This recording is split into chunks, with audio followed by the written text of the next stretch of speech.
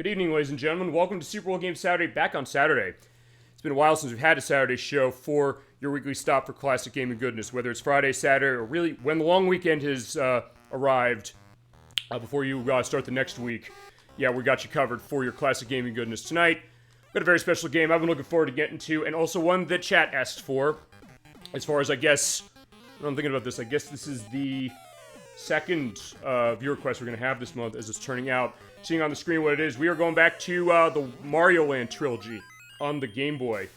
With the game in the franchise that I am the most familiar with, the one that does not have Mario playable in it, and the one that forms a lot of my early memories with the original Game Boy. This is Wario Land, Super Mario Land 3. Yeah, it's a little bit of a mouthful. It came out for the Game Boy back on January 21st, 1994 in Japan. In the US, it's a little bit of a question, because I've heard it came out in April of the same year. But I know some other elements were saying it came out on March 13th, so feasibly would mean we're really close to its 30th anniversary now. And it came out in July, on July 9th in Australia, and April 28th in Europe. It was on Game Boy. It also was on the 3DS Virtual Console, where unfortunately you cannot buy it anymore. So, you want to play this game, the only option to play it right now is with the original Game Boy cartridge. Either put in your old Game Boy, or Game Boy Color, or Game Boy Advance, or your Game Boy Player, or Super Game Boy, which is what we're running it for this time. Yeah, this is the third game in the Mario Land franchise, and it's directly tied to it. It's not like Yoshi's Island, where they put Super Mario World 2 over it, because they said Yoshi's not going to be able to sell a game like this. That game doesn't have anything to do with Super Mario World. In fact, it's a prequel to basically every Mario game. This is a direct sequel to Super Mario Land 2 6 Golden Coins, which you played previously, along with Super Mario Land 1. Both those plays will be below on as far as when you do the edit in a couple of days. But yeah, you're seeing Wario. He was the villain of the last game.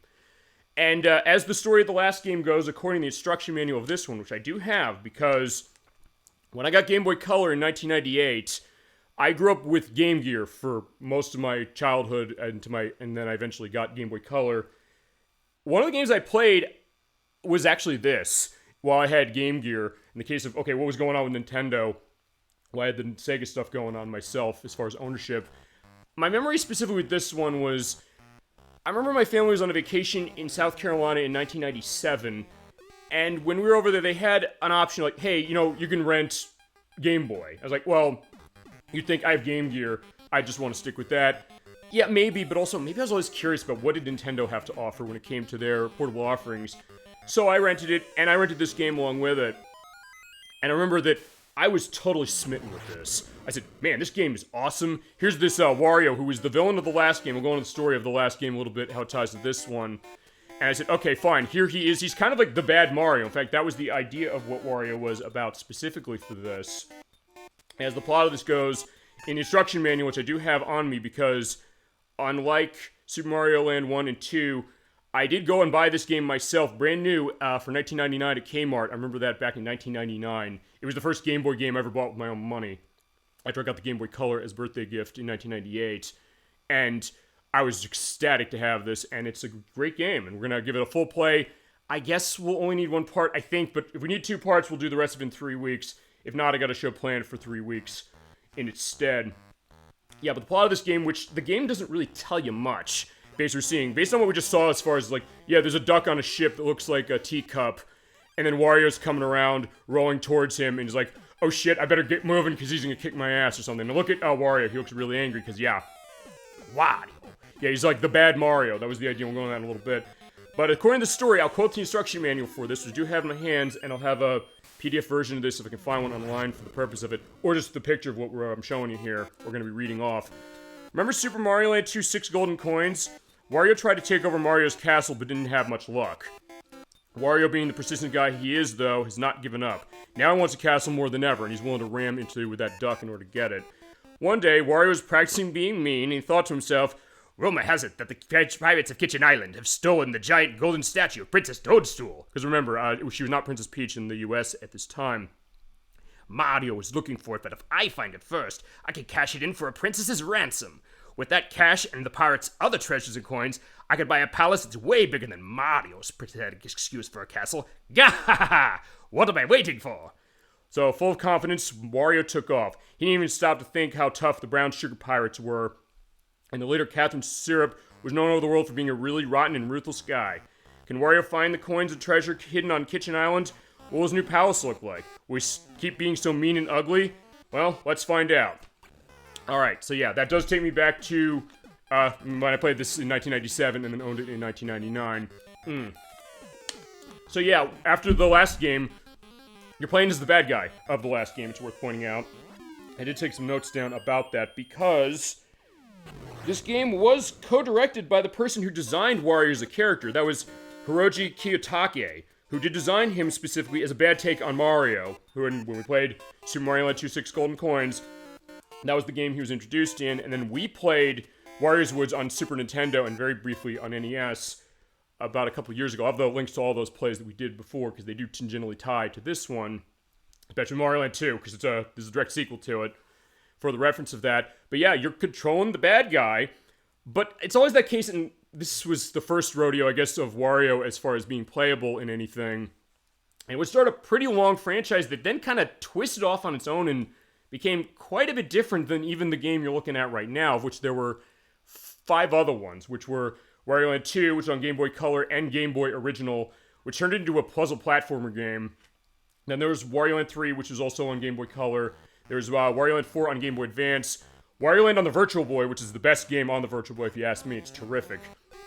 And Wario Land Shake It, which is on the Wii, which is probably the most underrated Wario Land game of them all, and one I'm never going to forgive Nintendo. Fine, that was me at Nintendo, feasibly, when they released that game.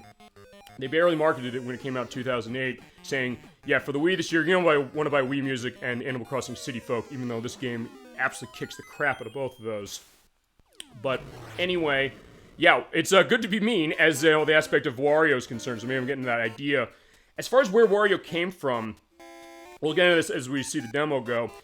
The thought was he was inspired by Foreman Spike in Wrecking Crew from NES, but that's not exactly 100% proven, but it's something that's been heard as far as it, and as I mentioned, Hiroji Kiyotake designed Wario. He directed this game, or co-directed this game.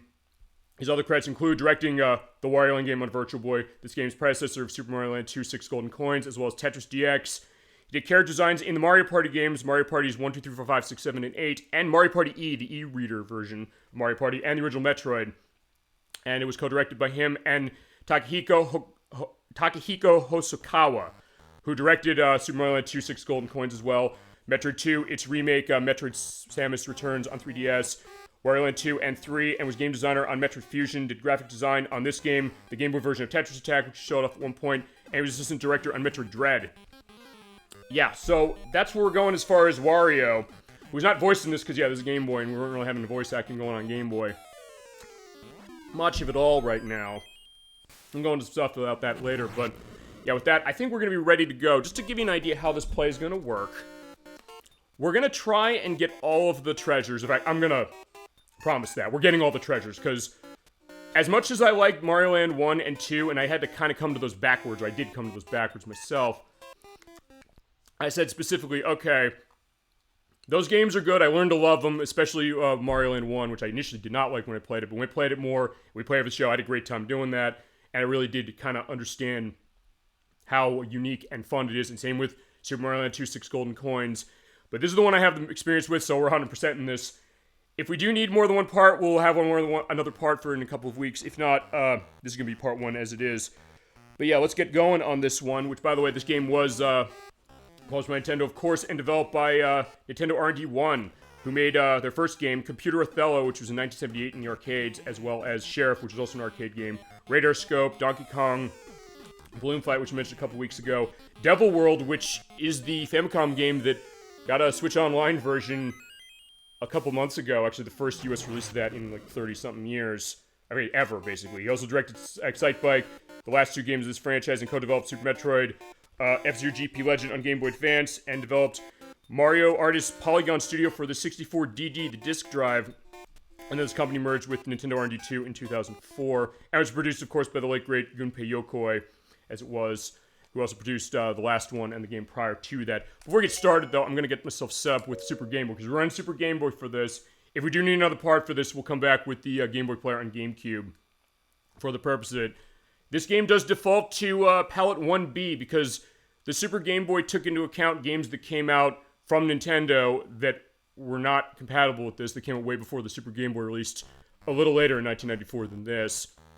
And they give you default palette. They give you 1B. Based on how I was looking at that, it seems like this is going to be the way to play it. Although it is worth pointing out, if you do want to play this game in color, like with the last two Super Mario Land games, there is an unofficial Game Boy Color fan conversion of this. Wario Land Super Mario Land 3 DX. I believe they have printed cartridges like the other ones. So you can see a full color look at this if you want to run it that way. I said, if you want to copy this game now, you have to buy it on Game Boy. That is, unless Nintendo decides they want to put it on the Switch Online. They have not yet, although last week they did put out stuff. Or this past week they put a couple things out for Game Boy. Dr. Mario, Mario Tennis, and Mario Golf. On top of all the stuff for Mario Day, so we're tying to Mario Day as it is. But I'm running with the 1B as far as color. I'm changing my controls to Type A. So I have the Y button acting as B, and the B button acting as the A button. And then border. We did the Super Game Boy look and the no look, as it was, as far as the black background. We did Super Mario Land. For Super Mario Land 2, we did the theater view. Tonight we're going to use this one. And the reason we're going to do that is also because there's an Easter egg to it that'll show up probably a bit later, as far as how it is, particularly when I get to schedule, because it requires you to be idle on the screen. And I think with that, yeah, we're all set. Alright, let's get this party started. I'm definitely looking forward to doing this for sure, and, yeah, feel free to hit me with anything you got on this one. Okay, so how this game works is that you see the numbers down there. The flashing numbers mean you've beaten the game. The number is the number of levels you completed, so it's almost like Super Mario World a little bit as far as some of those things, although it's a bit more linear than Super Mario Land 2 was, in the sense that in that one you could go to any world in any order you wanted. This one, not so much, with one exception, kind of. We'll get to that later. As far as your treasures, it does not show your treasures, but also I do need a file specifically. I also have this one. I will show that off either end of tonight if we beat this in one part, or next time to show off the best ending, because there is aspects on that ending that do change. I will go into that a bit later. But if you move left and right, either hit the A or start button on the pipe to go in. If you're holding right and hit A button, get clear going on, and go down here and get Bomb Wario. Yeah, like Bomb Mario in the last game. And for that one, you basically go down whichever pipe you want in order to delete the file. I'm using this for showing off something as far as how Game Over works, and then also that for best ending, so I'm going to get rid of this one. Boom. Yeah, because there you go. Wario is all in touch himself. He does love his face that way. There he is. I guess this is also... He's not Irish, I don't think. It's fine. He's Italian. That's the idea as far as the Mario Brothers and the Mario crew. And then Waluigi came a little later. And in the case of that, like, fine. I guess this is your St. Patrick's Day game, tangentially speaking. He's got kind of the short, stout one specifically, so maybe that's the idea. But yeah, we are also going in tie, because, yeah, we're going for gold. We're going on a treasure hunt in Kitchen Island, so let's get this party going. Alrighty, here we go. So this is Kitchen Island. If you hit the B button and hold it, you can move around the map to show all the places we're going to go. And we're going every place, we're getting every level beaten, and we are going to be getting every single treasure out of this game. I will promise you that. Our first level is Rice Beach down there, and I have many other ones going on. Yeah, we're going everywhere tonight for sure. Hey, ElecVerse, so good to see you tonight for Wario Land, Super Mario Land 3 for the Game Boy. I know you wanted to get to this one. I've wanted to get to this one too. I've been looking forward to getting to this one. And then I realized when I said, hey, we're going to get to playing this soon, I said, that's 30 years this year. We got to touch this now. I cannot wait to do that. Hope you're doing well. Hope your family and everybody else around you are doing well for sure. Send my best out to you for sure, as it always is. Feel free to sit back, relax, let any memories flow on Wario Land, Super Mario Land 3, other stuff of the Mario Land trilogy. I know you said you want to see all three of these. We got all three of these going. And we can branch out afterwards with the Wario Land games that connect afterwards. And anything else you got, or anything from Mario as far as it, because Mario Day was this past week, and anything else you got, feel free to go into it as we start our first world, which is Rice Beach. Okay, so with Rice Beach, we only have one treasure here. We actually can't get this until later. So we're just going to keep going and go through straight. I'll go into stuff in the music a bit later, in course one. Hear this wonderful music. I will go into who did that specifically as I'm just knocking that guy off. So how this game works, you never played it before, is a 2D platformer the way the other Mario games are, but unlike some of the other ones where you have like a run button, you press the B button and he does a dash forward.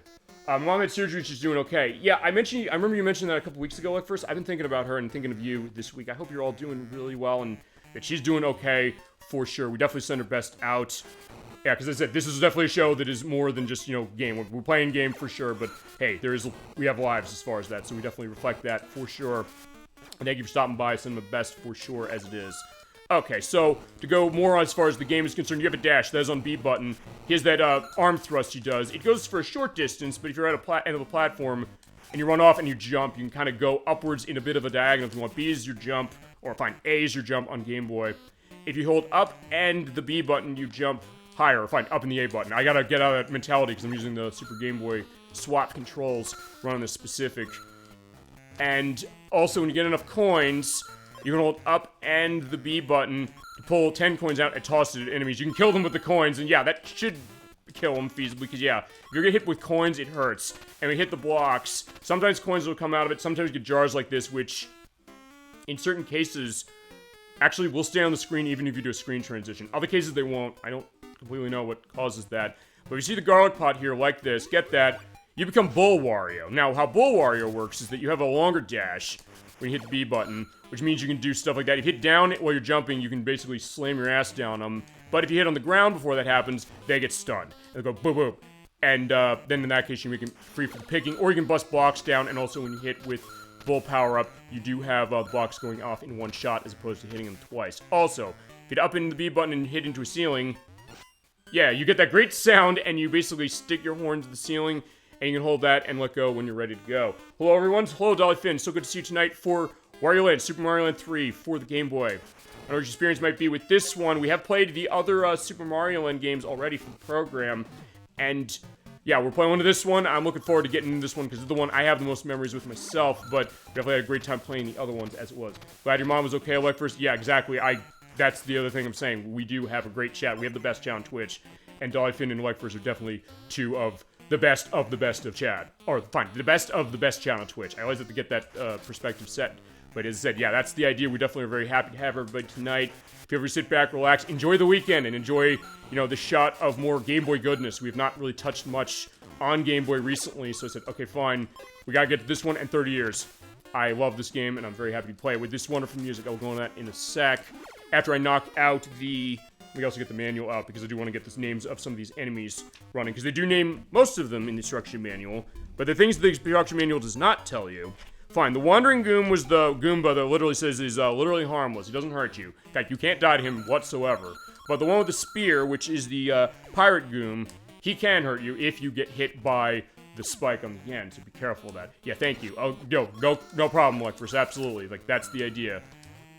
Thank you so much, of course. Thank you, for sure, as far as making the request for this, coming to the show, adding so much to the show. It's also one of those things that every time we do an edit, it seems on the show, it's also the case that, fine, it could be me just sitting here talking, not shutting my mouth, playing a game, but it's also the case that Chad will have stuff to say, and it's the case that you're creating aspects of content, so you're, in a way, driving the show as much as I am, specifically, and I thank you all for that. As we get to the end, and we're seeing a little bit of a demo of how you pull coins out of your pocket. Because at the end of levels, except for this one now, you do have to pay your way out. You have to toss coins into the skull gate in order to finish. You hit up in the B button to do that. It's a 10 coins worth, but I'm tossing that out and taking it back. Because we gotta get riches in order to get the castle that's gonna be better than Mario's. But we will also show off what happens at the end of a level, because unlike Super Mario Land 1 and 2, you always will be able to play the bonus game at the end of the stage. You have two choices. You have the coin game and you have the heart game. We're gonna know if the instruction manual does not describe either one of these, and I looked, as far as doing my test stuff today, I said, the manual mentions this, right? No, they don't. So, which was shocking to me. But anytime you beat a level, no matter what the stipulation is, you get one of these. I'm going to show all of these at some point. There are 3 levels of the heart game. I'll show those later. I'll show the coin game first. So how the coin game works is you have 2 Wario buckets, which I think are references to Mario and Wario from Super Famicom, which still this day is not going to US release. But with that, he's looking left and right with the teeth out there. I do love that look as far as like, hey, which one should I pull? Now, you can pull either one you want, or you can go over to exit and then leave. But I'm gonna pull on Chat. I don't know. Your choice. What do you? I guess I'm gonna put the pressure this way on you. You want me to pull on the left one or the right one? You get 3 pulls, and after those 3 pulls, you're done.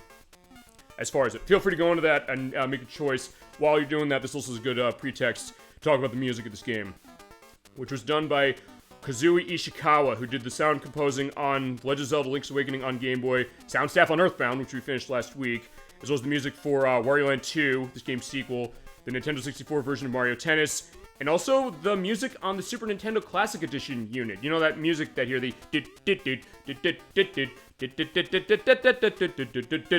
when you boot that up, yeah, that was him involved with that. He also composed the music for Star Fox 2 that was in that. Pull the right, no problem. Boom, good choice, ElecVerse, because when you get the money bag like that, you double your coins. And he gives the nice thumbs up. Good choice. It's like, yeah, I can also keep this going. We can do all three, because I do want to feasibly show missing. Because at this point, also, if I do miss, it doesn't matter, because the other thing you can get will cut your coins in half. So if you want to make another choice, feel free to do that. The other name, as far as the music, was also Ryoji Yoshitomi, who did music for Wario Land 4 on Game Boy Advance, WarioWare Mega Micro Games, which he also, by the way, was game designer on, as well as sound design for Pikmin 3, Super Mario Maker, ARMS on the Switch, the remake of Super Mario RPG last year, Wii Fit on the Wii, and Mario Clash for Virtual Boy. And also did music on Game Boy Wars, which was only on Game Boy in Japan, as it was. Go to the left. Okay, no problem. Okay, that's the 10 block, the 10-ton thing. Now what happens when you get that, though, it cuts your coins in half, which is fine. Don't worry about that. As far as the coins are concerned, we'll talk about it in a second. And fine, I'll pull the left again. Hopefully it won't be the same one. Fortunately it is, but that's fine. It's either way. You do get 3 pulls. You did pull right the first way as far as that, so in that case you get to show that way. So there we go, we got 25 coins. And they go into your bank. Yeah, you have a lot of areas for that, and treasures. We're getting all 15 of these, just to give you a sense. And we go through the levels, yeah, you open up the next one, and it is like Super Mario World in one way, in the sense that you have the little circles there. If they're full circles like this with the white dots, there's just one exit. The level after this one, there's going to be a second exit. We'll show that, although actually, at this point, we can't even get to the second exit. We actually have to beat this world and come back. But in the meantime, keep going on and just seeing what's going on. And yeah, feel free to hit me with anything you got, any other aspects of games you might be playing, aspects of Wario Land, Wario as a character, Mario, because, you know, Mario's connected to this, and anything else you got, we can definitely go into it as I go in, as I mentioned, also the stuff as far as this game, because I do love this game. This game is, as I mentioned before both of you jumped on, this is my first, or some of my earliest memories as far as Game Boy, because I rented the Game Boy as a little bit of a brief thing when I was a family vacation in 1997. Even having a Game Gear, I said, this game is really, really good. I had a great time with it when I got Game Boy Color as a birthday gift. A first game I bought for it with my own money was this, for 20 bucks. I went to Kmart, and I went and picked it up, and I was a very happy gamer. Even the point where my brother, Inherent Knock, said, like, hey, you sure you want to spend your $20 on that? You know, you don't want to necessarily, you know, burn a hole in your pockets. Like, did you see me 2 years ago playing this game left and right when we were on our vacation? I was still doing other stuff for, you know, the vacation part of things. But with that, I was like, well, no, while we're at the resort, I was having a great time playing this game on my off time. As we have Dragon Warrior. Yeah, the hats. Because I showed the bull power-up before. We also have the dragon power-up, which shoots out fire. And also, actually, okay, fine. I will show this. You pull out coins, you put in this. That is your checkpoint. You toss in there. When you die, you come back. That is also over here on the left. That is the bull, because there's the bull power-up for the garlic pot, but then there's also the actual bull pot. We're not going to take that specifically. For a minute, I thought I was listening to Super Mario Land 1 music. Yeah, I mean, okay, I'm trying to look as far as the notes I had here. Yeah, the music in this was not by, I'm trying to remember who did the music for Super Mario Land 1. I'll have a name down below. I know it's, Kazumi Totaku did the music for the second one, which I played a couple years ago. But yeah, it does kind of have that feel, even though it's like, yeah, it's very happy and playful, even though the idea is like, fine, as the back of the box for this game says, it says, be the bad guys. Ooh, that was close. Yeah, because if you do get hit, by the way, in any of your hat forms, you go down to your small form instantly. So in that way, it's like Super Mario World. Even the fact that, hey, you know, you can just swap power-ups on the fly. You see the pots you want, and also the other thing, I may as well show this. Oh, shit. Fine, I'm going to go back and get it, because, yeah, I am small. And when you are small, you don't really have anything special going about you. When you get a garlic pot when you're small, that means that you just go back to normal Wario, which you do start every level with. And if you do get to the end of the level, it's worth pointing out, and you're small Wario, you instantly become regular Wario for the purpose of that. It sounds like the music from World 1 of that game. Yeah, the it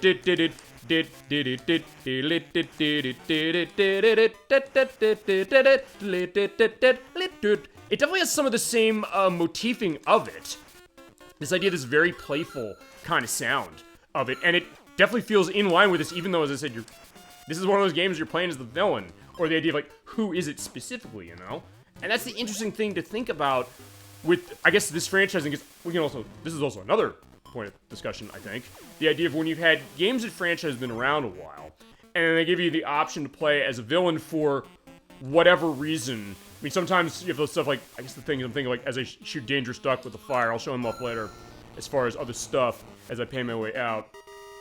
And also, one other thing it's worth pointing out is... Well, fine, I don't have enough coins to go into the heart game. You need at least 20. So, in that case, yeah, I can't go in. I can do the coin game again, but I'm just gonna walk past. Can we really call this Super Mario Land 3 when Mario isn't in it? Yes, you can. And the reason for that is because the story of this game is a direct sequel to Super Mario Land 2. Because of the fact that it literally takes place right after, which is that, you know, Mario kicked Wario's ass, as it was, basically. That's what happened as we're going in the desert area. And when he did last game, he's like, yeah, Wario came back and stole the castle of his, but then when Mario kicked him out, he said, like, I'm sick of that Wario, or that Mario being so mean to me, or something like, I want a castle, as I'm like, trying to jump through the sand so I don't get myself hurt, or don't get myself hurt by the enemy going around there. But the idea is that, fine, this is directly connected. I did talk about that a little earlier, which is that Super Mario Land 2, Yoshi's Island, or Super Mario World 2, Yoshi's Island, that would not be a case of that. True. Yeah, I mean, yes, but you're not necessarily wrong to ask, wait a second, it should be like Mario. I mean, look, I'm not gonna lie, it probably is like Yoshi's Island in the sense that they did put... Fine, this one is more directly connected to its predecessor than Yoshi's Island was, because Yoshi's Island is basically a prequel to pretty much every other Mario game ever. So in that case, them putting that on, I think Nintendo of America did say they looked at the sales numbers of Yoshi on Game Boy and NES, Yoshi's Cookie on NES, Game Boy, and Super Nintendo, which I do have the Super Nintendo version. We're going to play that at some point. I just have to figure when we can do that. And also Yoshi's Safari, which was the version, or the Yoshi game that had Yoshi as, fine, you're on Mario on his back shooting a gun at people with the Super Scope accessory, and they said, fine, we're putting this on for Yoshi, because, like, hey, maybe it'll sell better, but then people realized, hey, you know, this is a great game, and then when they released Yoshi's Island on Game Boy Advance and other places, they basically realized, hey, you know, fine, we don't have to play that perspective anymore. Yeah, what about the other Wario Land games? Are they really Mario Land games too? Yeah, that's another question. I mean, yeah, because ElecVerse and also DohIMissed as well. What's your experience with the other Mario Land, or the other Wario Land games, I should say? Because after this game came out, this was the last one as far as the Super Mario Land games the Game Boy got, but there was one more that they got, which was Wario Land 2, which came out in 1998. And then the year afterwards, there was a Game Boy Color port, where they basically took the Game Boy original version, they had color to it. From what I understand, they're basically literally the same outside of that. I could show off the heart game. Actually, you know what? I got enough coins. We'll do that next level. I have no experience as far as them. Yeah, okay, so, because, Wario Land 2, it plays a lot differently than this. In that one, it's a puzzle platform game. You're like, what does that mean? What? Because you're saying, alright, fine, you're going to a bunch of different places with this, thwomp that's, chasing us, and if you get hit by that, you're gonna self-hurt, and it's not a good case. The only one I played was Wario Land 3. Yeah, which is on Game Boy Color, released in 2000. And they're puzzle platform games in the sense that Wario plays similarly in the sense that you have the dash, like I've shown. But unlike this game where you have the hats which give you your power-ups, and there's one more power-up hat we've not shown yet, we'll see it eventually, don't worry. Because I know there's treasures we have to use that to get. That was the idea of it, and it plays a lot differently. Honestly, I didn't play this one all that much. I guess, probably, as you mentioned, I guess you played the other ones more as far as what they were. Maybe because of the Mario connection, or maybe just the case that maybe... I don't know when you came to this specifically. As I said, I came to this late myself, sort of, too. But not as late as the other two, specifically for it. But with Wario Land 2 and 3, what they were...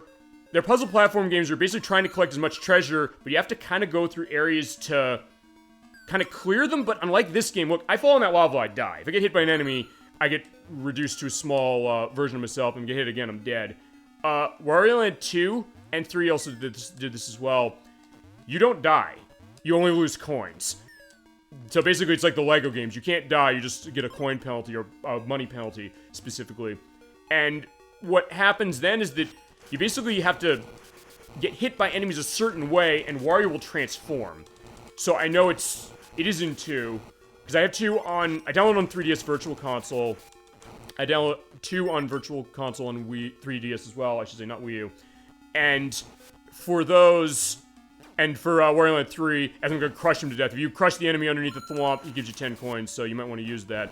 Like, you know what, I'm gonna be, fine, now I get to be sadistic, it's like, yeah, Wario's the bad guy, he's letting an innocent enemy die, feasibly, from coins, as it is. But you basically have to get hit by enemies in order to change yourself. Like, in Wario Land 2, you get stung by a bee, and you start swelling up. And you use that in order to get yourself to a higher distance to find treasures and things. You have to basically search for treasures. It's almost like a Metroidvania game, a little bit. And it said, not dying. So it's basically, you're kind of searching areas, you go in different paths. Even in the first game, where the first thing you have to do not the first game, the Wario Land 2, the second game. The first thing you do in that game is you have to get out of bed because your castle... fine, spoiler warning, we're getting a castle, but that's not the point as far as the idea of this game, with me spoiling that. Because I'm not telling you exactly how. But in that game... that castle's flooding, so you have to get up and fix it. The other thing you do is you can also go back to sleep, and it doesn't matter. And then you go a different path, and feasibly that's sort of a backdoor to a part of the end of the game. But none of them played like this. The only one that sort of did was Wario Land 4, which is on Game Boy Advance, and then also Wario Land Shake It, which is on the Wii, which, kind of is more of a traditional platformer like this, but you're right, ElecVerse this, which is that, yeah, at that point, Mario's not around anywhere, and this one, they kind of connected, but you're right, like, hey, there's not much of Mario here. Now, by the way, just to go into the hard game briefly, I'll show all 4 levels of this, or 3 levels, I should say. You pay coins, 20, 40, or 100, you get a different course that's easier and harder, and the payouts will be better based upon how bomb tossing works. I'll show you this. We're going to start at course C. You get 5 bombs. Now this works, you have 10 seconds between throws, you have that bar going up. If you hit the B button, or the A button, at the edge like that, you can hold it and cook it, and that determines your power, and you throw it at the Wandering Goom there, hit him, boom. There you go. You have 5 bombs. If you get hits on all 5, you get the top prize, but you also get prizes as long as you hit at least 1. If you get nothing, you're getting nothing. And for the higher levels of this, it's harder because the enemy that's moving moves faster, and also, the payouts are going to be better feasibly. But you do have to get something. If you get no bomb tosses on this, you're not getting anything. Right, some of those later ones are so insanely hard, but you look at the payouts on there, you're like, wow, you're going to see that. That's going to be an interesting case of it. I'm not going to get them all, I don't think. We'll see. Alright, so far so good, except I missed that one. So, I missed! Okay, by missing, though, I got 4 of them. You get 1 heart, 10 hearts, 50 hearts, 70 hearts, or a 1-up. Now, how hearts work in this game, when you get 100, you get a life. So this is feasibly a game where it could be showering you with lives. And you get a heart every time you kill an enemy. If you pick up a heart icon that we've seen as we've been hitting the blocks, you get 10 of them. Every 100, you get a life. And every enemy you ram into, you get a coin. As we're getting to level 5 for this. We're getting towards where the first boss is going to be. And also seeing the enemies. By the way, if you do crush them like that with the bull power-up, where you basically slam your ass down on them. Uncouth, but yeah, that's what we're doing. I'm not going to deny that. You don't get coins. In that case, yes, since I dash them on the side, you do get coins. But I like that we're going as far as some of these things, as far as, and also, yeah, to go back to the thing with Mario, as far as it, yeah, fair point as far as how that is, and maybe that's the other thing, like, hey, you know, yeah, it is, you know, not the traditional Mario game to a certain degree that you're used to, so that maybe has something to do with it, although this game did sell, from what I understand, because the copy of it I bought, it was part of their Player's Choice line, which I believe said it was at least 1 million in units, but alright, fine, I got hit by that thing, which is not good. And I can put this in, it's also pointing out one thing on saving on this game, because when you beat a level, it saves the game automatically. But when you put coins in this, along with giving you a checkpoint, so if I die here in this level, I come back here, it also saves your game. And it saves your current hat. So if, say, I don't know, by some freak accident we had a power outage, the show went off, I had to restart or something, I don't know. But I saved here and I had the dragon power up. If I turn the console up and turn it back on again, the dragon power up would still be in place for me. For the purpose of that. But, yeah, I gotta be careful. Oh, in fact, there you go. That's what happens when you die. You lose your coins and off the screen you go. Yeah, I was killed by, what do they call these things? Okay, the manual, it's a penguin, which is like a penguin mixed with a, raccoon. So, the manual's saying. And, those, not thwomps, those are pouncers. But yeah, fine. Perfect showcase. So we planned the show, I swear to God. I'm back here. But when you do, come back from life, you do, you don't have coins. and you just start as far as normal Wario, which is fine for this because that means then I can just bust into these blocks. Because what we have to do is we have to find... Okay, you don't have to find all of the treasures, but we are finding all the treasures because it's going to dictate how the ending goes. Because, yeah, this game technically does have multiple endings for it. I'm going to show off... Fine. As I said earlier on, we'll see how this goes. But this might be a one-part, it might be a two-part. I don't know. We'll have to see as far as how this is. I just know this game best of the 3 Mario Land games, so this might be faster than the other ones. We'll see. Neat. Yeah, I mean, it is neat as far as some of the things it does. I guess with how it could save from... how you have saves going on with the checkpoint, how it saves your hats. Also, one other thing, if you get a game over, I'll show this later, you have to be careful when you get a game over. I mean, admittedly, this is one of those games, ElecVerse, I know you've said this before, as we're going to fight the boss here, this is the Spike Koopa. For this one, what you gotta do is you dash into his chest. He goes, what? Yeah, if you ever played Metroid 2 Return to Samus on Game Boy, some of the sound effects in this are gonna sound very familiar because of the same sound design. Basically what happens is he'll go upwards like that, and he'll come down on his shell, hit him on the bottom of it. Unless he goes down under the sands. Yeah, the bosses are not that hard, but you do have to sometimes be careful, like, oh, shit! Okay, fine. Even though I got hit by that, you can't dash, by the way, when you're in small state, but it doesn't matter, because as long as I hit him on the way down, we'll be fine. And he'll come down like that. Perfect, he only takes 3 hits. And when you kill him, I was gonna say, yeah, where's the coins? Yeah, tons of coins come out, so just get every one you can get. There you go, 170. And actually, I also get to show then when you get, you know, yourself hurt that way, and you finish life, or finish a level with small Wario, you get big Wario again. And for this, since I have enough coins to show this, I'm showing course A because to show the hardest part of this, and also because we're talking about how game over might work potentially. Because if you get a game over, you lose coins, and if you have any treasures, those are taken away, and you actually have to go back and get them, and it takes you back to the title screen. But ElecVerse, you sometimes said when it comes to games, especially like in Mario and in Donkey Kong Country and things like that, they sometimes shower with lives. You're not going to be necessarily in a case of game over if you feasibly just keep playing and collecting stuff. The prizes of course A will show that. We'll see if I get any of them off of this. You pay 100 coins for this. Same deal as before as far as the bomb thing, but I think also the power indicator goes up a little faster. But yeah, there's the thing running fast, so you have to... It's like a shooting gallery, as I hit him once, Jesus Christ. Okay, I'm not gonna promise, you know, hitting all of them, but we'll see this. Yeah, in that case, I was too slow.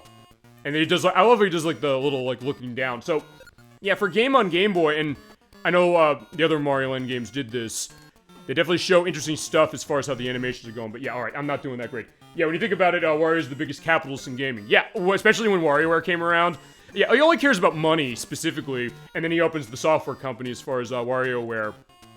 And then, that's the idea, but also, in this case, the one thing I guess you could say about him, feasibly, is that he's willing to get his hands dirty on some stuff, and, okay, I only got 1, but, fine. Here are the payouts you get off of this. Even getting 1, I get 3 lives off of that. If you get 2, you get 5 lives. 3, you get 7 lives. 4, you get 10 lives. If you get all 5, you get 50 lives.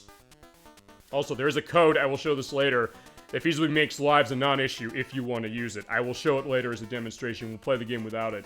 But yeah, so if you have 100 coins, you go in here, you hit all 5 of those targets, you have 50 lives. You're never going to have any problem with game over, unless you're really not careful. The fact that I got even 1 was a good case of itself. And then there's the coins that are going to go in the bank. As far as treasures are concerned, we're actually going to go back to Rice Beach right now and get one of them, and also get the hidden exit on level 3. And when you're done, you put the aspect of...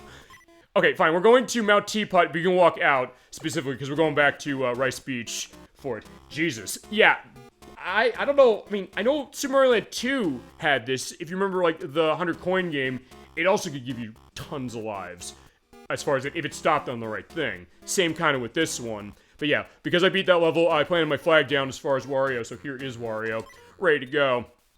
And when you do beat this level, it's worth pointing out. In fact, I'll show this, we'll go to level 1 again. There's sort of a reason to go to level 1. Because now the place is flooded. It was a beach that didn't have any... Fine, it was just a regular beach. But if you beat World 1 or beat Rice Beach, come back to this, the tide is coming. So at this point now, you can go to other areas of the level, which actually, there's other things down here. Fine, if you thought the case of lives was nuts on that one game alone, like, first let me show you one other thing. And actually, me being down here with the purpose of the water going on is one way I can show this. So actually, I didn't come back to this for no reason specifically. And you also have the scrolling thing going down the doo-doo-doot. Okay. Because there are certain other huge item boxes you can find in the levels. And they'll give you some interesting things. Also, I do want to be careful because I don't want to get myself stabbed right away. And you get this wonderfully dreamy water music.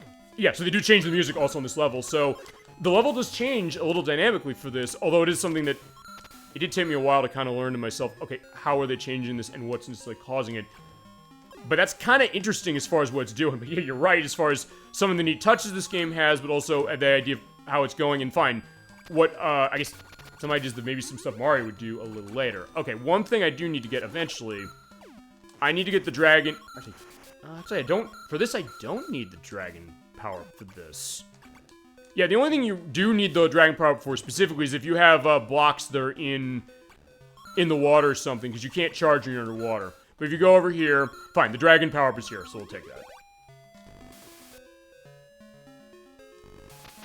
Alright, so if we bust these blocks, you can dash into them as far as normal. We get this big block, looks really happy. Boom, there it goes. There's a heart. That is 3 lives. So yeah, if this game was not showering you with lives enough feasibly, or you could get it to shower you with lives, there you go, specifically more. That being said, as I mentioned, I will show game over as far as one of the other files I have, just because it's worth showing it, and also we're showing something I know you've mentioned, ElecVerse, the idea of when you have a game with a game over, how much does it necessarily punish a game over? How is the idea of lives work? Fine, game over won't be on the menu if you search everywhere feasibly in this, as it is, although it might be a case that, fine, I've been playing this game for, God, how many years has been since I'm playing this? 27 years, technically, since the first time I played it. But fine, maybe if you haven't played as many games like this, or if platforming games are not necessarily your bread and butter the way they were for myself, that might be a factor that, hey, it's going to be harder. And there are parts of this game that definitely do get hard, so it does ramp up really nicely. Alright, let's show the last of the challenges for this. And then going forward from here, I'll show them every so often, I guess, as far as the stuff for getting the coins. Yeah, in this case, you have Dangerous Duck. That's what he's called. Same deal as before, hit him with the bombs. He doesn't move as fast as the raccoon guy, whose name is not in the instruction manual. Oh, shit. Okay, I'm glad I got to show that at least for one thing, which is that if you have the power really low, you toss the bomb, you don't even make it to the stream. So you're not going to be going to this too much. What's the point of lives when they give you, like, candy? Well, yeah, good point. I mean, then again, I guess I'm trying to think about the idea of this, and I guess you could put this sort of at Super Mario Land 2 a little, but, I mean, fine, you could not do it. I mean, I guess with this game, I guess the point of lives, if they're giving you, like, candy, is that, well, I don't know, I guess an insurance policy, just so you make sure that you're never going to, in case you're going to lose any of your treasures, I guess. As, here are the payouts here, which are not as much as on 50, or on the 100, coin game, which is 50 hearts, 70 hearts, a life, 2 lives, or 3 lives. Yeah, but fair enough point, the idea that, hey, if you're getting tons of lives here, yeah, it won't matter, which I guess maybe then goes to the idea of how, and we've seen this recently with other games in this series, the Sonic the Hedgehog franchise, I know the Rayman franchise has done this too, where they basically got rid of lives altogether, or fine, I know Sonic Superstars got rid of lives altogether. Mario, sort of gotten rid of lives, kind of, but not completely. I know Super Mario Bros. Wonder, I think there were lives you still had running on that game, but I don't think, no wait, no, it's Super Mario Odyssey on Switch. I believe that one doesn't run on lives. But, you saw that thing with the keyhole. Yeah, you have to come back here when it's flooded, you see the skull gate. You find the key somewhere on level, toss it in, open the door, and in there is gonna be the treasure. Okay, come in here, here we go, we have the, nice catacomb. You do have to have some kind of way to open the box, so basically you have to come in here when you're not, Tiny Wario. So it's either burn it, and we get the beagle. That's our first, 15 treasures, we'll show them off. Fair point on the lives thing, because, like, yeah, at that point, yeah, it's not gonna matter, it's basically just gonna be a case that, fine, just keep playing, unless it's a case where you do really badly on one part of the game. So in that case, you pretty much go through lives that way. Oh, life insurance, huh? So Wario must play one hell of a premium. Yeah, true enough. I mean, I guess the thought was like, fine. The thought was when WarioWare came out, the thought that, hey, I guess has to pay his employees, but fine, he's like, oftentimes the case of that game is he's not paying his employees, they're trying to screw them over, like, hey, what are you doing? But they still also associate with him. Even in the latest one, Wario Land Move It, which is on Switch, they're all going on vacation together, and Wario is the one who's getting in the bad luck case, but they're eventually saying, you know what, fine, we love what we're doing, so we figure something out. I mean, I know in that game and also in, I'm trying to remember the WarioWare game where, let me think, because it's 9Volt, who's the young boy who loves Nintendo games, who in WarioWare Move It and in WarioWare Gold and Get Together as well, is voiced by Melissa Hutcherson, who is the voice of Clementine in the Walking Dead games. He has his friend 18Volt, and then I think, was it 15Volt's the name of his mother? Who's a huge fan of Nintendo stuff. Which was initially the thought, like, in Game & Wario on Wii U, the thought that, hey, you're playing the gamer game and you have to be afraid of your mother coming in when, you know, it's late at night and you're like, you should be sleeping, why are you playing on your Wii U?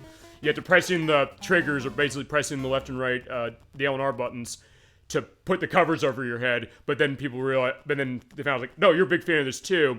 She's, in that case, I don't know, I guess she probably must be married. I don't know if we ever saw her husband, so fine, she might get it through her husband's work. I don't know, as far as that. But yeah, by finding that hidden exit, by the way, we get this level. And not all levels are going to have treasures. There's only one treasure, by the way, in Rice Beach. But here is an interesting case to that, as it is. I'll show this as it is for this level. What about Wario Master Disguise? Is that part of the Wario Land series? Yeah, on DS.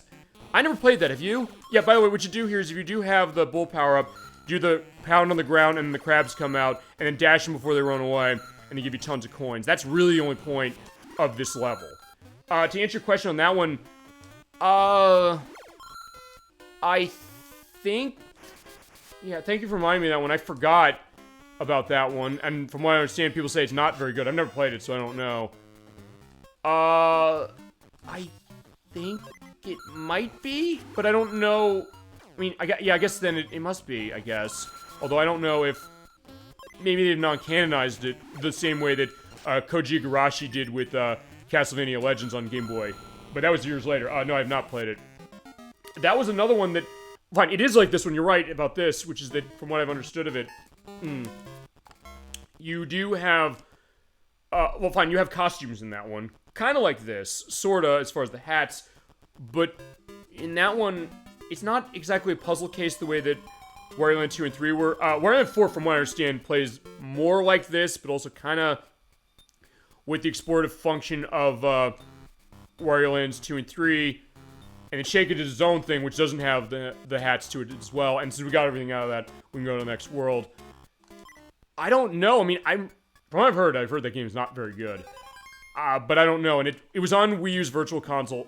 I didn't get it in time before they shut the store down.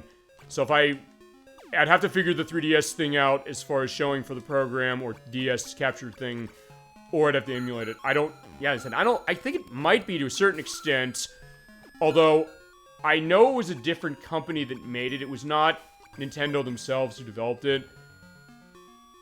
And I don't know, from what I've understood, it's a lot of fans of the Wario stuff say, like, this game is awful, to which I said, I don't know, because I've never played it, but it felt really weird, and mainly, I guess at that point, I was so focused on the WarioWare games at that idea. And then it was also when Shake It came out on the Wii. If you ever played Wario Land Shake It, which is a fantastic game, one of the biggest casualties of the Wii's movement towards casual gaming in 2008, where Nintendo totally killed that thing at retail, and I'm never going to forgive them for it. That game is awesome. It's by Goodfield. The people who made Kirby's Epic Yarn, and we're pretty sure made Princess Peach Showtime, which is out next week. Because people data mined the demo that came out a week or so ago, and they basically got hit by the seahorse, unfortunately. For that, that's a really good one as far as how it plays, and it plays more like this, but it also has some other stuff as far as what it does, and it runs shake stuff as far as the Wiimote. But it is kind of interesting how it does it. You basically shake the bag up to get more money, as it is. And also you have the bombs here, which, by the way, when you touch them, they'll explode. One thing I do need to do is I do need to hit, okay, no, I don't have a treasure here. I'm also just keeping track of what levels of treasures, because I want to, just to remind myself. Because I did do a full play of this game on my lunch break at work over the past few weeks. That in between Edwack and I, basically doing a full playthrough of another code, Recollection, which came out about a couple months ago, which is fantastic. Okay, this is what I'm looking for. This is the jet Wario power-up. Your dash is a jet. And you basically could fly. You can feasibly fly forever if you cook the idea of doing the dash and that specifically. And it's very useful. We do need to get that to get up there, as you saw. And basically, if you do hit a hit on the side of the screen, it's like bouncing up, so you can kind of get up here. There's also Wario World on GameCube, which is by Treasure. Yes, that's true. I mean, I'd have to look as far as, like, what's the connection of those with this game. I would think you've got a point that... Also, I gotta see where is... Okay, it was up further, so I just have to go up to the top and hit that, because I do want to get up there.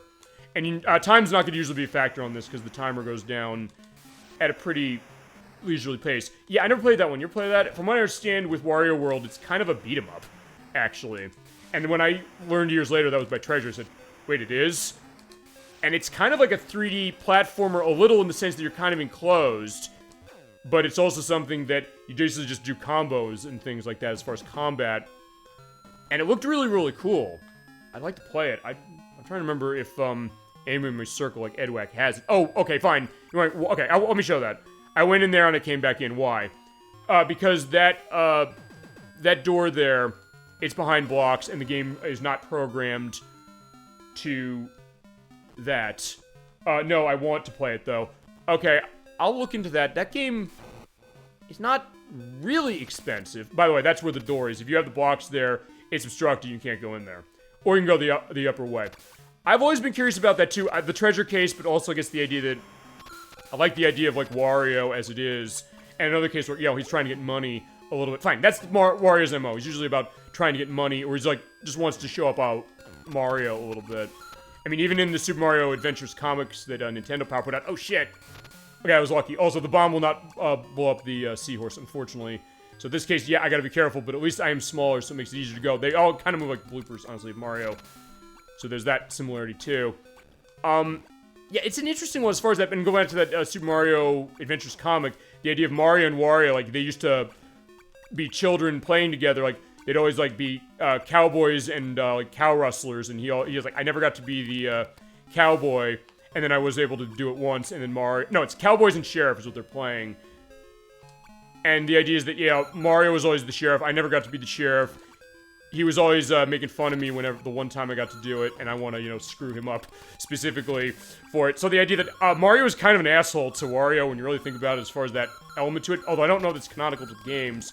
In this case, fine, Wario's at fault because he said, fine, I stole his castle when he was out fighting Tatanga in Super Mario Land 1, and now at this point he says, like, yeah, screw Mario, I'm just gonna go get my own castle, get the money, I'll rob somebody else for the purpose of that. Yeah, it's weird to think they used to be best friends. Well, I mean, that I guess goes to, as I mentioned, this game, the co-director of this game, who was, Hiroji Kiyotake, he created Wario as a character. And there was the thought, from what I understood, I don't know if this has been confirmed or not, they looked at Foreman Spike in, Wrecking Crew on NES, who was also in the Super Mario Brothers movie that came out last year, as almost a little bit of a precursor to Wario, but they don't know necessarily if that's the case. I don't think he's ever said, like, hey, that's the idea. They just kind of look similar. Oh, God. Yeah, Mario is kind of a dick to Wario, though. As far as that comic continuity, yes. But as far as the games, I don't know if there's anything of that canonized in the game. Although, fine, in that comic, if you've read that comic, fine, you probably know that, I guess, if you're indicating that. And, unfortunately, I'm getting my coin slashed in half. Fine, I took the risk, and that was what happened. But either way, we'll be set going. Mario tends to be just doing things by accident. I remember the idea, like, hey, he's going to Wario's castle, and he's like, hey, he's gonna help the, squid that's there, but he's like, you know, like, why are you in the, fresh water? Shouldn't you be in salt water? He's like, yeah, I've been not feeling so well recently, maybe that's the reason why. He's like, well, you know what, here's some salt, I have some inside of my bag, I can just give it to you. He's like, that's nice, but then he, just flops over and dies, and Mario looks at the label and says, like, wait a minute, this isn't, salt, it's sugar. So he actually killed the guy without, you know, meaning to, maybe. So, I mean, we sometimes said that with Kirby, the thought that, you know, fine, when you really think about it, Kirby in, Kirby's Adventure, he's inadvertently the villain and he has to clean up the mess. And in, Kirby's Dream Course, which we briefly showed as far as a little bit of a preview, and we will do that as a full show at some point, for sure. For that, he basically goes after King Dedede because he thinks he's stealing all the food in Dreamland, and he just decides, fine, Dedede's like, fine, I've had enough of being, you know, persecuted like this, I'm just gonna do it just to piss him off and then just steal the food. And at that point, fine. Kirby then has a point. He just had to feasibly get it out of him. Or the thought that, I don't know, in that case, King DDD was just gonna do it anyway and Kirby was being careful. But either way, but that's, I guess, an interesting thing to think about, the idea of, like, with this game, the fact that, you know, you're playing as I said, the villain of Mario, and they indicated, as far as the creation, he's like a portmanteau, I think, is that the term? Of Mario, basically like bad Mario. Kind of like when they made Waluigi for Mario Tennis. Oh shit! Yeah, the thing can bounce on walls, so yeah, you gotta be careful as far as the toss. Okay, bounce up. Shit, I don't know if I've ever seen it go that up. Yeah, to this day, I still cannot beat Kirby's Adventure. I don't think... You know what, I don't think I've beaten it either. Not necessarily because I've... Yeah, oh, fine. I think maybe it's also because I was going 100%, so maybe that's the other reason as far as how it was. And also, fine, that game does... something I understand that game doing, but it's something I know that I like that the other Kirby games then went after and didn't do, which was making it so that when you get hit, in that game, that was the first game that had the copy perspective of Kirby. You swallow an enemy and get the power, but every time you take a hit, the copy ability you have pops out and you have to go run and get it again. That does make some of the hidden paths you have to go down really hard to get through. So in that case, I kind of get that idea of what that is, just because of that. And I guess then the other thing is that, by comparison, I know you mentioned... Okay, that was lucky I was able to squeeze right through that. If you've ever beaten its remake, which is Kirby Return to Dreamland on Game Boy Advance. I know you mentioned that when we played Kirby Superstar last year. Yeah, why can I not beat it is that fucking final boss. Okay, I'm trying to remember, what's the final boss? Oh, right, it's, okay, that one... Oh, right, the bomb can also open up boxes. Also, if I... Oh, okay, fine, that was... I probably shouldn't have taken that, because if I didn't get hit there, I would have been able to just take that and go... And, fine, go and get the jet, even though I just got hit there. But I'm glad I got to show that aspect of it. Also, I don't think I'm going to be able to get the hidden exit here, but that's fine, because they're giving you a hint, you have to go up. As far as it... Yeah, because it's not Dark Matter, is it? For that game? No matter how much I try, I can't beat the first phase. Okay, maybe we should do that game for the show just because of that catharsis. And we can also do the remake, because I have that on Wii U, as it is. I'll have to take a look as far as what that is. I mean, because that goes to sometimes what we said, the idea that, and you've said this before, the thought that Kirby is something that's for children, but then again, there's also those parts that are insanely hard. Or that can be insanely hard for it. I mean, the boss battle mode for, Crystal Shards is a case that I'm going through this again because I want to get the hidden exit. So, yeah, we can keep going as far as that. I'm trying to remember, is it Dark Matter in Adventure? I don't know why I'm thinking it is. Actually, no, let me think about that. Because fine, the Dark Matter trilogy, no, that's Kirby's Dream Land 2, Kirby's Dream Land 3, and Kirby 64. Kirby's Adventure, it's thought initially is Meta Knight, but it's not him. It's not DDD. Yeah, feel free to elaborate on as far as who that is, if you remember, as it is. And in that case, yeah, we could definitely play that game as a catharsis also, because I don't, as I said, I haven't really thought necessarily what Kirby game should we do next. Maybe that one, but... Or maybe actually do Dream Course as a full show. Wait, no, fine, I don't necessarily want that. I just want to have Jet, because you do need Jet in order to get up to where we're going for the purpose of that. And I'll also be a little more careful as I go through. Yeah, you can just jump on them in order to get the... Okay, I can't go over that. There's certain areas where I think you can jump over the wall like that and just climb up. But that's not one of them. Okay, there you go. Yeah, in this case, I just have to be careful. Yeah, you just have to follow where the bubbles are going. Because as long as they're going in the direction you're going, and you'll go along with it. It's basically like a current. In that case, it was going against it, and I stupidly just said, okay, fine, hit that thing for the bottom. You hit that thing for the bottom, you're all set. You'll be alright. I came close to killing it and always get crushed by the floor. I must really not remember, or maybe I didn't. You know what, I don't think, like for something, you're right. I don't think I ever beat this game myself. Because I don't know if I even remember that part of the game. So I think, yeah, at some point we probably just shoot through that game, and then you can, you know, we can give it your due respect, your let me deal with this all my life case because of how that is, specifically for it. Because that's definitely can be an interesting thing, and also the idea of, like, hey, where's the hard thing of a game? And fine, that's a game that, from what I understand, you also do sort of get sort of showered life. Not like this. It doesn't have lives like this. We're getting, like, 50 off of a bonus game if you get it. And by the way, the hidden exit here goes to another level. I'm going to finish off Mount Teapot before we go there. That's Sherbert Land. We'll go that in a little bit. As far as the treasures here, I do want to make sure that I'm not missing a treasure. Oh, wait, it's the next level. It's course 9. You also get this insanely minimalistic track that admittedly is very repetitive, I'm not going to lie. It's basically this... This is basically the whole track for the whole time, so if you don't like it, I'm sorry. I didn't design the music for this, but... It is atmospheric. It's like, yeah, kind of in a dreamy area, but there's like some danger going on here. And what I do want to do here is, for years I didn't know where the hell the treasure of this was, because it's something that's actually very well hidden. So actually, I guess, going the difficulty of this game, if it's not the lives, if it's not necessarily the stuff with the bosses, because the bosses aren't that hard, if it's not necessarily the enemy encounters completely, because some of them, they can't hurt you. That one can, as long as you don't hit in the back. Well, fine, if you hit in the back, you're fine. If you don't, then it can hurt you. It's basically, where are these treasures? You have to kind of search and scour the levels. Okay, that's the checkpoint. Right now, I don't think I need that. And you don't necessarily need the jet for this one, but... Yeah, the jet is also... One thing I forgot to mention also on the jet, you run fast and you jump higher when you have this. So actually, this, in some ways, is the best one for maneuvering, although all of them definitely have their uses, and they do make it so that there's certain treasures that require these each. Although, admittedly, I think there's only, like, one that require each of them specifically. Or fine, one for jet, one for dragon, and one for bull. As it is. Okay, it's here. Because you're seeing those blocks, they're like, what are they? They seem like they're, off of nothing. Well, that is a door. It doesn't look like there's a door. You have to break it and stand right here and press up in order to go in. It's like, yeah, where the hell is that? Also, yeah, 100 coins, by the way. That's the other thing you can get out of these big blocks. Fine, that's the keyhole, but I have to get the key. Okay, so that's what it is. You go in there and get the key. So I just remember, and also it's worth pointing out when you break that block, this is gone, so yeah, no door. Where's the door? Well, yeah, just have to remember it's in the center of that platform. Every year's like, where am I going? Also, you can kill things with the key. Just run into them with the key and you're set. Okay. Got it. Okay, and next up is the harp. Actually, I guess this is, a little bit of a precursor also to The Legend of Zelda Link's Awakening.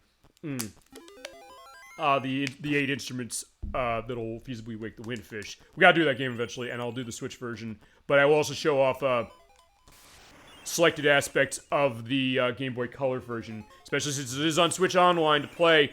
Yeah, still, unfortunately, this game and Super Mario Land 1 are not on Switch Online. I'm shocked it isn't.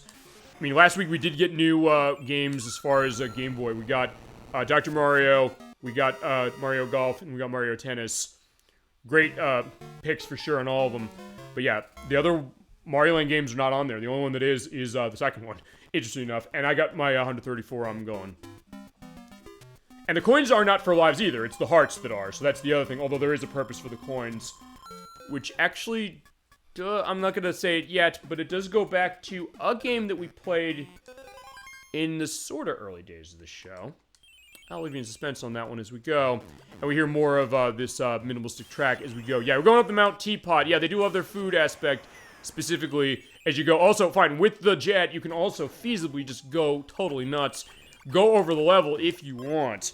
But since I am going for all of the treasures, I do need to go and get them. It's the next level, which is it. Yeah, it's stupid as far as, what? The fact they're not on Switch Online yet. Yeah, I mean, I guess I'm kind of shocked by now that they're not there. I mean, that's, I guess, the next step. Well, I don't know. Do you think maybe if we mention it now, they'll do it next week or something? Fine, probably not next week, because that was this week. They said they just put these up a couple days ago.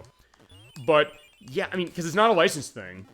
It's not anything specific. They have Super Mario Land 2 up there. But, yeah, not that one yet. I mean, I'm going to think they get to it eventually. I don't think when all is said and done that we don't get that. But we'll see. It's like, fine. Because you said this when we played, I think it was when we played either Super Mario Land 1. Actually, no, for this, I do want to go get the dragon, which, by the way, is still going to be down there. Yeah, so the items do not despawn. Well, fine, there's cases sometimes they do, but there's certain cases where actually they will not. Yeah, we can't do the Mario Land games, but the Mario Sports games are, well, fine. I'm glad those Mario Sports games are good. Those games are great. If you ever played Mario Golf and Tennis on Game Boy Color, those games are awesome. Although they do lack their transfer pack functionality when you connect them with Nintendo 64, because they don't have that going on Switch Online for their Nintendo 64 versions, and I couldn't make that jump effective. That's my problem. Yeah, we have the Nintendo 64 versions, then what's the point? Well, the point actually of those, I don't know, do you ever play the Game Boy ones, or the Game Boy Color ones, because they're only for Game Boy Color. Actually, the reason for that is because they're totally different games. They're actually RPGs, interesting enough. So they're actually totally different. Mario Golf and Mario Tennis, they're RPGs. You're basically going like... So actually, Mario Golf, it's almost like a takeoff or a predecessor to Golf Story, specifically. Ow. So in that case, I get that one, specifically as far as like why I have those. I mean, I guess you could say with Dr. Mario, it's like, fine, we have the NES version, and we have Dr. Mario 64, which is shown off on this program. Why have the other one? I guess just because, hey, it was big on Game Boys, that might make sense to do that. And you can't connect them anyway as far as the transfer pack usage. Thank God we have this show, because as I said, like, fine, for those games that run transfer pack, I'm going to use transfer pack to show them. In fact, I'm also trying to think. I don't think we've played anything for the show yet from Nintendo 64 that uses that. So when we do Mario Golf and Mario Tennis, I'll show those. I'll show off... Whenever we get to Perfect Dark, I want to show the Game Boy Color version at some point, and I want to show that linkage. Pokemon Stadium, of course, that's going to be the obvious one. Actually, Mickey Speedway USA. I have it on N64. I don't have it on Game Boy Color. The only thing that it does, if you connect the Game Boy Color game to it, is it unlocks Huey as a playable character. I actually could just do that, just to show, like, hey, there's an extra character. You have the Game Boy version, or Game Boy Color version. You can play as him. But yeah, you're right. You can't do the connection, which is too bad, because what happens is, as far as how that works, from what I've understood, is that in both games... Well, in Mario Golf, you build your character's experiences up going through the main RPG mode of that. You can transfer them into Mario Golf on N64, which, by the way, the transfer pack wasn't even out at the time Mario Golf came out on both Game Boy Color and N64. Ah, crap, and I got myself crushed. And in the case of those... You were able to, if you played with them there, you got experience points you could bring back into the Game Boy Color game. And Tennis Amelia is more involved with that. In fact, the Crochet Nerd 64 and I got into a discussion about that when we were saying, like, what's better, Mario Golf or Mario Tennis? He said Mario Tennis is, as Mario Golf is, but Mario Tennis on Game Boy Color is a great game. In fact, it was interesting seeing when that came out this week, because basically we had to Switch Online day. I was like, fine, remember your memories on this game. It was like, yeah, this is all coming back now. And then Gemini 96, who played the Nintendo 64 version specifically, as far as the first tennis match of the RPG mode, the Game Boy Color version, he was out for blood. He was tearing them apart as far as the opponents. Like, yeah, he was like not missing a shot once. In that regard, it makes sense. But why Dr. Mario? Yeah, I mean that's interesting because that kind of came up when what was it?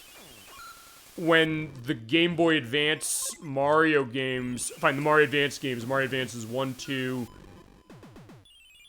And 3 came out on the Switch Online, because people said, don't you have the other ones? And also, feasibly, also the fact that you're paying extra for your Switch Online cost because they are locked behind the expansion pack, whereas the Game Boy games that came out this week and the Game Boy Color games are not. For that, like, what's the point of those? Fine. In that same case of that one was like, fine. Some of the extra stuff they added, like the extra levels for Yoshi's Island, some of the extra stuff for Super Mario Advance. Super Mario Advance 2, for my case, is that, hey, I don't have that version. I'm curious to look at that Game Boy Advance edition of itself. And the fourth one, of course, because there's the extra levels unlocked. As far as Dr. Mario, yeah, you're right, I guess, because, like, hey, we have it the other way. And you can play two-player the other way. Unless you want, like, a Link case going on. It's because then you can do the Link multiplayer for the Game Boy version. But, I mean, I guess the idea. Some people said, like, hey, you know, wasting releases, I guess. Well, I mean... Fine, maybe I'm always just curious, like, for the versions I don't have, so sometimes the comparison of a version. So I'm okay with it that way, but I also get that sense that, yeah, well, fine, for the, actually, let's talk about that. Because there are admittingly 2 games for the Switch Online from the Game Boy systems that have been announced, that are the last 2 that, they were announced, actually they were announced when they first, added Game Boy Color and Game Boy Advance last year, when they... said, hey, here they are, and other stuff they have coming, which are F-Zero Maximum Velocity for Game Boy Advance, that still has not been released, which I'm shocked about. I thought when F-Zero 99 came out, they would have dropped that. And then Japan was getting the Frog for Whom the Bell Tolls, which is by the people who made Link's Awakening. There's a massive reference in Link's Awakening to it, and we have Richard, the guy who's tossed out of the castle, and his frogs there. It's very much like Link's Awakening, from what I understand, from what I've also understood.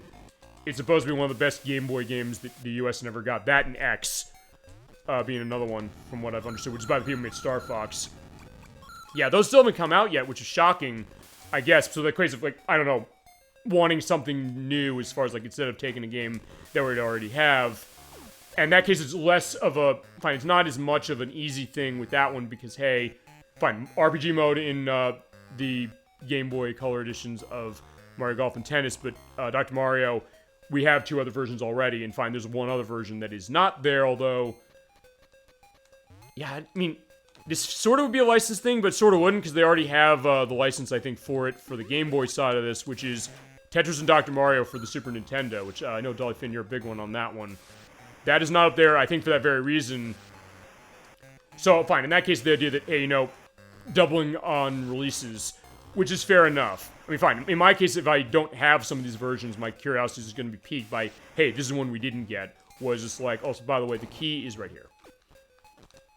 So I just need to go over this way and just toss it. And if you do get into a case of going that way, there you go. Or how about more Japanese exclusives like the Starfy games? Yeah, because they're not on the Japanese side of Switch Online yet either. And the one we got, which was on... Because they're on Game Boy Advance initially, and we got one of them on the DS. Yeah, they didn't put those out either. And I don't think that's a licensing thing necessarily either. I mean, certain things it will be, I get that, but... Yeah, fine. I've always said this as well. Fine, this is also feasibly a sounding board that you have to say to companies like, hey, you know, here's some ideas of things that feasibly people would like to see, but the idea, because look, as I mentioned, they always have to rationalize this of, can they, fine, Switch Online's different, because fine, they don't have to rationalize it with a cost, fine, they do in the sense of make sure that Switch Online subscription numbers are up, but they're there. So, I mean, that's the idea. I mean, I own Tetris Dr. Mario on Super Nintendo. Yeah, Dolly Finn has as well. Actually, it was because of her I actually played it. I actually never played it until she showed it to me. I really like that. In fact, her and I did ask her this way, as I'm jumping on the floater. You jump on it, and like Super Mario Bros. 3, when you jump on that thing, like in World 7, you have the, like, the direction change. Also, you have the stars. You go along, you're on enemies, they turn into hearts. You get 11 hearts each kill of them. And we get to 100 get a life, so you saw it. Also, by the way, don't fall in the lava, that's still death, even if you're invincible, so that's the idea. Yeah, her and I want to do a show on that one at some point. We're figuring as far as when we can do that, because she particularly loves the Dr. Mario equation of that. In that case, I'll say that with that one. A nice combo. Yeah, absolutely, no question as far as that with that release. And Dolly Finn, you're not the only one who's talked to me about that game being really, really good. Because I know St. Aspartame has mentioned that to me. He said, like, this is one of my favorites on the Super Nintendo. And I'm not getting luck as far as getting the money. Yeah, ElecVerse, you were good as far as that. Yeah, it is. It is a very good release. And fine, that's a case where... Okay, but fine, we can go into this. Multiple versions of different games. And sometimes the question of, shit, 3 in a row. So fine, Wario's not getting the luck, so I'm only leaving with 6 coins. But fair enough. Yeah, along with my grandmother. Yeah, I get that for sure. That idea of holding on to that perspective. Like, because you said, yeah, your grandmother was a big one as far as puzzle games like that and Tetris 2 as examples. But the idea that, hey, that's a case where, fine, there's 4 versions of Dr. Mario, but one like that, hey, it stands out. And there's something also just about kind of the Super Nintendo stylings of that one in terms of how it looks and sounds. And also how it plays, and the fact that it's a combination between, fine, Tetris and Dr. Mario. Yeah, duh, that's in the name, as it is. So that's that thought. It's kind of expensive these days, so I'm lucky to have it. Yeah, I think I've seen it's about $40-something now, I think. Or has it gone up maybe even more than that? I mean, admittedly, as I mentioned, sometimes, I don't think most of the puzzle games on Super Nintendo cost... Fine, they're not, Hagane, the Final Contact. They're not... Actually... Oh, by the way, yeah, if you feed enemies to that bird, he tosses up 10 coins. So it might behoove you to do that. It's not Mega Man X3 or Mega Man 7. It's not Chrono Trigger. It's not Harvest Moon. It's not actually the game based on SWAT Cats, the Radical Squadron. That's a Hudson Soft joint. Actually, a lot of the Hudson Soft stuff on Super Nintendo costs a fortune. which I did not expect to happen. But then some of that went down, like the game based on Spectre Gadget that used to cost like $100-something, and now it's like $30. I don't know what happened specifically for that one to make it go down, but it went down as we're seeing the Dangerous Ducks. Yeah, Mix and Match mode was one I played a lot. I wish more games did that back in the day. Right, oh right. In fact, as we're seeing the Deadly Ducks, I'm gonna let them go. And I also love that sound they make when they toss the boomerang. Just stay out of the way of the boomerang, it'd be fine. Yeah, where it's mixing puzzle modes, because you're playing, because for that one you're playing Dr. Mario and Tetris at the same time. Which actually, we did show that a little bit as far as another game that does that, which is the Puyo Puyo Tetris games. Because they let you, in fact we showed this on the puzzle showcase with the second one. And in this case, we don't have a normal goal, we just hit that exclamation block and we're done. Where basically they give you the option to play both games at once, or mix them up as it is, which is neat. You think like, hey, you have to understand multiple puzzle games at once as we're putting the lid on this teapot. And that, by the way, is how you get to the boss. Fine, I'm gonna try my luck again. I want to at least get a money bag off of this. Shit, I have to, fine, I gotta think about the other thing as far as like, no, fine, I'll have to think about that. Yeah, now that I think about it, Puyo Puyo Tetris also lets you swap between the two modes. Yeah, fine, we showed the second game, and Jesus Christ, I'm doing really bad as far as this. Fine, it can't be under the same one 3 times, can it? Watch, it's gonna be, but we'll see. Okay, it is. Fair enough. Actually, I don't know, I'll have to look into this, because I'm not sure about this. How this game necessarily randomizes, does it randomize the pattern of where, what's going to be underneath the buckets for each of the pulls you do? That's one reason I'd love to see this on Switch Online. I can do a rewind, I can check that, and confirm that, unless somebody maybe has emulated and figured it out. Yeah, they do it just to swap the two modes, and we did show that for Puyo Puyo Tetris 2, and we probably should come back to one or both of those for a full show. I have both of them on Switch, specifically, so we definitely show that for sure on that one. And also, what is it? Tetris Dr. Mario. Also, by the way, yeah, we're going actually back to L level from where we were. But now that big crate fell down. At that point, that's the idea. Yeah, Tetris time. Puyo Puyo time. Yeah, and the stuff with the voice acting, which was actually really... The voice acting actually, I think, those games actually really, really good. It's on! So all the stuff with the voices... Okay, fine, we'll do that for show. Not that I was going to say, like, no, we don't. Fine, we sort of showed it a little bit as it was. But yeah, we'll definitely do those for show. Also I just have to figure out what scope gonna look like that as far as modes and things like that, because there's definitely a lot of good stuff to go into on those games and other stuff for that, and Tetris Dr. Mario. Dolphin, you and I will talk about that one, because I know we did talk about that specifically. In fact, she even said, when we were doing the puzzle showcase, she said, hey, is this on Switch Online? I'd like to play this version if it is. Like, unfortunately it isn't, but I wish that, it was, so then in that case, we could have shown it as far as that, but we'll definitely show it as a program as it is.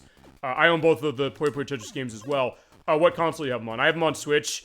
I don't get the sense that there's really too much of a difference of it on the other consoles. Like, hey, one's gonna necessarily be more of a better case of itself than another one. Exactly right.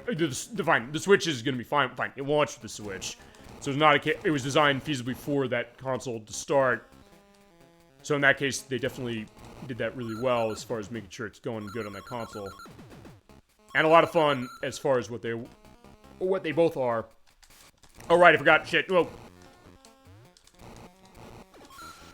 Right, yeah, when it comes to that guy is that... Oh, right, he's stuck. I forgot about that. I forgot he gets stuck.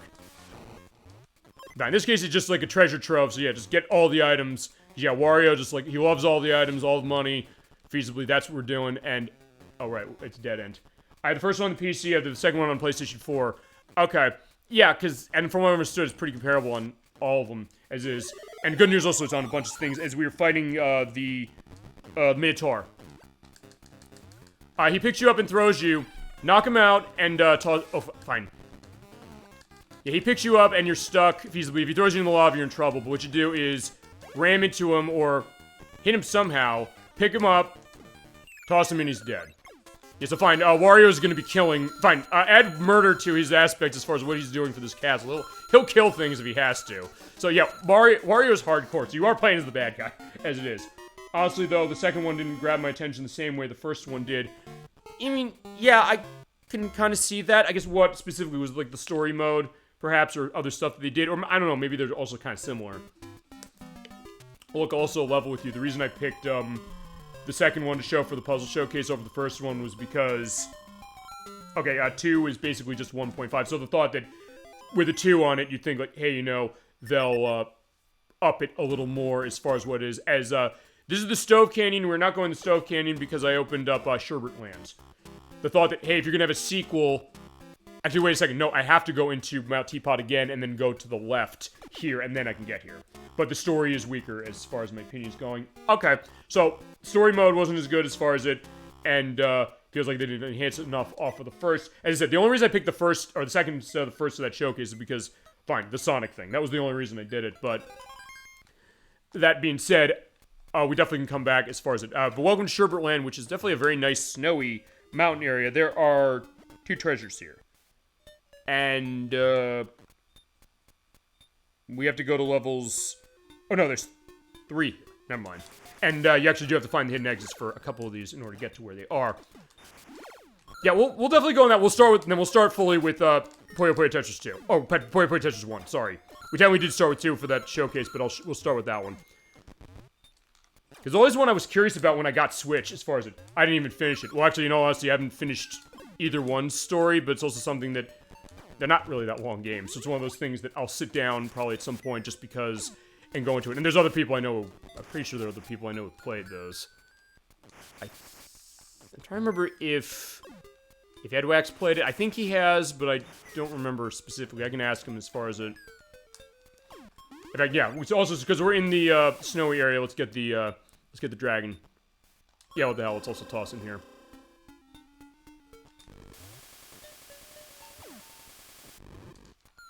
Yeah, I also have to figure what scope of that game going to look like. Although, as I said, there's also something that, and I've said this sometimes before when it's even come to this game, the thought of, what is the scope of this game going to look like in terms of time of itself? Because I said, I'm thinking 2 parts for this, but I don't know if I even need 2 parts. So sometimes I guess that's going to be a question for it. Is it, because, and if you're wondering, you probably know this ElecVerse, but I don't know if I've actually explicitly said this. And I took a risk just to get some hearts. Probably not a good reason to do that. But, fine. It's fine. It's either way. Fine, we have 21 lives. We're not getting a game over until later when I'm going to show a game over off intentionally. But you do it with these falling platforms, so... That's where this is going to get a little harder, because at that point, yeah, you could feasibly die here a lot. And actually, growing up, and even on my practice, I did die on this world quite a bit. Not going to lie. Just, the reason I'll say, like, scope is, like, what that's going to look like is shit. Case in point. Okay, I love that. Yeah, fine, the fire's still going as I'm dying. So I'm glad I got to show that. But... the reason I'll go into the scope aspect, like, what is that like? Is like, hey, especially when I get requested something, I said, you know what? I want to make sure that we're playing... If I'm going to be the one controlling in particular, I want to make sure that I'm going to be playing it fully to give it the justice that I know the people who've asked it for have wanted, specifically. And sometimes I'll ask other people. If it's been cases where I haven't necessarily played the game that much, I'll ask. In fact, I asked the Crochet Nerd 64 this the other day, because I think I might have mentioned this ElecVerse, but if I haven't, I'll tell you now. I promised you, I promised you, Twisted Metal for the PlayStation. We're gonna do that in October. That's gonna be part of the October block. I think it fits for that. He's played a bunch of those games. I asked him, I said, hey, for going 100% on that game, what is that necessarily gonna look like as I get ready to show off? I'll show it off on the PS3, I think, because then I'll be able to show off, the digital manual. I mean, I could show it through PS5 as well, because the PS3 download version does... You can download it free if you bought anything on PS3 as far as a PlayStation 1 or 2 Classic, and it's on the PS4 or 5 as well. You can go download it free. It holds to your PlayStation account, so we're pointing that. Yeah, I asked him, I said, what's the full look of this game going? Because I want to make sure we're going to cover the whole thing, and figured that. But I was just, because that's, I guess, the thought of, like, what am I going to do for that? And I'll also ask that question, I guess, with anything, really. And same with Puyo Puyo Tetris 1. I guess with 2. And I asked that also with Tetris Effect Connected, because when we played that in the puzzle showcase as well, that was another thing I said, look, we all agreed we have to do that as a show. And if nobody said in the chat, said, oh, we need to do this for the show, I would have said, yeah, we're doing this for a show, and hope you like that we're going to do that for a show. But also the question, like, what that's looking like, what version we're doing, can we do VR version feasibly? Dollyfin showed me how we can do VR version, I just don't have that VR edition yet, or an Oculus feasibly for the purpose of that as it is yet, but at some point we'll plan that. And then in the case of Puyo Puyo Tetris 1 and 2, but 1, we start there, we'll do on Switch. The other thing also to go into, I always ask the chat this, is that if you have preference on version, although if it's a case where there's a problem with a version specifically, I might feasibly overrule people. As I said, Final Fantasy 9 and 7 in particular are cases that it's like, yeah, if people want to see the Xbox One, PS4, Switch versions, I'm like, no, we're getting on the PlayStation. Even the point where I bought the PlayStation version brand new from Amazon about a month ago for $30, not even, because they made enough copies of that game. You can just buy a brand new copy on the PlayStation 1 for $30. I said, like, fine. So at that point, we'll run it full way that way, because in that case, best version of game possible. Or if I have it already in its unique version, that might also be a case. And there is treasure here. I do need to get stuff going for that. At least I think... Actually, is there treasure? Oh, wait, no, maybe not on this one. I do have written down where they are. That is the exit. We don't have to go there yet. Actually, in order to get that open, we actually have to flip a switch in order to turn these ice blocks off. And actually, we swap them with that area where it looked like there were coins going upwards into the heavens. Also, the game does do a brief pause as it's doing the shake for the exclamation block.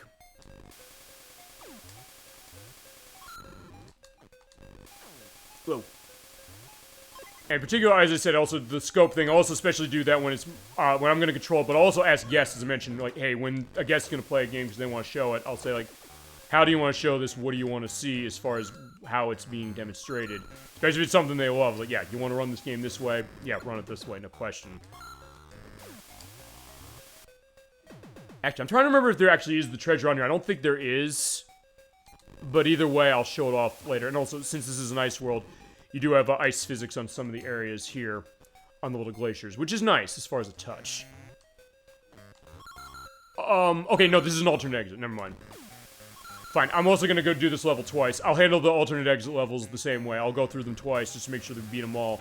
Because it does change the number on the title screen, so it's like Super Mario World in the sense of, yeah, you have to make sure you go through certain levels multiple times to make sure you get all the exits. I mean, I'll tell you, for years, it was always that case of, why haven't 95 exits when there's 96? And there's always, it's usually the worlds in the Star Road, where it's like, hey, there's the one where, if you go the normal way, you just go back to where the Star Road entrance was.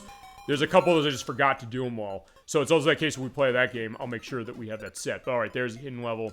It's also pointing out that, I'm trying to remember if the hidden level is...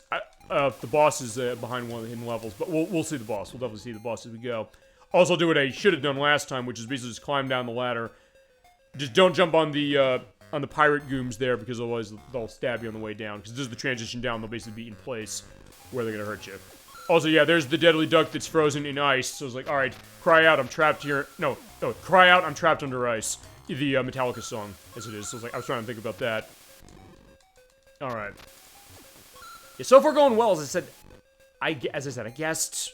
look, we'll know sooner enough if it's going to be a case of, if I need more than one part for this. I delineated two just to be sure, but as I said, if I'm not sure, that also means that I'll have an open show in 3 weeks. And if I am going to get in a case like that, I have just the game I will have for 3 weeks. I will announce that, assuming it comes to that, later in the program. And if I don't, I'll also say what it is, because there's also something I'm going to try and see if I can't... If it comes to a case where I need a second part for this, or we need a second part for this, I'll also make sure that I can feasibly squeeze it in. I might actually ask Edwack and Nikki for April. I'll say, like, hey, do you mind if I do a show the night after you're with us for Pokemon Gen 9's finale? They'll probably say yes, but I also don't want to just step on that, because, like, hey, they're involved, and I hope they don't... I don't want them to necessarily get the case of, hey, you did your show, and then it's a case like, fine, I'm doing another one the night after without you. Although, fine, for this game, they probably would understand that it would be a me game. It's also kind of a case where, you know what, fuck it, I'll announce what it is now, or what I was gonna plan on it. Because I realize we're running into a 30th anniversary case like this game, of a game I don't have anywhere in schedule for this year. And I said, I realized that, I was like, if I'm having an open show, I said, my first thought was I was gonna come back to Sonic Mania for the Encore mode. Because I promised we'll do that eventually at some point. I said, okay, this would be perfect to do that. But then I thought about that and I said, I said 30 years for this game that we're seeing on the screen now. I then thought of something and I said, wait a minute. This is 30 years since Daytona USA from Sega. And I said, I can't leave that game behind. I have to show that if I can get to a case showing that.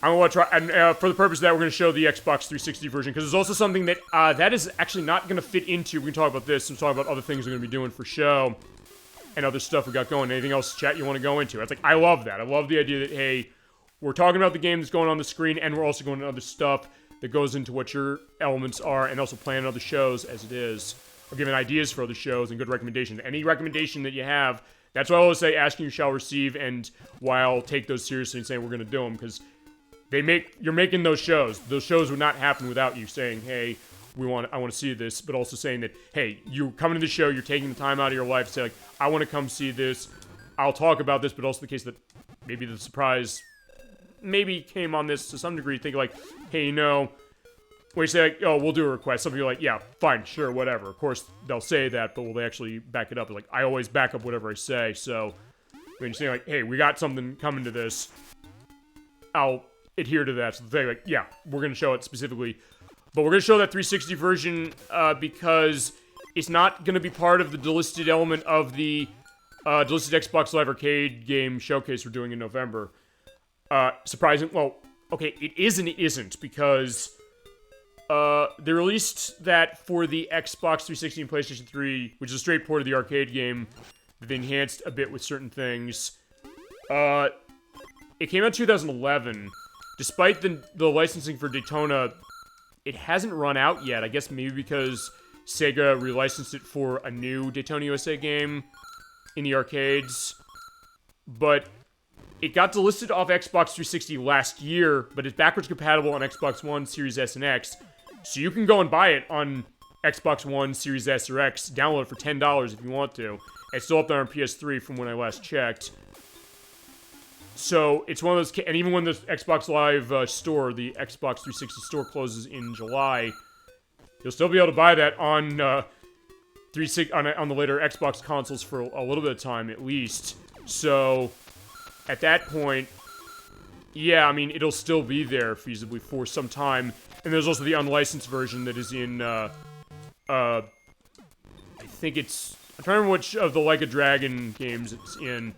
I know the second one, the non-Daytona version of Battle on the Edge, is in the Man Who Races Past. Which, that, admittedly, talk about weird game priorities. I want to buy that game just for that very reason alone. Not that I dislike Yakuza. I like Yakuza of what I played, particularly Kiwami and Zero.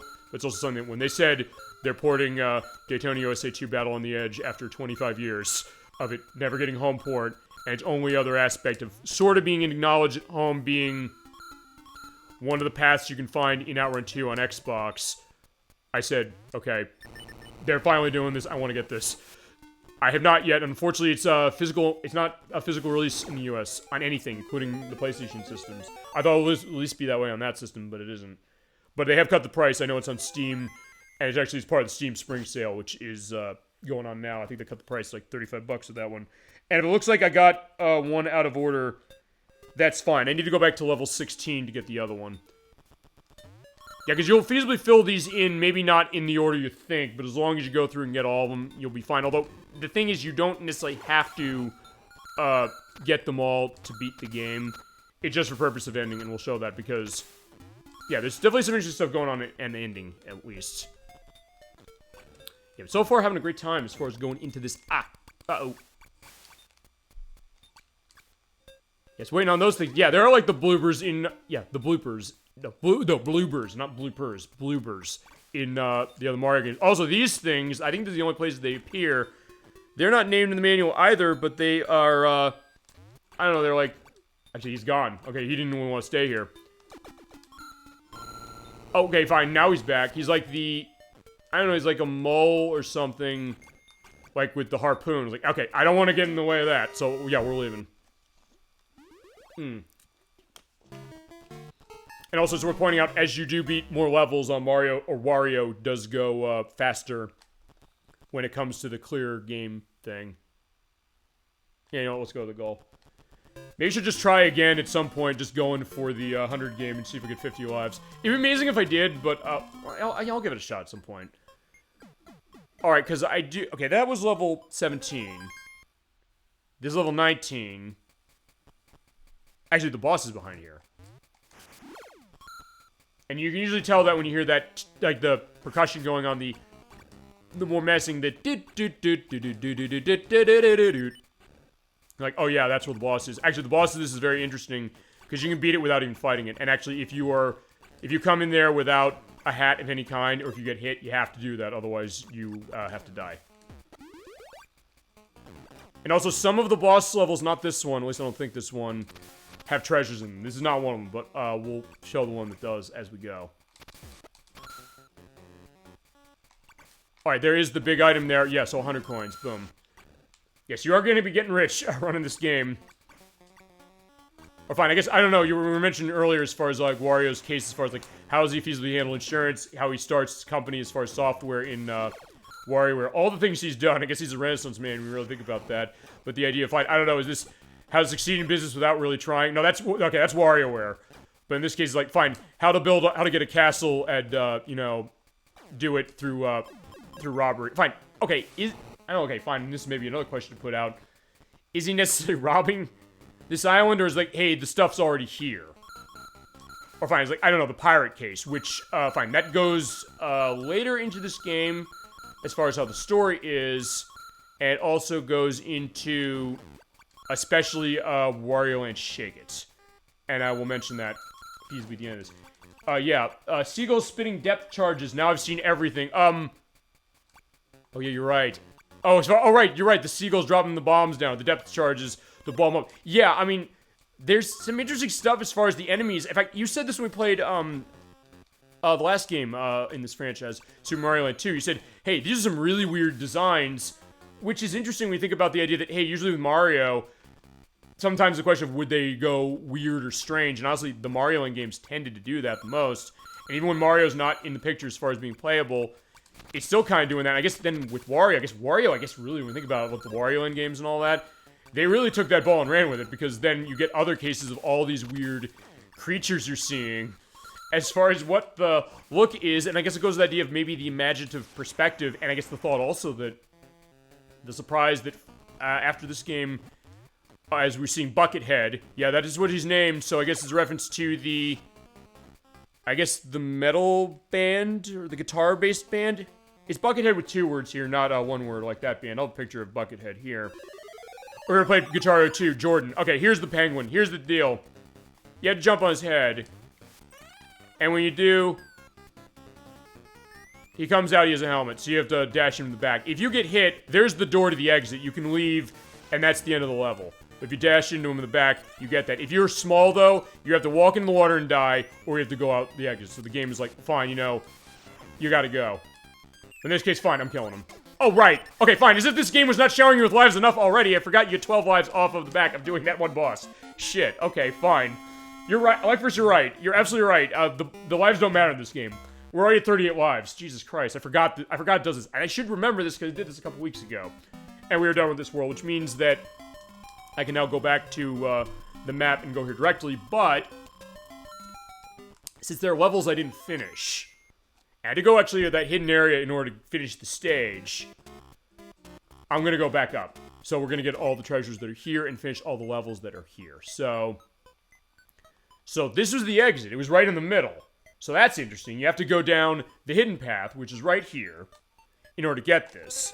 But as far as the treasures, we have to go to course 16. That's this way.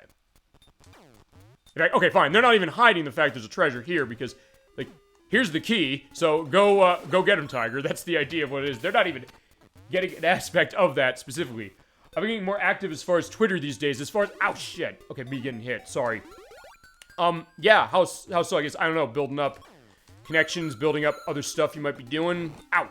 Okay, fine, that was a preemptive thinking that, okay, I'm gonna land on that, on the spikes, which you don't die instantly by doing that, but I do wanna, fine, kill him with the key, because, like, fine, the key is a hard object, they'll die to it. But I also know that I have to hit those in order to go in the doors. What else? Okay, here we go.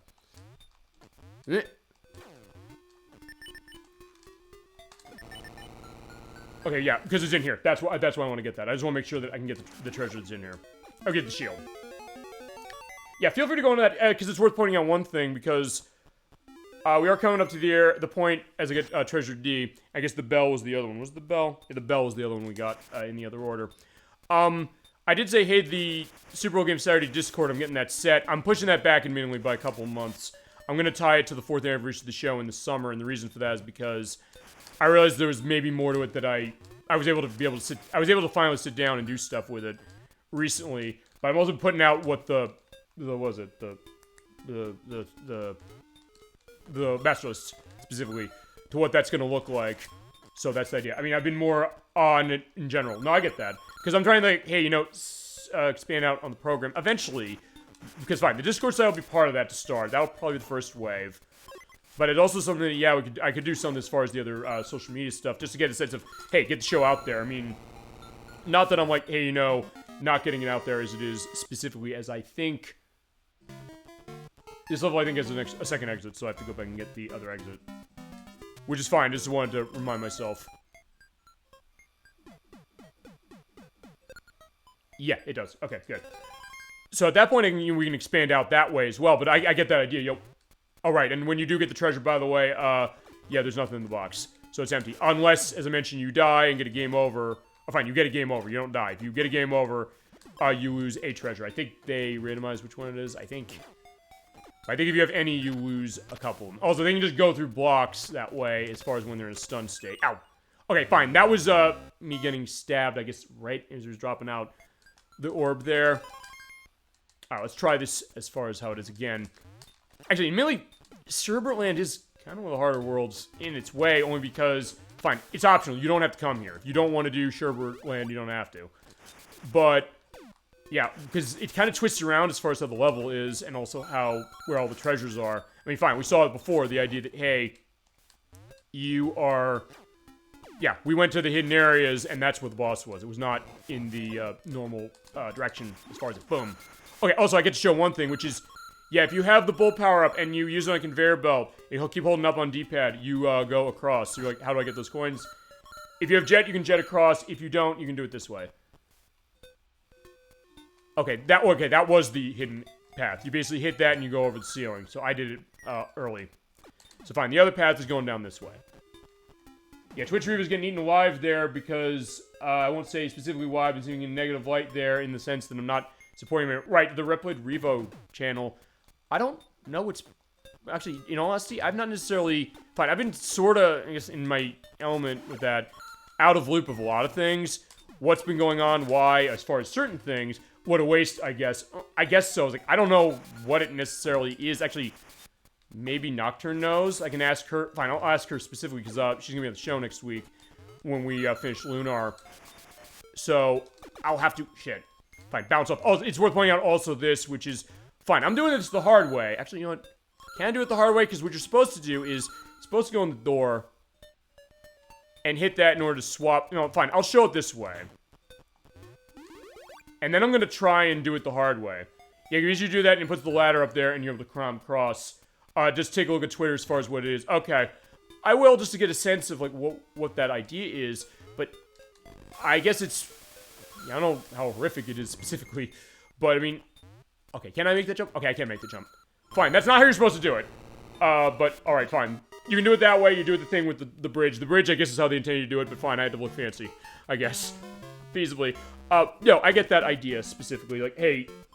I guess decisions as far as... people make, or fine, if there's, like, really horrible things. Also, oh, right, that's right, it goes in a circle.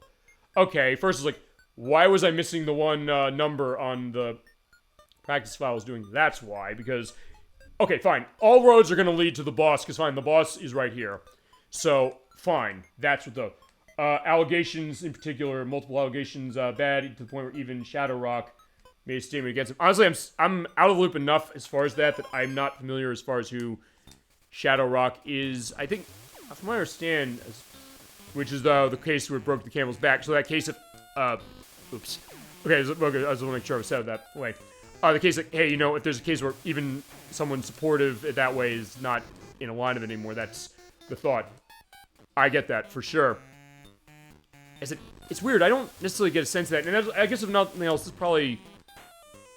Okay, I just want to see one thing, because when you do hit this, switch. This is a level in particular. When you do that, you do have to get the you find you have to hit them specifically so you can go to different areas, and one here is I do have to go up here because hitting this ladder lets you go and get the key for the treasure room. I mean, I'll say this specifically. I guess it's about, fine, for this show. In all honesty, yeah, he's the biggest Mega Man YouTuber. Okay, I do know that. I mean, actually, I'm part of the channel of his as it is. Just in general, okay, fine. The key's there, and what I have to do is I do have to swap off the thing for that. Probably the first, or the highest one for that. Yeah, because actually it was Nocturne who got me into that channel as far as it. Although, in all honesty, I've not necessarily, I've not necessarily done much. Actually, the only thing I've really used it for, well, first, I'm not gonna lie, and you know this, I think, because you've indicated, hey, you've seen stuff of this before. I'll do the show announcements on a bunch of the Discord servers I'm part of. Although I think the only one you and I share was that one. So, for the purpose of that, it's been, that's what I'll use it for. Is like, hey, by the way, show's coming up soon for it. And eventually we'll have our Discord site that's going to have the element of that. Like what the master is going to be, which is going to be every single, link to every single show we've had, every single viewer request we've had, connections as far as other stuff. I guess other social media stuff. I mean, fine. Look, I'm not going to ignore this. And so, actually, this is going to be sort of going to something I may as well get into now. And I'm going to hold that. I don't necessarily, because yeah, as you're seeing there, the garlic pot's still there. So if I don't want to take it, I don't have to take it. So, I'll say this. What I've tended, because sometimes the question of, okay, why did I start the show? I've said why I started the show. In fact, you know what, since we're just running through and walking through this, in this case, you just walk underneath. He just does the automatic crawl, so you're set. It'll be all good for that. When it comes to the show, like, why I've done it, I said that. I said, hey, I've done it because, when COVID was going around, and it was everywhere, and everybody was locked down, I said, hey, I have games of stuff. I said people I wasn't seeing for a while, people who've been on the show since, who would socialize, talk games with, play games, even to the point where some of the new people I've met recently, and also coworkers of mine as well, they're kind of amazed at the case, like, hey, how can you play and talk at the same time? It's like, fine, it takes a lot of practice feasibly, and also I said sometimes it depends on how well you know game. But anyway, I said, well, okay, fine, that was the idea. It was more of a case of, above anything else, it was really, Proto was suggesting this to me. It was about, 4 years coming up in June, July, about. And, oh yeah, if you jump on the hedgehogs there, they will put the spikes out, so be careful of that. I said, okay, fine, we'll do this so I could show certain things, and then people came in chat, they're like, hey, they liked what this was. Nikki came in and said it should be called Super Roll Game Saturday, because I know them before I started doing the show. Then you came along, ElecVerse, and you're saying, hey, I'm liking what you're seeing, I liked what you're playing, you liked the discussions we went into. I enjoyed that for sure, I think everybody did, as far as everything that's being added by you. And then also everybody else who came by, they're like, hey, they liked the show. And then you kind of came with the idea of, like, viewer requests were coming, and I realized, okay, with that, your debut on the program, I think, was a vital element of the direction of the show, because it then, I guess, maybe, really realized as I went, that this has become a bit of a community program as far as this, and also the idea of, I guess, because I've feasibly, even if I'm not as completely privy to some of the stuff going as far as, Twitch Revo. Okay, his name is like, I know the channel Repwood Revo. That I know. And fine. Why am I making the same mistake of jumping on the hedgehog again? Like, I said I'm fine playing this game and talking at the same time. It's like, fine, whatever. And like, that's also my decision. Like, fine, we're in this discussion program because I also want to make sure that, hey, you're out there watching this game. I get you're doing that. Like, you're not playing. Like, I want to make sure you're involved. I don't want to be like, hey, I wish I could play. Like, yeah, I know. If you were here in the room, I'd give you the damn controller. It's like, hey, have your turn at this. Show off as far as what it is. So replicate it as well as I can. But as I've seen this, as it's come on over the past couple years, I realized, and this is maybe something that goes without saying, but the case of, fine, there's gonna be toxicity really, I guess with anything, and I guess with gaming, that's sometimes the stereotype of gaming, isn't it? The thought that, hey, there's a toxicity when it comes to that, whether it's, things that are doing, allegations you're saying, or just the thought of, like, I don't know, a personality case. And with Twitch's case, as far as the Twitch site, not Twitch Revo specifically, the thought that, hey, look, I've said this multiple times, say it again as we go to Stove Canyon. There's shows that are way more popular than this one, and that's fine. And hey, in this case, also run away from the lava, you hit the lava, it's an instant death. I said, okay, fine. That means I can be totally independent. I can say, you know, let's play a game just because chat says I want to see this. Like, great, we can just do that. We can set up the schedule feasibly as I want. I can show what I want as far as we can feasibly say what we want in the sense of, fine, if we were monetized by something, they were like, oh, you can't talk about, fine, we take the Mega Man Legends stuff. I have to talk about the Rob Smith thing every time we play one of those games. Because otherwise, yeah, I gotta talk about that for the record. Other YouTube channels say like, yeah, we get demonetized the minute we talk about that because otherwise, you know, we don't eat for a week. So like, fine, I'm doing this for fun. This is a hobby. This is something I just do on my personal time. So I said, like, okay, fine. What is that idea? I just came in toxic over what? League of Legends? No, Proto. Oh shit, I'm dying. This is Wario Land, Super Mario Land 3. No, that's not specifically it, Proto. Good to see you tonight. We're playing Wario Land, Super Mario Land 3. I was talking about Mega Man Legends because of the horrific thing that voice actor Rob Smith did, which actually, ElecVerse inadvertently gave us the indication of what it was. I didn't do my research before we played that game the first time. I realized what that was. But point is, I come out and say it, specifically as far as what it is. But if it was like a monetized show, that's like, yeah, you can't say that the horrific things he did to children are bad, even though it should go without saying. Keyword should. But point is that, well, alright. So, my thought was that, okay, fine, we'll talk about stuff like that because, like, hey, feels like it's uncomfortable. I don't know if I want to hear that. Like, fine, I'm doing it for the purpose of we're going to a history of game. We're going, you know, what is it?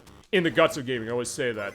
It's like, fine, it's just that discussion as far as what is, because sometimes it's going to have to come with the territory. Let's not lie here. But it's also the case that, fine, I don't want to be that kind of person who's going to say, like, hey, you know, I'm going to be a toxic person. Like, hey, ElecVerse, you said you had elements of your mother being very sick and you were on the show for a while. And it's like, I don't want to be that person, because I've seen this. It was from, I Found the Body, We Found the Body. It was very popular as far as it, who went on a horrid rant on somebody who said, like, their mother died. And he was like, you were bringing down the room. I said, when I saw it, I said, that's disgusting. By the way, it's worth pointing out, when you see those stone doors like that, you can't go out them. But for the purpose of that, I said, I don't want to do that. So I said, let me look as far as what I want to do with the show, get this idea of this, I guess, as much of a positive energy as I can get, really, on this program, honestly. And there's aspects that have not been, and I apologize for them, specifically for some of them caused that. But that being said, the case of me understanding that, going to the Replit Revo thing specifically, I just got stuck on doing binary math homework as far as Proto is concerned. No, I get that. Take a break. We're glad to have you tonight, for sure. And he'll be on the show next week because we're finishing off Lunar. And it's going to be 1 p.m. Next week, as we're pointing out, next Saturday. So we have all of our Lunar crew in line. But, yeah, anyway, so my case is like, alright, fine. It's easy to come out and say something like that. It's like, hey, you know, I don't want to be this, but how do you manage something like that and try to avoid it? So, as I said above anything else, it's something that, yeah, it took longer than expected. I needed a break. Well, feel free to, you know, enjoy your break. Thank you for spending your break with us, for sure, as it is. And I'm looking forward to next week to, the finale of Lunar. It's been a long time coming, but yeah, Laggy's gonna tell us the story next week, I promise. Specifically. Well, come hell or high water that's happening, don't worry, as far as how it is. Yeah, I'm back, I got a brownie. Yeah, well, I was mentioning specifically, and also Proto is here, who'll be on the show next week. I was like, hey, you know, the idea of, like, the potential toxicity elements, like, oh, shit.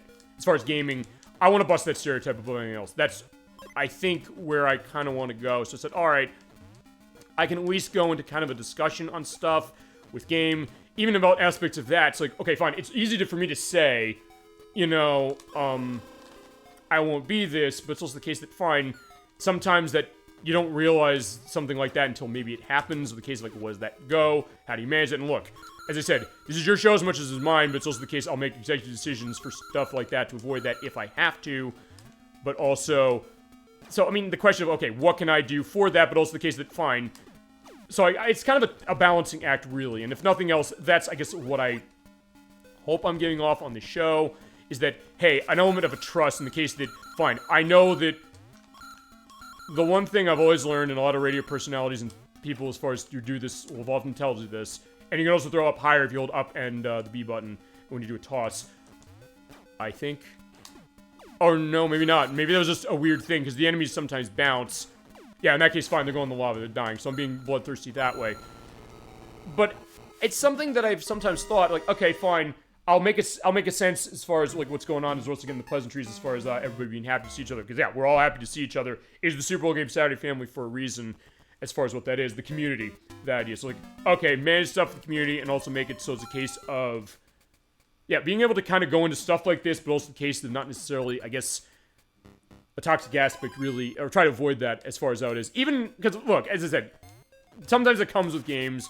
And certain games, as I mentioned, just for certain reasons, but also the case of, fine, we can at least talk about that aspect. Even the idea is like, look, I'll say this. If someone comes here and is like, God, I hate Wario Land, I'm not going to say like, fuck you, get out of here. I'm going to say, okay, what is your background as far as the other, the other Mario Land games? Actually, ElecVerse, you mentioned a good case of this, which is that, fine, you said you hadn't played this one much. Oh, shit. Actually, I don't think I ever saw that before. Because you have what is it? You have the vertical scrolling going on, but usually if you land on a platform, so I guess I land on something to make that happen. Interesting enough. Okay. Honestly, though, I play League of Legends, the world's most toxic game. Is it, though? Because, okay, fine. I guess also you can define that. So that's the other thing. It's like, fine. Someone comes in and says, like, hey, they hate this game. I'm not going to tell them to leave. I'm going to say, what's your experience with the other ones? ElecVerse said, like, hey, he played the other ones more. So in that case, it's a familiarity thing, but also not a case of, like, hey, I would want to play this. Or I call it like, hey, you know, you might like, I don't know, running Mario. The thought like, hey, is it a bait and switch because you're not playing as Mario in this feasibly? Or Proto, I knew you said this, ouch. We played Ocarina of Time, the case that you like The Legend of Zelda Ocarina of Time more than Majora's Mask, which is a fair case because of the atmosphere that creates, and the mood it tells, and the dark perspective, and also the time limit aspect of Majora's Mask is something that didn't hit you as much as maybe it hit me or other people, or fine, the Crochet Nerd 64, he called dibs on that because he loves that aspect, but you were on for Ocarina of Time because you love that game, and that was the one you went. So, that idea of like, hey, talk about something like that, and also like, talking, what is a concept like this, you know? I always like to say I want to go further, and like, hey, we'll go further. It's one thing to say like, hey, League of Legends is a toxic game, or anything feasibly a toxic game, and I guess the question of, okay, why? Sometimes it's like, hey, does it go because it's a massively multiplayer online RPG? Or no, it's a MOBA game, which for years I didn't know what the hell that stood for, which was Multiplayer Online Battle Arena Game, I think. If that's wrong, I'm going to have it edit down in the nice picture of the windows there, which I did select for the Super Game Boy border on this for a reason. I'll show that later. Which, because for years, like, they always called MOBA, like, what is this thing? And then other games came out that were kind of going on its turf, stuff like Pokemon Unite, stuff like Crash Team Rumble, which kind of ended really out of nowhere recently. It's like, hey, this has not been in line for a long time, as we're at the next level. Okay. And we had the carts going on here. This is fun as we're going down kind of underground, but also the carts are made of wood, so if they go in the lava, they explode, and of course you die if you're on them. Also, weird thing, I'll show this. If you dash while it's falling, you fall too, or you fall downwards, but fine, okay, I died, but I kind of did that on purpose to show what that was like. And that's the other thing also, to go to, like, the toxicity elements. Like, look, as I said, I'm playing this game as I'm talking. Feasibly, the idea is that that's the understanding when it comes to the show, as far as other people, too, because, look, I know it's not easy, and I know it's also the case that, hey, you know, shit. Okay, that was my case of dashing too short and falling in the lava. And yeah, I love how your hat goes off specifically more that way. I like that Ocarina of Time is more stable as far as, I guess, its mood and tone, whereas Majora's Mask is more experimental. And that's also the other reason we'll go in the history of stuff, because then also, when we played Majora's Mask, I also explained part of what that was, which was because after Ocarina of Time came out, Nintendo was asked if they could, or the people who worked on that, Shigeru Miyamoto and Eiji Numa in particular, and all the other people on the team said, can we get a Zelda game that we can finish in a year? And I said, maybe. They said, well, can we use some of the same assets? Which, fine. Ocarina of Time itself used assets from Super Mario 64 as far as the making of it. In a different context, yes, and a different feasible engine, sort of, kind of. But, that being said, the case that, then they said, by the way, we're doing this, and we went on this time case, we changed this as far as, like, crunch on that because of the time we had as far as this, and can we come up with something different and kind of twist the idea of this around instead of just saying, like, hey, it's the same thing, or just the 64 aspect. Kind of like the Lunar games in the sense that Lunar 1 is formulaic in the sense of, I guess, aspects of plot, maybe, I guess structure, maybe. Also, feel free, Proto, to indicate to me if that's not right. And we, of course, go over that next week more. And Lunar 2 Eternal Blue is more experimental, which, of what I've played, and I hit something that's on the top, so that's why I died. As far as, like, what it was. I heard that going, that, I was like, uh-oh, I'm falling. There's no way in hell I'm making this. Yeah, they're very different as far as their designs of areas, their story, their tone, which we talked about with Earthbound when we finished that last week, because the idea that all the games in that franchise, they have this different feel of themselves. It feasibly makes it so that, you know, there might be a preferability to one game in a franchise over another, and also the reason as to why. And of what I played of Lunar 2, which I have on the PlayStation, that's how we'd come back to it, or we'd go and play that game. That's one where it felt more open in some ways than Lunar 1 did. Not that Lunar 1 is necessarily enclosed in, but even from the very beginning of Lunar 2, I get the sense that they kind of were building on that more. Gaming Arts who devved it, and also fine, Morgan Design's did the translation, but just as far as development as well, it did have this kind of bigger feel to itself. This idea of more ethereal, it's kind of going to aspects of time travel or period travel, as we have with Lucia in that game, as example. Yeah, both good games in their own right, but also different in terms of that, as you mentioned. Okay, fine. Sorry, you said that already. Sorry, as far as my reading that. Also, hidden exits down there. I made this on the test. Okay, I didn't make it on the test. You could ride the cart down to get there, which I probably should do. And nothing else. This also shows like why doing aspects of the lives are okay, because fine, I'm losing them like crazy, but fine, it doesn't matter at this point.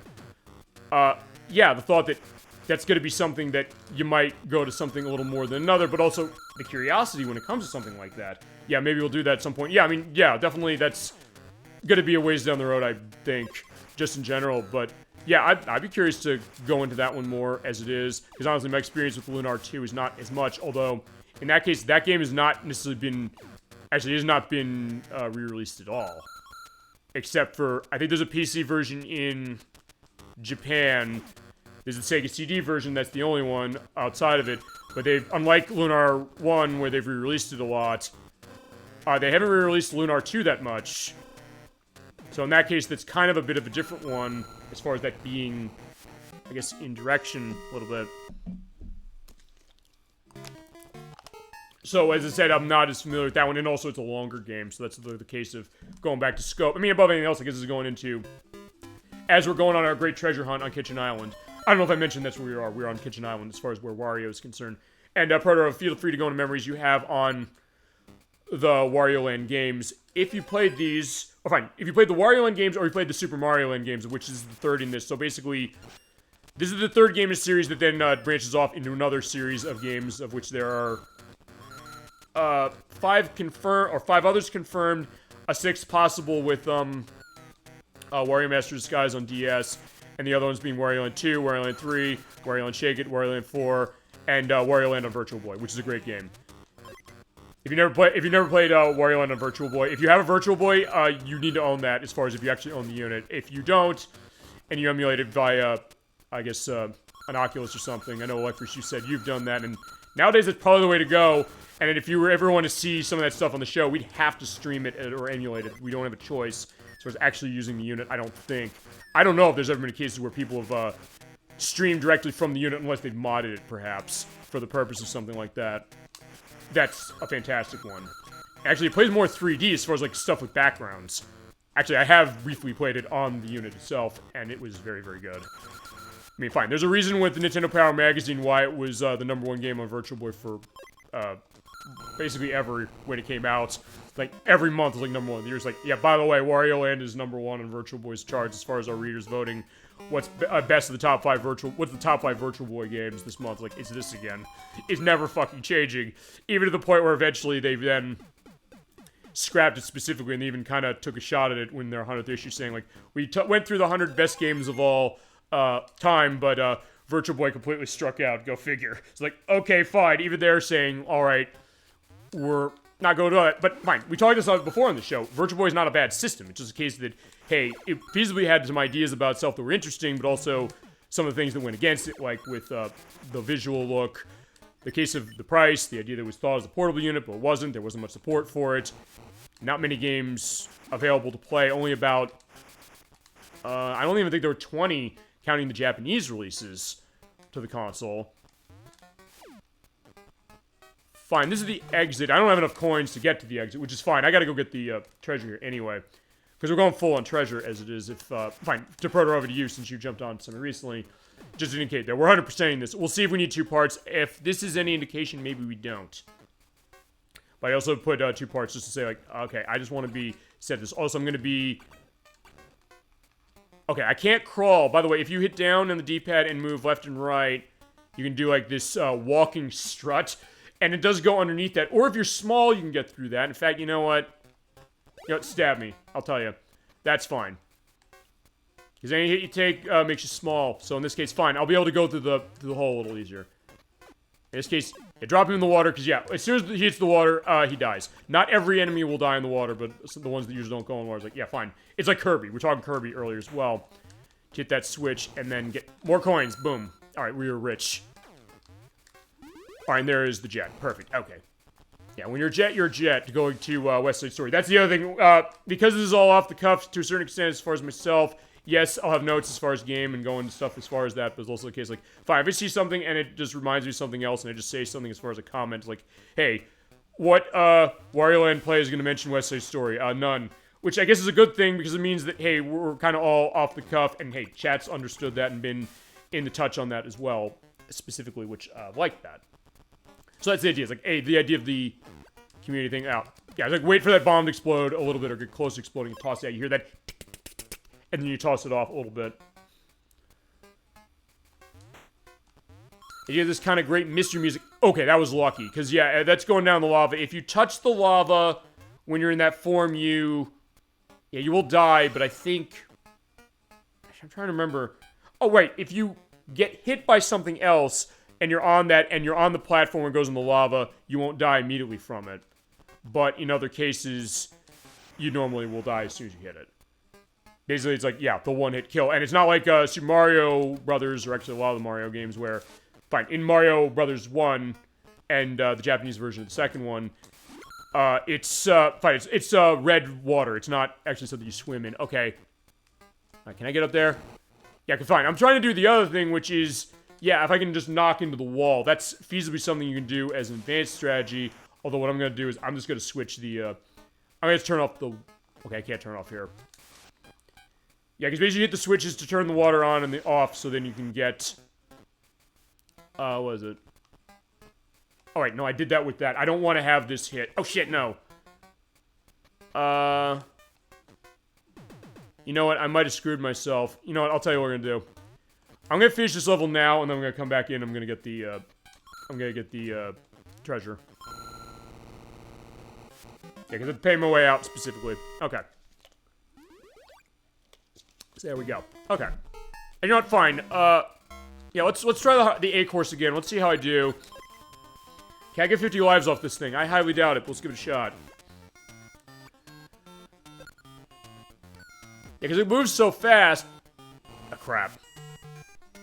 That being said, if you do get it right at the top, you can then toss it, and it's basically an instant throw, like that. But if you... that is a risk when you do that, because you can... if you hit it even a split second late, it goes down to the bottom like that. Okay, so I get to show that at least. And there's no way you're going to even hit anything. And yeah, hitting the ground does not count specifically. You have to hit the enemy. Ah. And there's a little bit of a delay if you're not right at the top, but it's fine. It's timing, basically. There's like the timing of the shooting gallery ends because you have a moving target. Okay, 2. Alright, so that's better than last time. I got 5 lives. Okay, fine. I'll just have to take my 5 lives, because you get 50 lives, you get all 5. And you get 12 lives off of the Sherbert Land battle. I forgot about that. I guess the thought is that the gods want Wario to survive, feasibly, is the thought. And this game was popular enough, I guess, that, yeah, he did endure. And yeah, unlike Waluigi, who never, fine, he didn't have much going on as far as games himself. Fine, we don't have like a Waluigi Land. In fact, even like the Wario Land games that came out after he was around, he wasn't in any of them. And fine, people were saying like, hey, he should have been Super Smash Brothers Ultimate. Fine, whenever they do whatever the Smash Brothers game is going to be on the next Nintendo console, I think they put in Waluigi at that point. It's like, okay, fine, you wanted him, we're giving him to you. specifically. In fact, honestly, I think we talked about this at one point. Okay, no, we talked about this game at one point, but we haven't talked about, okay, fine, I can go get the, I gotta go get the, what was it? Hit the switch. I just hit it once. And I think, I didn't kill this, the pirate goon, so yeah. In this case, I gotta let him stab me. So I'm gonna get small enough to get through here, because I'm not able to do the advanced strategy being able to jump through here at the edge of that platform, because I guess one thing you could do is if you're at the edge of this platform, you crouch, you do a very specific jump to get in here, but I don't think you could feasibly make that. Fine, you know what? Yeah, he's a penguin, he should be able to swim, but I guess the raccoon part of him is not able to swim, so fine, whatever. Okay. Yeah, but with Waluigi, yeah, the only game he's even the villain in that's not like the Mario sports games is Dance Dance Revolution Mario Mix, which was by Konami. So yeah, that was the case of Nintendo and Konami teaming up, saying we're gonna give you this exclusive Dance Dance Revolution game on the GameCube. Which it's also worth regrettably saying that is the only weird controller that I don't have and that I can't show for the. I'm gonna show a showcase eventually off of stuff with Super Mario Sunshine after we beat the game. We're starting in 2 months. After I beat it, I'm gonna be live on camera doing this. I have a webcam for the purpose of doing that, like we did with Man and Medan last year. I'm gonna show off it played with every single controller that can connect to the Switch, and that includes stuff from GameCube, I should say. So that means I can show the Donkey Kong bongos, sort of, kind of, playing that game as much as I can. All the controllers I have, any of the retro controllers of which I can get something kind of, sort of going on with it. And also, and I'm waiting for this to come to me, it's probably gonna be later in the year, the CDI controllers. Yeah, because they made a CDI spoon controller for Switch for that RZ Quest for Fairy that came out a couple weeks ago, or actually a month ago at this point. I said, can we play that with this game? And, well, we'll see if we can. I don't know. The way its buttons are, I'm not completely sure, but I'm gonna give it a shot. Whoa! Actually, I think for the dance pad, if I had it, and I had that game, I probably wouldn't work anyway, because Super Mario Sunshine is controlled entirely by the analog stick. And actually, I don't even know if that CDI spoon controller they're putting out is something that even has replication of an analog stick, or just like replicating the D-pad. It might just be the latter, but we'll see. It'll be a unique case, and sometimes they do like, hey, show off weird controllers as I have this, and now that I have this, I can go back to the beginning of the level. Yeah, you do have to kind of go through a little bit of a rigmarole to get the key to open up the area where the treasure is, but it's not too bad. Yeah, right there. As you know, since I gotta stay open, I want to see something. Okay, so I just want to trick that thing with the toss again. Okay, then wait a sec. Oh, hold on. Oh wait, maybe because I'm jumping. Okay. Hold on. Okay, jumping. Well, maybe because I'm at the height of my jump, it launches it up. I just want to see that because, like, hey, when's it doing an arc on that? Is a good trophy.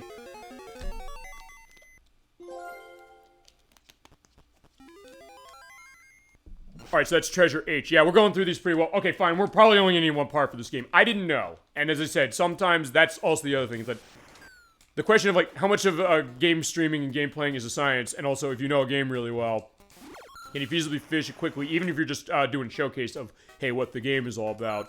Which this is really the point above anything else. And that also goes to the other thing, which is, because we've been talking a lot of stuff with this tonight, the thought that that's where this is. This is mostly a showcase. We'll show off skill when we show off skill, and it happens for it. And it's a great sight to see that. The case, like, hey, you're playing something and you do something, like, oh my god, I can't believe I did this. And that excitement and that, I guess, support that goes with it specifically. Not the case of, hey, I'm doing horrible as far as the game. Yeah, there's certain cases I will do bad, but that's also well practiced for a game when I'm the one controlling it. And other cases when other people will as well. Okay, we are at boss stage. Yeah, we don't have a, this is not the one with the treasure. Yeah, we're almost getting through Stone Canyon. Okay, fine. In that case, I got hit by the fireball, so it's like, yeah, alright, fine, gotta be careful that way. But, because, yeah, the power-up items of the pots do not go away when you hit them and you don't pick them up. They're there. Shit. Okay, fine. Unfortunately, in that case, I did the same thing, but that's fine. We'll just keep going. Because there are a lot of things. Fine, I got something better. I got the fire as far as this for the dragon.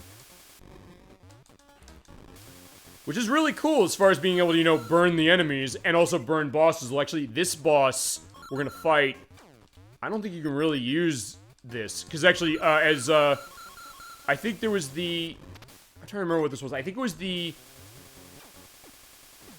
was a specific issue of Electron Game Monthly. I think they're like their yearly buying guide for something. They went into something. I'll see if I can't dig this out as far as a picture what this is. They said for this game, they said, not all bosses can be beaten by jumping on them. Can you figure out how to beat the stone boss?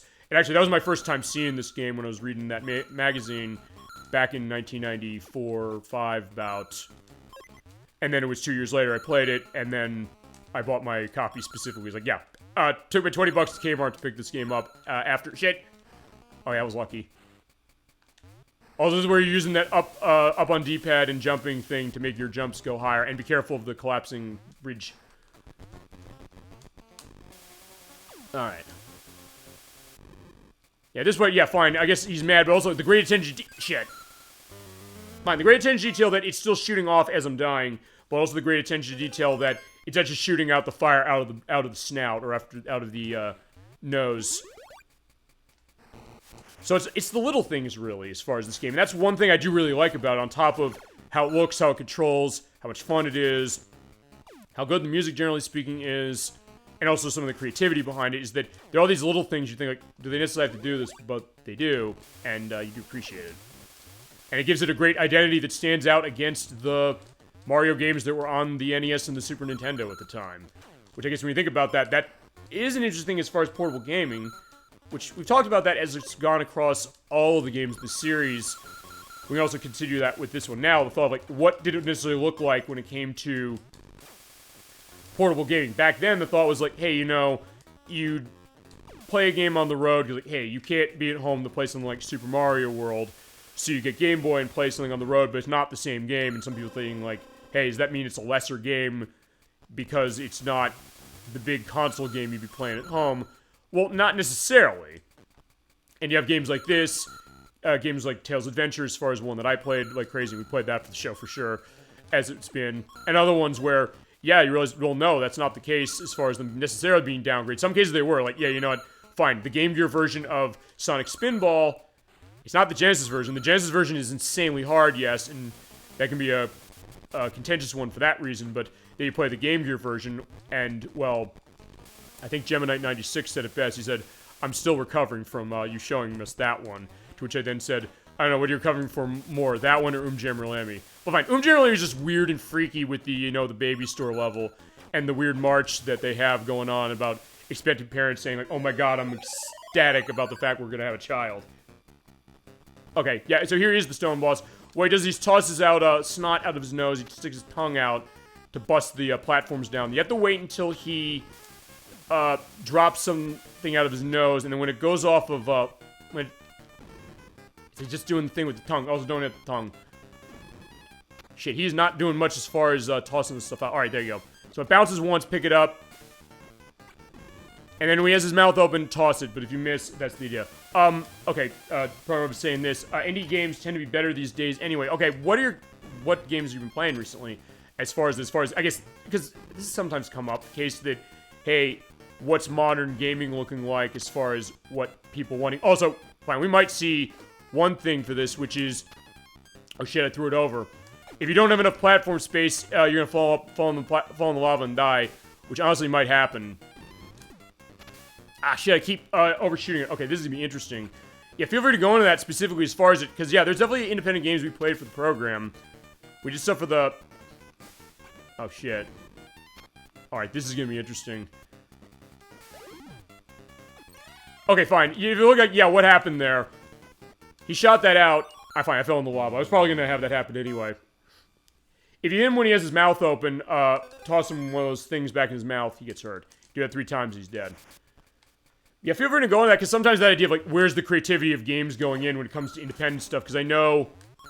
And sometimes I guess the idea of, like, the competition against some major releases, because I know that's been coming up recently with, when Diablo 4 came out last year. I know a lot of people I know were not fans of that whatsoever. They bought it, but it's like, hey, I wait till when they do another season of it or when they patch it and say, like, maybe it'll get better. But actually, it was a Medics who's in this case. He said he's playing Path of Exile. Actually, I think, Proto-Rover, you said you played that one as well, which is very much like Diablo from what I understand, but also the case that it has this specific feel to itself that feels like it's the perspective of what it feasibly was like before. And fine, I guess that could also go to what we're talking about before when it comes to the idea of, I don't know what toxicity might look like, but just the case of, well, okay, that was weird. You saw that, right? Where, like, it looked like he just kind of popped into view and then just went out of view.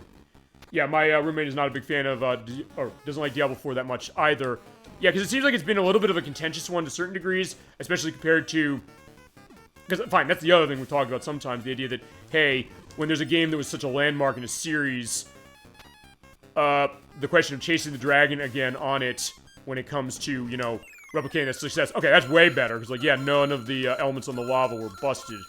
So that's a good case, but, yeah, the thought of, you know, recapturing that magic and also having, like, a new blood to it to kind of have a feel that kind of gets to that feeling that maybe you had, and also that idea, as we mentioned, sometimes the fact that people who make games like this, sometimes they're fans of other games, and that comes into something else that then in itself can kind of form its own fandom of things, and people really kind of chasing that. Like, Undertale's a great example of that, because the people who made Undertale said, hey, we love Earthbound from Super Nintendo. They have their own game here that's not exactly Earthbound. It has inspiration to Earthbound. They came with their own idea, and then other companies saying, hey, we want to go after this game because they have something going on in that game really, really nice. As we're at SST Cup. That is the next of the stages. In this case, we're just kind of going in the forest a little bit with very chill music. But that's definitely an interesting... Okay, good. Except, yeah, it's dropping it...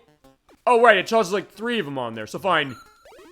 Yeah, is it worth getting myself almost killed to get that? Yes, it is. Yeah, because as Wario always says, like, greed is good. He said that in the commercials for Wario Land on Game Boy and Super Mario Land 2, 6 golden coins. I'll have link list items for both of those commercials because they're great. With, I'll get the name of the voice of him. James H. Sawyer, who is the voice of Wario in those commercials. As far as the games are concerned after this, it was Charles Martinet for most of them up until... Mario Strikers Battle something. I'm trying to remember the most recent Mario Strikers game.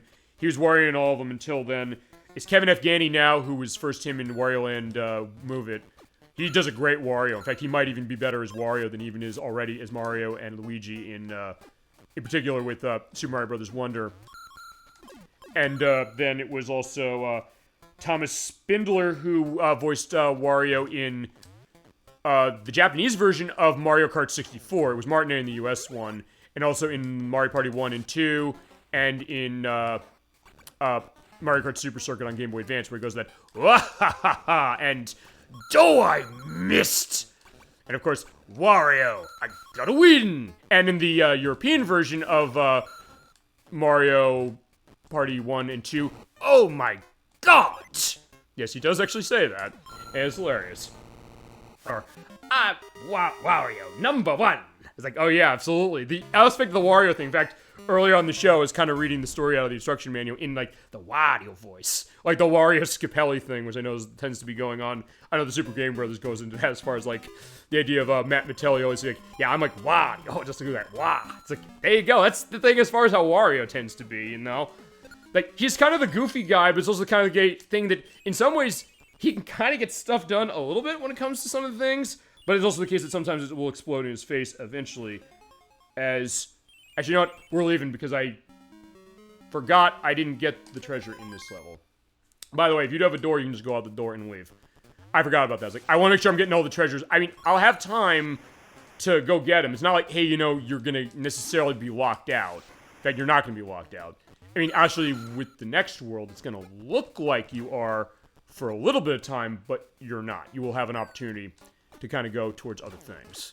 So not too bad. But yeah, that idea of, like, what's Wario's personality trait? There's nothing that can be... I mean, I guess that's really interesting when you think about the idea of how... Okay, right, it's up here. Okay, fine. I forgot to do that. Yeah, you jump on that. Also, by the way, when you do screen transition, that enemy dies. I don't know why. It's like, he can't handle that, or he's getting crushed. The game thinks he's getting crushed. Oh, shit. They probably gave me that because I probably need this. In fact... Okay, this is not one of the ones I wrote down saying, hey, I need this. Oh, shit, right. You have, I don't know. What are those? Not bombs, not boulders. They look like big fruits or something. Coconuts? Not sure what those are. We'll see them again. And this, by the way, is where the treasure is. Also, I believe this world does not have any hidden exits. It's one... Actually, I think... well, fine. We'll see you later if there's other worlds that have hidden exits. We might have gone through all the ones that have them feasibly, but we'll see. That might... I don't think I'm right. I think there's something else. They just keep going in and get... Because we're going on the ship now. That's the idea of what's going on. Yeah, but I do love that idea of, like, as far as Wario, so you do remember him. And fine, I guess maybe the thought is, like, with Waluigi, you don't necessarily get the... He hasn't gotten the opportunity to really be much more than the bad Luigi outside of maybe the Dance Dance Revolution Mario mix. Chad, have you ever played that? I'd be curious to know, because it's feasibly the one Dance Dance Revolution game that we can easily play on this show for licensed content reasons. Or the other thing I'd also do is, I have Dance Dance Revolution Ultra Mix on Xbox, where it has, I think it has a track from one of the Silent Hill games. I think Silent Hill 3 or 2. I don't remember which one. It's one of those. And then also, it has, like, this club dance remix of Yell Dead Cell from Metal Gear Solid 2. So, at that juncture, yeah, that'd be interesting to show that.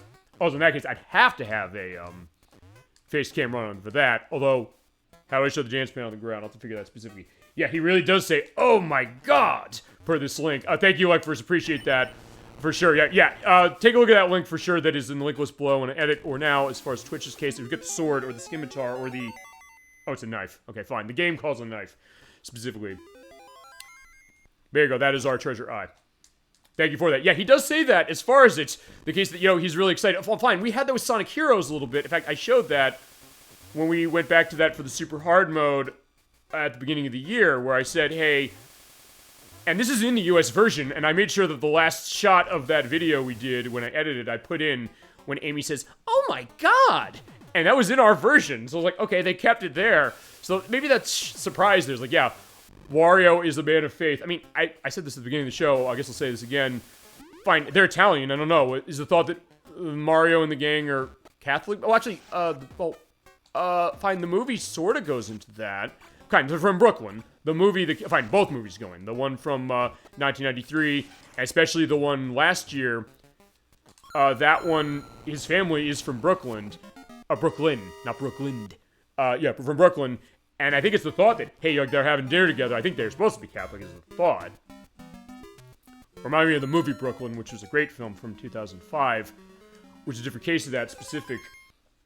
And actually, it's worth pointing out because I may as well go into the Mario Day things that happened last Sunday.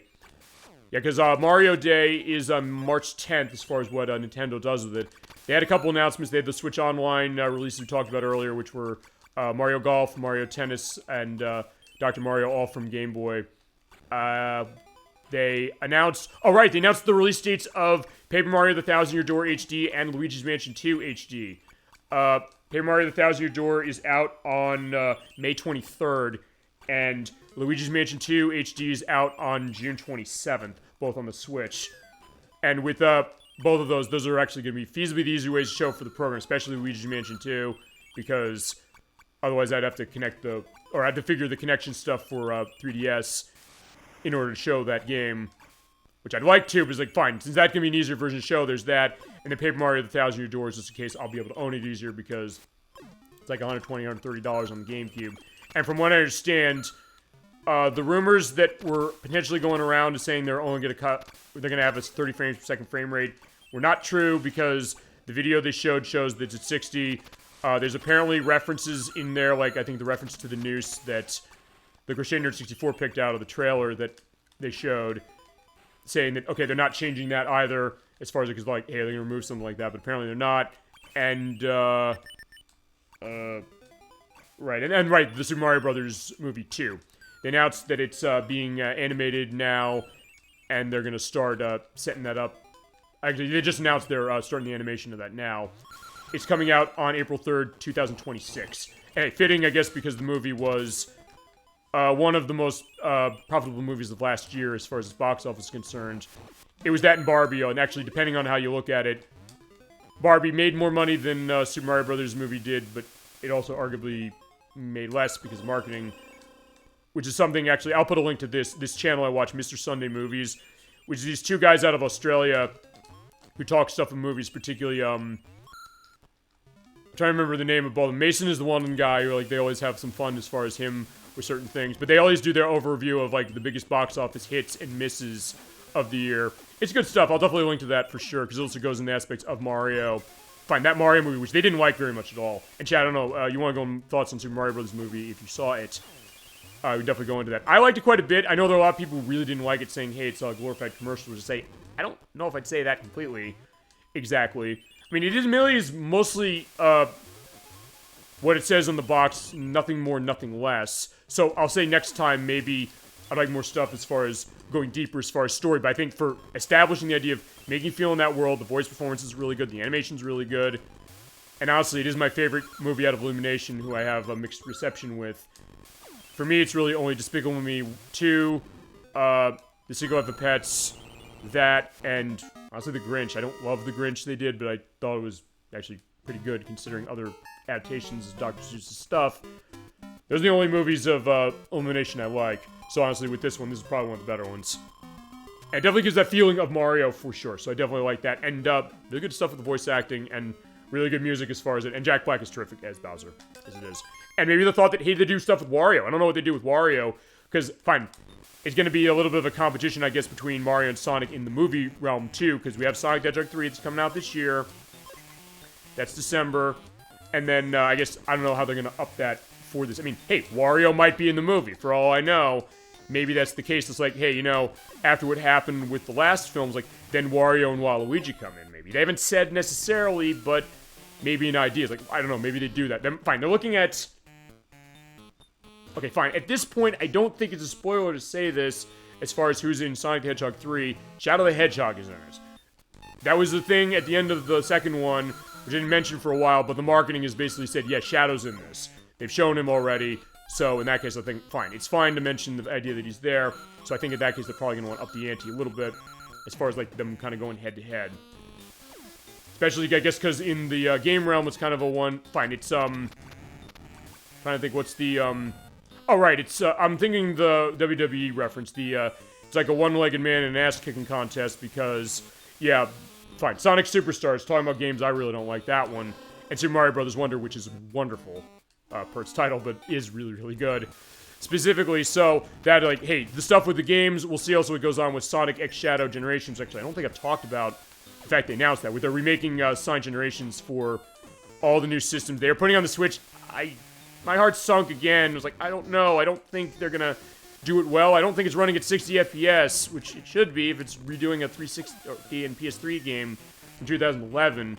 But they also are going to have the new shadow missions that go with that. I think they'll be separated off from the main story. I do know that the console versions are going to run at 60 FPS. I mean, to be fair, you can run at 60 FPS already on console with the Xbox Series X if you have the 360 version put in there, or get it on the PC. But they are giving the shadow stuff, which the graphic engine, from what I've understood from some people, including one of my coworkers who might be even a bigger Sonic fan than I am, said specifically that they are running off of Sonic Forces engine as far as it's probably the 3D stuff runs, which is good in the sense that, hey, it'll run well as far as tech and all that. And they are mining Shadow the Hedgehog for ideas again, because it showed in the trailer that Black Doom's coming back. And we played Shadow the Hedgehog for the show already, and we're going to come back to it because I do want to show the super hard mode, but I got to unlock that myself, because there's no easy way to do it like there is with Sonic Heroes, with like a demo disc or something. So that's going to be eventually, but... yeah, so the thought, like, hey, you know, when it comes to Mario and Sonic in the fight, but also, hey, fine, they'll also be in the Olympic Games together, though. It's been a while since they've done one of those, so I don't know if they necessarily do one for... Actually, wait, the Olympics are this year. I don't think Sega's announced they're doing one, so I don't know. Maybe they've had diminishing returns, like, hey, you know, we don't want to do this anymore. I guess, because they haven't done one in quite a bit of time. Yeah, I forgot the Olympics were this year. Yeah, at some point I'll have to show an Olympics game off, but oh, shit. Okay, I didn't want to grab that yet.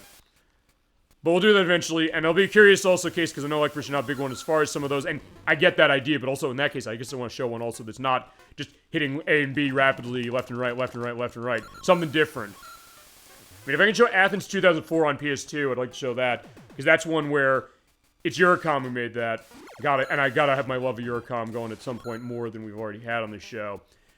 Where they give you, you basically do taps and then it kind of gets your speed locked into meter so you don't have to actually keep tapping anymore and you can focus on, doing a jump for, long jump. And then they have the floor exercise. We were talking about the Dance Dance Revolution pad. It is Dance Dance Revolution for the gymnastics floor exercise, and it is usable with the Dance Dance Revolution pad. So you can play the gymnastics event in that game with that controller, which is wonderful. Okay, and this is a little bit of a puzzle because, a bunch of doors will take you out there where you can't go back in the door again, so you have to go the other way. But with the jet, you're not going to have trouble as far as the movement because, you're going really fast. And it's worth pointing out one other thing. When you kill enemies on screens, they stay dead. So the enemies do not respawn unless you leave the level. Come back in, they'll be there again. Which is a good thing as far as, hey, I don't want to fight stuff, but also might not be a good thing if... Let's make sure. Okay, I went through that door. Okay, no, maybe I did go through those. No, I went through the first door. It's the second door I went through, so fine, we'll do it again. But it's not really too much of a problem if you're going to be going kind of in a loop that way. As you get this nice quizzical remix of the Wario Land theme, the Actually, that's the other similarity. ElecVerse, you mentioned this as far as the music stuff. Okay, fine. Super Mario Land 1 doesn't do this. Mario Land 2 does this, though. And Super Mario World does this, where they take the one theme of the game, they take that motif and they put it into new pieces of music. Like in this case, it's the in this case, they twist into other stuff. And with Super Mario, it's the and also twist that into other things. And also then with Super Mario Land 2, where it's I'm trying to remember. No, what's the music I'm thinking of for Super Mario Land 2? Notes. It's like, okay, I just had to remember that. Like, what is that? So I just had to stop and think. It's like, I should know. We played this game for the show already. And had a great time playing that. Alright, there's the key. In this case, you also have to make a very specific jump off that thing. Because, there's, like, saw blades there. And you can't necessarily jump up high enough, even with, jets, to get up there. So you have to kind of just run off, jump, and then do a dash that way. Okay. And take the key back with you. Thank God it also does follow you back. And since it was back at the beginning of the level, the easy way to go and do this is to... Oh, wait, that's... Oh, shit. Okay, fine. Dangerous Duck, spawned on me. Weird enough, only the manual calls him Dangerous Duck. Everything I've seen online, when they're saying, they show the name, they just call him DD. Actually, I think... Because I bought this game when I was able to back in the day. Yeah, because I'm old as far as that, for sure. But, oh, fine. They call him DD as well, but they say the Dangerous Duck, so they name him. But everything online, they just call him DD. It's like, what does the DD stand for? It stands for that. Okay, there we go. Actually, I'm going through this way more consistently as I'm getting the axe, and way more efficiently than I thought I would. As I said, look, and Proto, you could also maybe gauge this. I don't know if you've run into this when you've been playing stuff for show, when it's come to, I guess with Lunar in your case, the big one of this. When you practice for the play, because I know you said, like, hey, you practice for certain things, and trust me, I know he can't practice now because of the issue with his disc 2 of that, which we're fixing, don't worry. We're going to fix that. Not live on the show, but we're going to fix it, for sure. The idea that, hey, you practice and then you play it, and it maybe goes faster than you think it does, perhaps. Because I've sometimes noticed that, the idea that, hey, I sometimes think, hey, I'm going to need a game. Or sometimes I'll say that as far as my guests. I said to Ed, Wack, and Nikki when they played Spyro the Dragon, I said, we might need 2 parts to this. Because, like, we finished this in 1 part. Like, and looking how they played it, I said, fine. They know that game so well. They grew up he grew up with all of them. She had played that one a lot. So they basically were able to sit back, relax, play that game to a very efficient perspective, go 100%. I think that's what's going on with this one, too, with me. I think because I know it. That's the other thing. If I didn't know this game, it might be a case where it might be in a little bit of a different case of itself.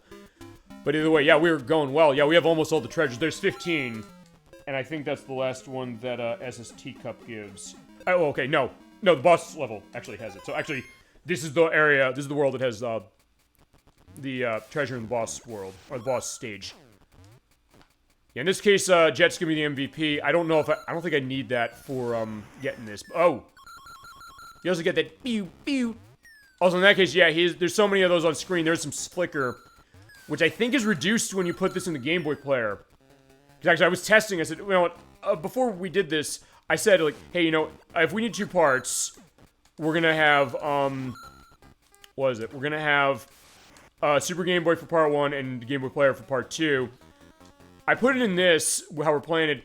It does sort of have this hissing on it, which comes, I think, from how the Game Boy speaker was, and I guess the idea of what happens when you blow it up to a television, even with the Super Game Boy accessory for Super Nintendo that I'm using for this. That's not in the GameCube as far as running the Game Boy player on that. As far as that sound, but then I said, okay, maybe I'll just use that, but then I also looked at that and said, you know what, there's, actually, okay, fine, that doesn't have as much flickering with this game at least, but it also looked like when it was moving, in fact, I'll show this, let me find an enemy who's around. Fine, there's the keyhole, there's enemies up there. You're on the top of the ship, specifically, yeah, because we're on SST Cup, this is the ship there. We have a bunch of enemies, you see them flicker like that, but when you're moving left and right, on GameCube, for some reason, it looks like it's sort of warping the character sprites a bit when you use that, or when you run, like, left and right in that. Which, fine, as far as the some reason, I think, although I'm not sure, I think because the Game Boy player is replicating the Game Boy Advance, as opposed to this one, which is replicating the original Game Boy. So I guess when it's going into a... Because it's basically an emulator for the Game Boy Advance that runs... Fine, the disc reads the fact to load the emulator for it and read the cartridge that's in the slot. And then it runs it a bit differently, because one thing also on Game Boy Advance itself and also on the Game Boy player, it sometimes would darken games from Game Boy and Game Boy Color, especially Game Boy Color, that you put into that. On the TV is not really much of a factor, admittingly. I also gotta find where the... Oh, wait. Okay, I remember where the key is. I have to go up to the tree. Or go up to the mast. That's what I have to do. And I don't want to hit that because I think that's a hat I don't want right now. So, it's kind of was a half and half as far as, like, what way to show this would be a better way to show this. Oh, shit, this is the boss. But that's fine. We'll come back. We're fighting, Bobo. He's the name of the bird.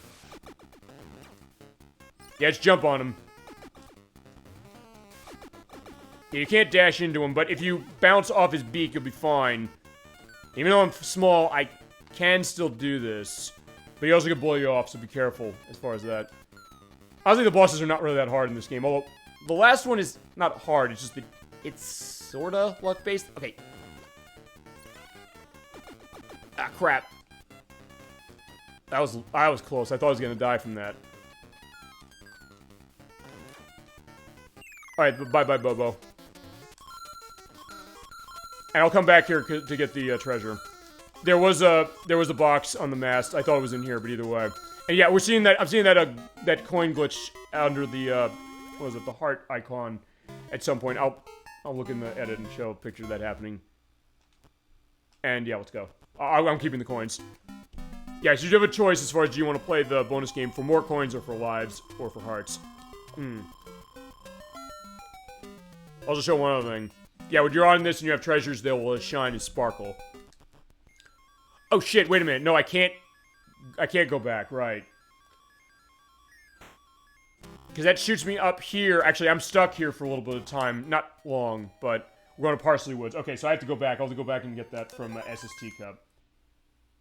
Alright, but yeah, here we are at Parsley Woods. And actually, there's a treasure here. Yeah, because you're seeing there's water here, as far as it... So yeah, we're going to the lake. Kind of a little bit of a haunted forest, kind of.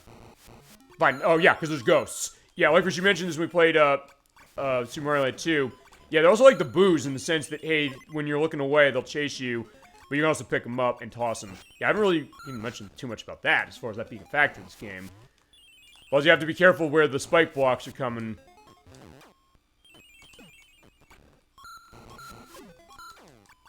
and also find where the key is. Yeah, fine. Run to my horns, my friend. Yeah, so in that case, yeah, he ran to my horns. Oh, shit. Yeah, that's really the hardest part here, is that you have to kind of be careful of where those are going to go, and also make sure the ghost doesn't get you. Alright, you got a life. Alright, yeah, you don't have to go under there, thank God. And also, one thing I guess is also kind of challenging is that, starting here, there are treasures that you do kind of have to... Actually, wait a minute. Hold on. Actually, I think we have to... I don't think we can get the treasure here yet, either. Fine, the other one I missed, so that was my fault. As far as on SST Cup, but this one... I don't think I can get this one yet. There's another... Fine, just to give it perspective, this is another one of those worlds where... Oh, wow, look at that. That was interesting. I guess because I hit the hitbox of the ghosts so much that I just kind of launched up. Yeah, there's another one where you have to come back to the levels after changing the environment in order to get stuff. And actually, this is one of them. So yeah, because everything down there is a bottomless pit. I think when you come back, it's not. But alright, fine. So let me get to that midpoint, because I know that's a checkpoint. I think it is. I should remember I played this a couple weeks ago. And that was the case, like, fine, I took a break from my Super Mario Sunshine practice, which I'm almost done with anyway. And I made it so that, fine, I was practicing this on my Game Boy Color, and then Edwack and I with another Code Recollection. Chad, if anybody out there played that, it's a remake of Trace Memory, which is on DS, and it's a remake and the first US release of another Code R, which was on the Wii. They're kind of point-and-click adventure games, kind of like, there's a Myst style to them, but it kind of reminds me a little more of, like, Siberia, how they play. They're actually developed by Arc System Works, who made BlazBlue and Dragon Ball FighterZ and the Sonic Drift games. They're awesome, as far as what him and I were playing. We actually started playing that, actually before we did Putt Putt Goes to the Moon and Pajama Sam No Need to Hide When It's Dark Outside a couple weeks ago. He's like, I bought this game, I kind of want to dig into something before Nikki gets here. Which, by the way, I'm going to also say I'm changing the time a little bit for the show they're going to be on for next month to take account into that, because she's usually the one who comes a little later than Edwack does. But him and I started playing this. We really got into it. We basically played through the whole game as it was. Well, fine, the first game. But because the game gives you both of them. And then we're going to go through the next one eventually. It's really, really good. It might be the best game of this year that people are not talking about. And I almost missed this one, too. If not for him, I would have missed this. I'm so glad I found it. It's really good. It's one of those things I constantly said to him, as I said, I think we should show this for the program. And he's like, yeah, I think this might be a good one to do that with. It's also one that, talk about the other idea as far as a community game, since it is a point-and-click kind of puzzle, like, it is a point-and-click puzzle game, you're also moving around like Siberia, as I mentioned. Just kind of exploring the land and, like, picking up items. And also, I guess, a little bit of, like, a Resident Evil thing, where you're going around a mansion, going through rooms, and kind of picking up things to combine or to kind of find the key to this puzzle and to the story in the middle with this girl named Ashley as far as what she's doing. It's something that even little touches that... We were playing this basically as a group as far as it during our lunch breaks at work. And it's something that we all really got into it, and even details that a bunch of us were noticing or thinking. It's like, you know, maybe you have to do this, maybe you need to, combine things, like, oh, here's a detail for this, and it's one of those things I kept looking at this, like, we all found little details of things that helped us through the game, and was something that, like, yeah, talk about having a good eye. It's fantastic. Yeah, minecart riding that doesn't suck, so it looks like, as far as this game. Yeah, I mean, because it's more like platforms, really, as far as this game. You just kind of ride on them and just kind of jump off of them that way. I mean, it's kind of the Donkey Kong Country thing, but it's not completely, because you're not necessarily jumping completely between them. As, yeah, this is, why we need to do this in order to get the treasure on the last level, and also go back to SST Cup, and even go back to other levels. You drain the lake. Yeah, I mean, we talked about this as far as, like, minecart riding, what that's like. As far as Donkey Kong Country, that tends to be a thing as far as itself with, hey, how difficult that can be. I guess maybe Sonic 2 8-bit in the sense you're riding the minecart and then jumping out of it, kind of like this, although in this case, you're kind of riding on top of it, so... You know, if you have the jet power-up, say, you don't have to go and even ride the minecart if you don't want to. Although it does help you as far as certain things, because instead of Canyon, what it does is that you saw that, hey, it goes in the lava, and we're going back to the last the boss world, because I want to go get the treasure that's over here. Yeah, it does kind of run, I guess, more as a platforming challenge that way, as opposed to, well, fine, Donkey Kong Country, it is a platform challenge too, but it's also the case that, hey, you know, it's one of those, you make one mistake to hit and you're done. And actually, I'm trying to remember, actually, it might be there. Actually, hang on a second. Actually, no, it's not there. I do have to go up to the mast, but I have to go to the mast another way, I think. Hold on. Yeah, if I can find a bolt power, I'm also going to grab that too.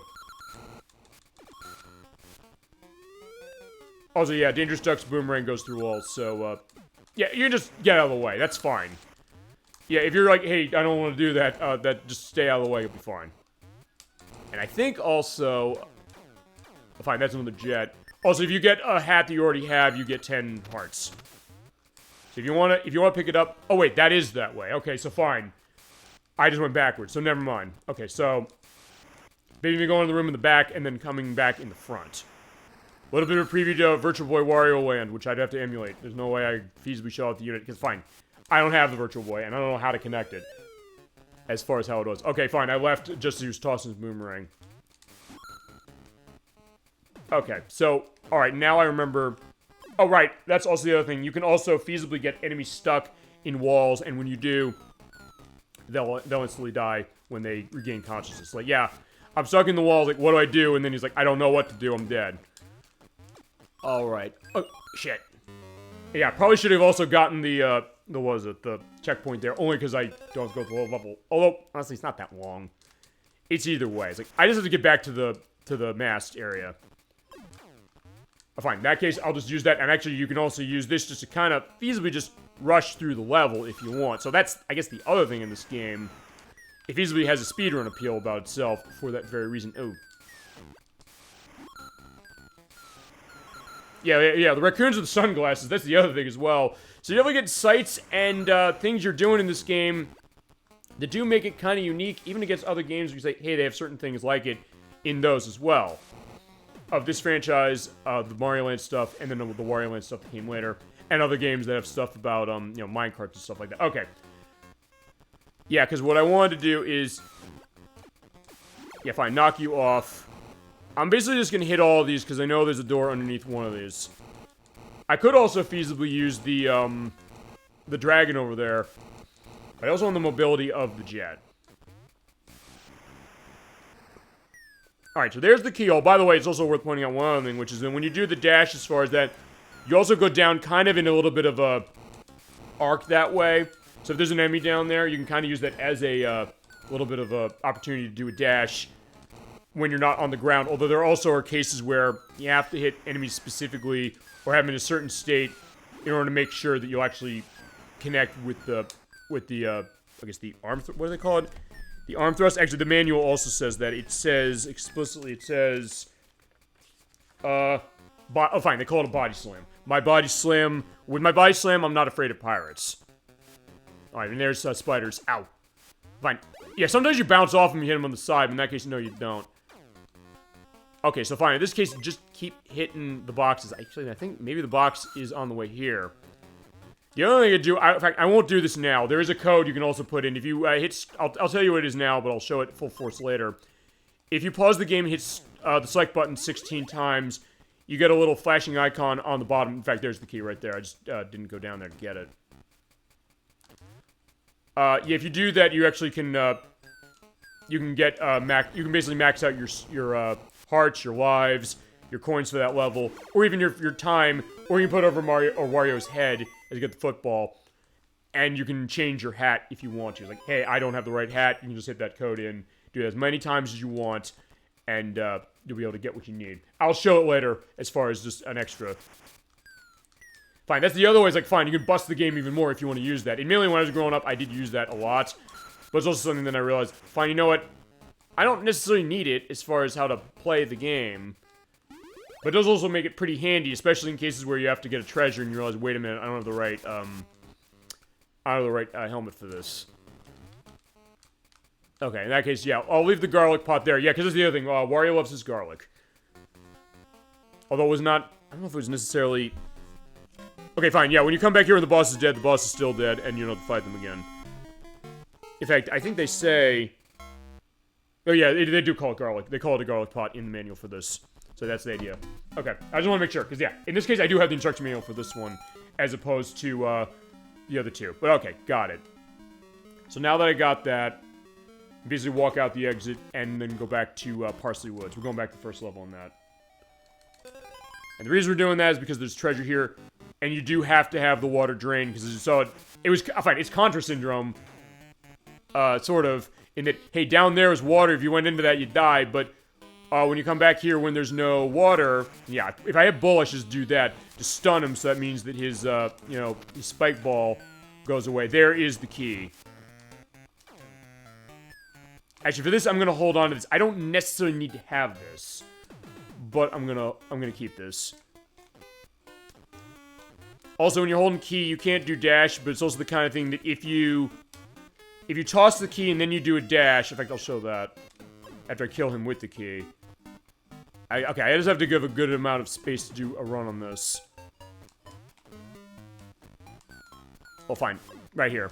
So if I toss that, I dash into it, I can still do the dash while I'm holding the key, because I set the dash to go before I picked it up. And same also with the dragon, so you can actually, like, fire, or shoot the fire out with the dragon while you're holding the key. Then toss it down, start shooting the fire again, pick up the key quick, and you're going. Alright, fine. Okay, it's probably better I get to show it this way, because it also shows that you do not necessarily need to have the Bull power-up, or any power-up, really, to do this. Because at first I thought you had to. And it'll look like you have to, but...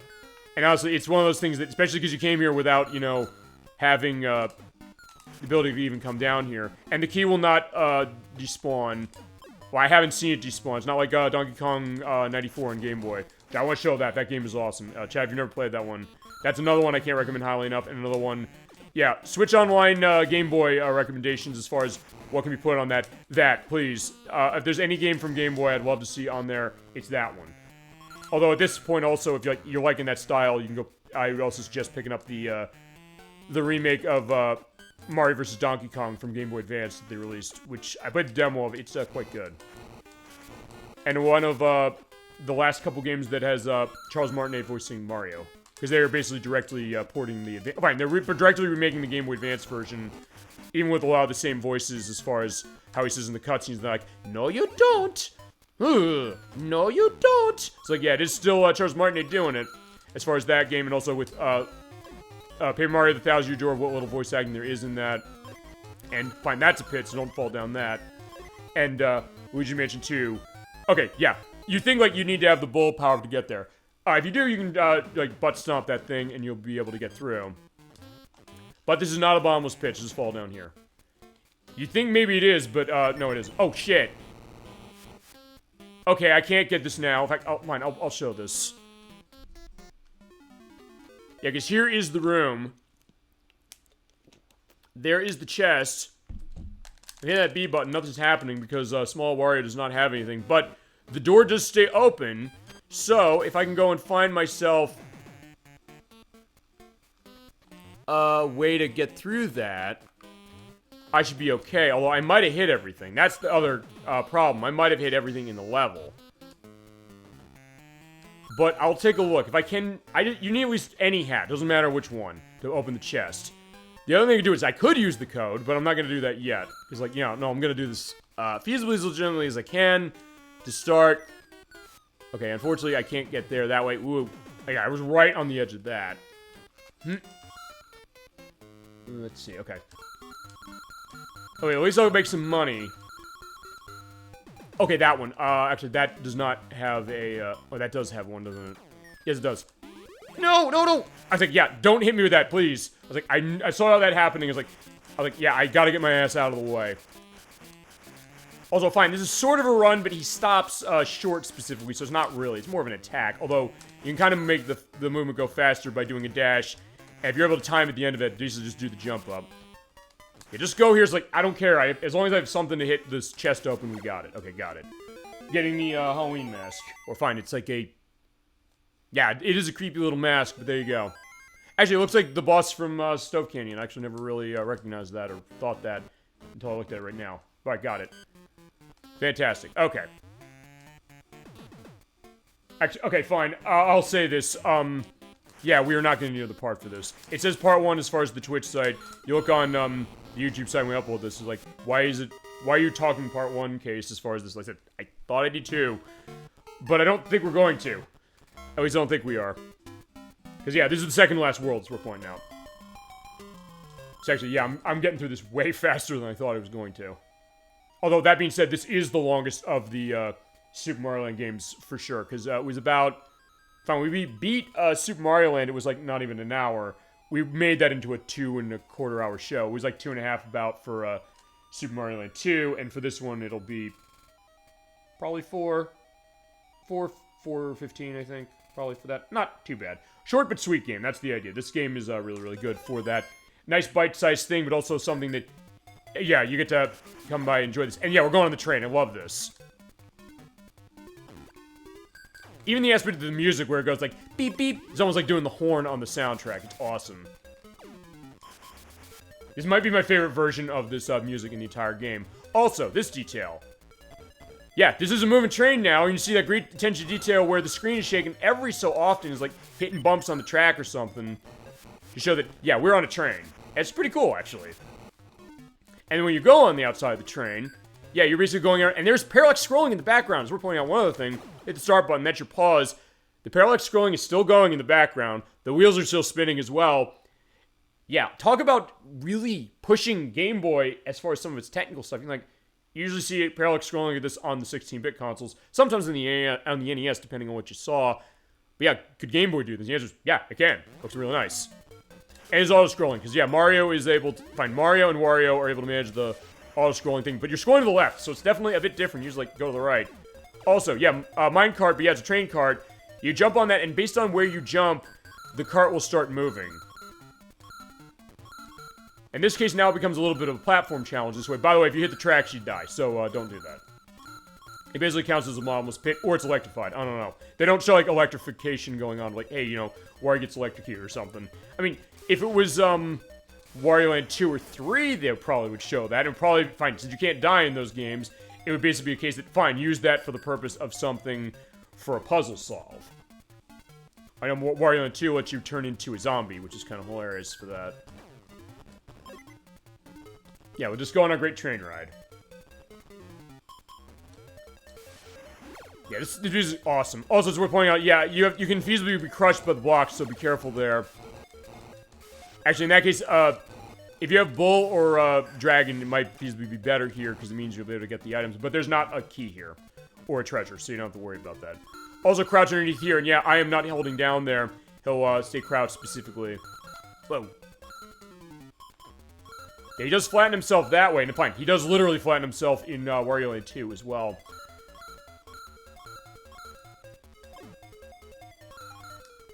Which we'll definitely show at some point. I guess, fine,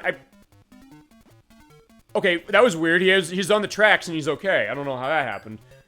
But either way, I was gonna say, yeah, I don't know if this goes without saying as far as, like, what version of Wario Land 2 we do, because there is an original Game Boy version.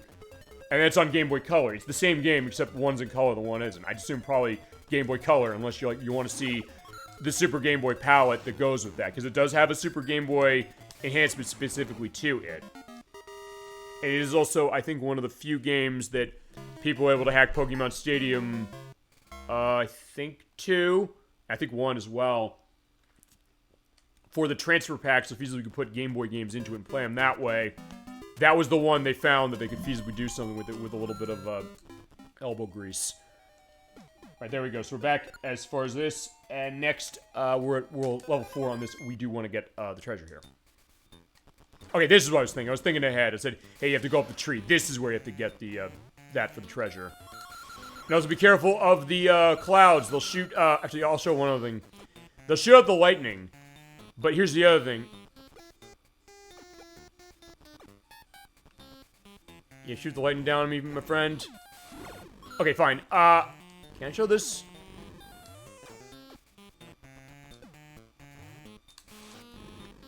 Yeah, because if you get hit with the lightning, or if you hit the enemy with the lightning, they turn to 10 coins. Actually, you know what? Yeah, I'm being really sadistic now. Actually, I think he can... Can he? Yeah, sometimes he just doesn't do it. Or maybe it's because of the way I have the flicker going on here. Alright, come on. I mean, we were talking Mega Man before. I mean, fine, Mega Man had a lot, but... Alright, fine. I want you to electrocute this guy out of my hands, please. Oh, right, okay, I can't do it out of my hands, but... if I toss it, I want to show this. So I'm adamant to show this part of it.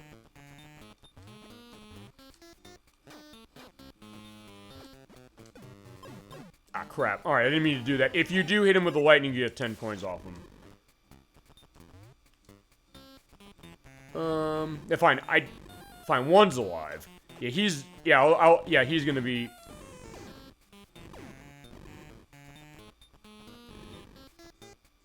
There we go. Okay. Yeah, I was overthinking that. I was like, I wanted to at least show that happening. So yeah, Wario can be a sadistic bastard in this game, which I guess fits. The idea of, you know, running as villain, which I guess, I mentioned that earlier, we talked about that earlier. I guess the one case I'd say where I'm familiar with that happening, I guess with Shadow the Hedgehog, kind of, but also the case that, fine, canonically, you're not the villain. You can kind of do villainous things, or the question of, you know, is the game really letting you do that, as far as it really take ownership of that kind of thing? I guess, fine, Star Wars Knights of the Republic is a game like that, where you can choose to be villain, or Mass Effect, or, well, yeah, I mean, those are some examples of it. But I guess as far as established franchise, the only two I can think of really, I guess, are this and Shadow the Hedgehog, and, well, okay, fine, The Misadventures of Tron Bonne, that's another one. That's one where you play as the villain. In that case, you're doing different things, and fine, it's a feasibly villainous thing in the sense of what you're doing, but also feasibly in handling or getting rid of another villain that then Mega Man Legends 2 would have. Or fine, one Mega Man Legends 2 would have. We'll get to that when we get to that game eventually. And I gotta go to the left, I think. Oh, shit. Yeah, at the top of one of the trees, I know this. This is what I was thinking of when we were on SST Pod. I was thinking ahead. You go up one of the tree stumps, or one of the branches. I think it's this one. Okay, that's the end of the level. Yeah, the end of the level's here. But you take the key and go to the other side. Okay, so you go to the right to do it. The left is the end, but the right is where the key is. So, in that case, it's good I came there to get the key. And just climb up this, and it'll be up the top. Oh, fine, it'll be in there, up at the top. Yeah, if I need that, I can come back. I think. I'm trying to remember if this was the level where I had it so that it was not a factor. Fine, I got dragon power, it doesn't matter. Alright, so this great sight as far as, like, at the top of the tree, and get a baseball glove. So yeah, some kid must have thrown his baseball glove, or his mitt up here. But he's like, Wario's like, yeah, it's mine now. Or, yeah, ha, ha, ha. Or fine, to quote Wario World, as far as what I've heard, as far as the dialogue out of it, he'd basically go up to the kid and say, have a rotten day. Yeah, I'll try and see as far as Wario World, because I'm curious about that as well, and fine. We love our games from Treasure on the show, and we've played a bunch of them, so that'll be a unique one to show.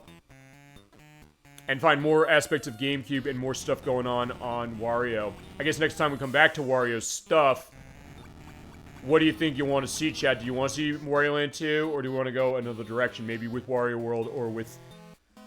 I guess also the other thing, do you want to go linearly with some of these franchises we play? Particularly with this one, because there is sort of connective tissue with, some of the others. I'll see that a little later.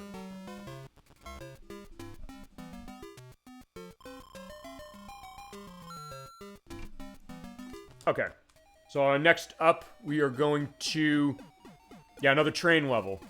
Actually, as far as the treasures, yeah, we only have 2 left. Okay, fine. And you know what? I don't even know if we get to a 4-hour program on this one. But hey, I'm glad. As I said, we go where the game goes. That's the thing I'll say as far as the length of the game. I don't necessarily say, like, oh, it needs to be a certain length. I don't necessarily care if it takes longer, shorter, necessarily for a game. We're going where the game goes. If there's something that goes with it, that's where it goes. It becomes, as we mentioned, the narrative of Super Old Game Saturday when it comes to any game.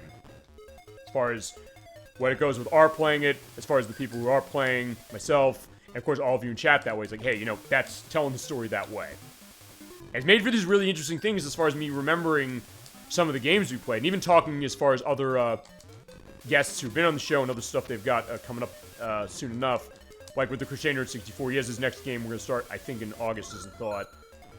And I was saying, like, hey, I remember when I was showing you certain games. Like, yeah, I remember that one. Kind of like, no, I don't remember what this is, but it's like, there's certain ones you're not forgetting. Like, fine, they're not forgetting Condor Hardcore. 15 months, I went practicing that game. It's like, they were living that game with me, whether they liked it or not, but they also were kind of piqued by what they saw. And sometimes, I guess, people are piqued by what they see that I'm showing, but also the other way around. Because, I mean, I'll talk to that as we're just keep going through the train, like, yeah, humping them a little bit that way.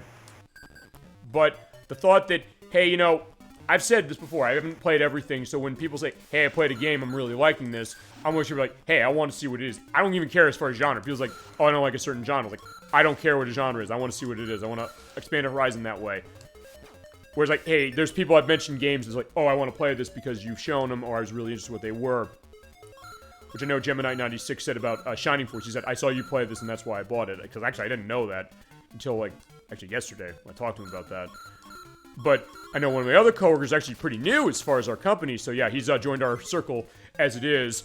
He was showing us Splatoon 3. He's huge on Splatoon. And then me understanding that perspective that he had, like, his showing and explaining this, because he was showing Side Order, the DLC that came out. I was looking at it and said, I kind of want to buy Splatoon 3 now, just on what he's showing, and that passion's coming off. And fine, that's the other thing, I think, with the show, going along a lot of stuff we talked about tonight so far, and that is the passion. I think that's where I kind of come off with this. It's like, fine, I'm a very passionate guy in the sense of, hey, the stuff I love, even the stuff I don't love, but also the case of how to explain that, and kind of go into that, and I guess also show the respect as far as certain things with that, but also the case that, you know what, fine, you know what, I'll fight as far as what that is to a certain extent, but also the case that, fine, you know, people make good points. We're going to have that when we go for the finale of Pokemon Violet next month. We're like, fine, I have my big problems with that game in terms of how broken it is technologically speaking. Edwack and Nikki love it overall, but they also said, like, we love the story. And, you know, I'm playing the game myself blind. I said, you know what, they're not wrong on the story. The story's great. It's just like, my argument is like, hey, you know,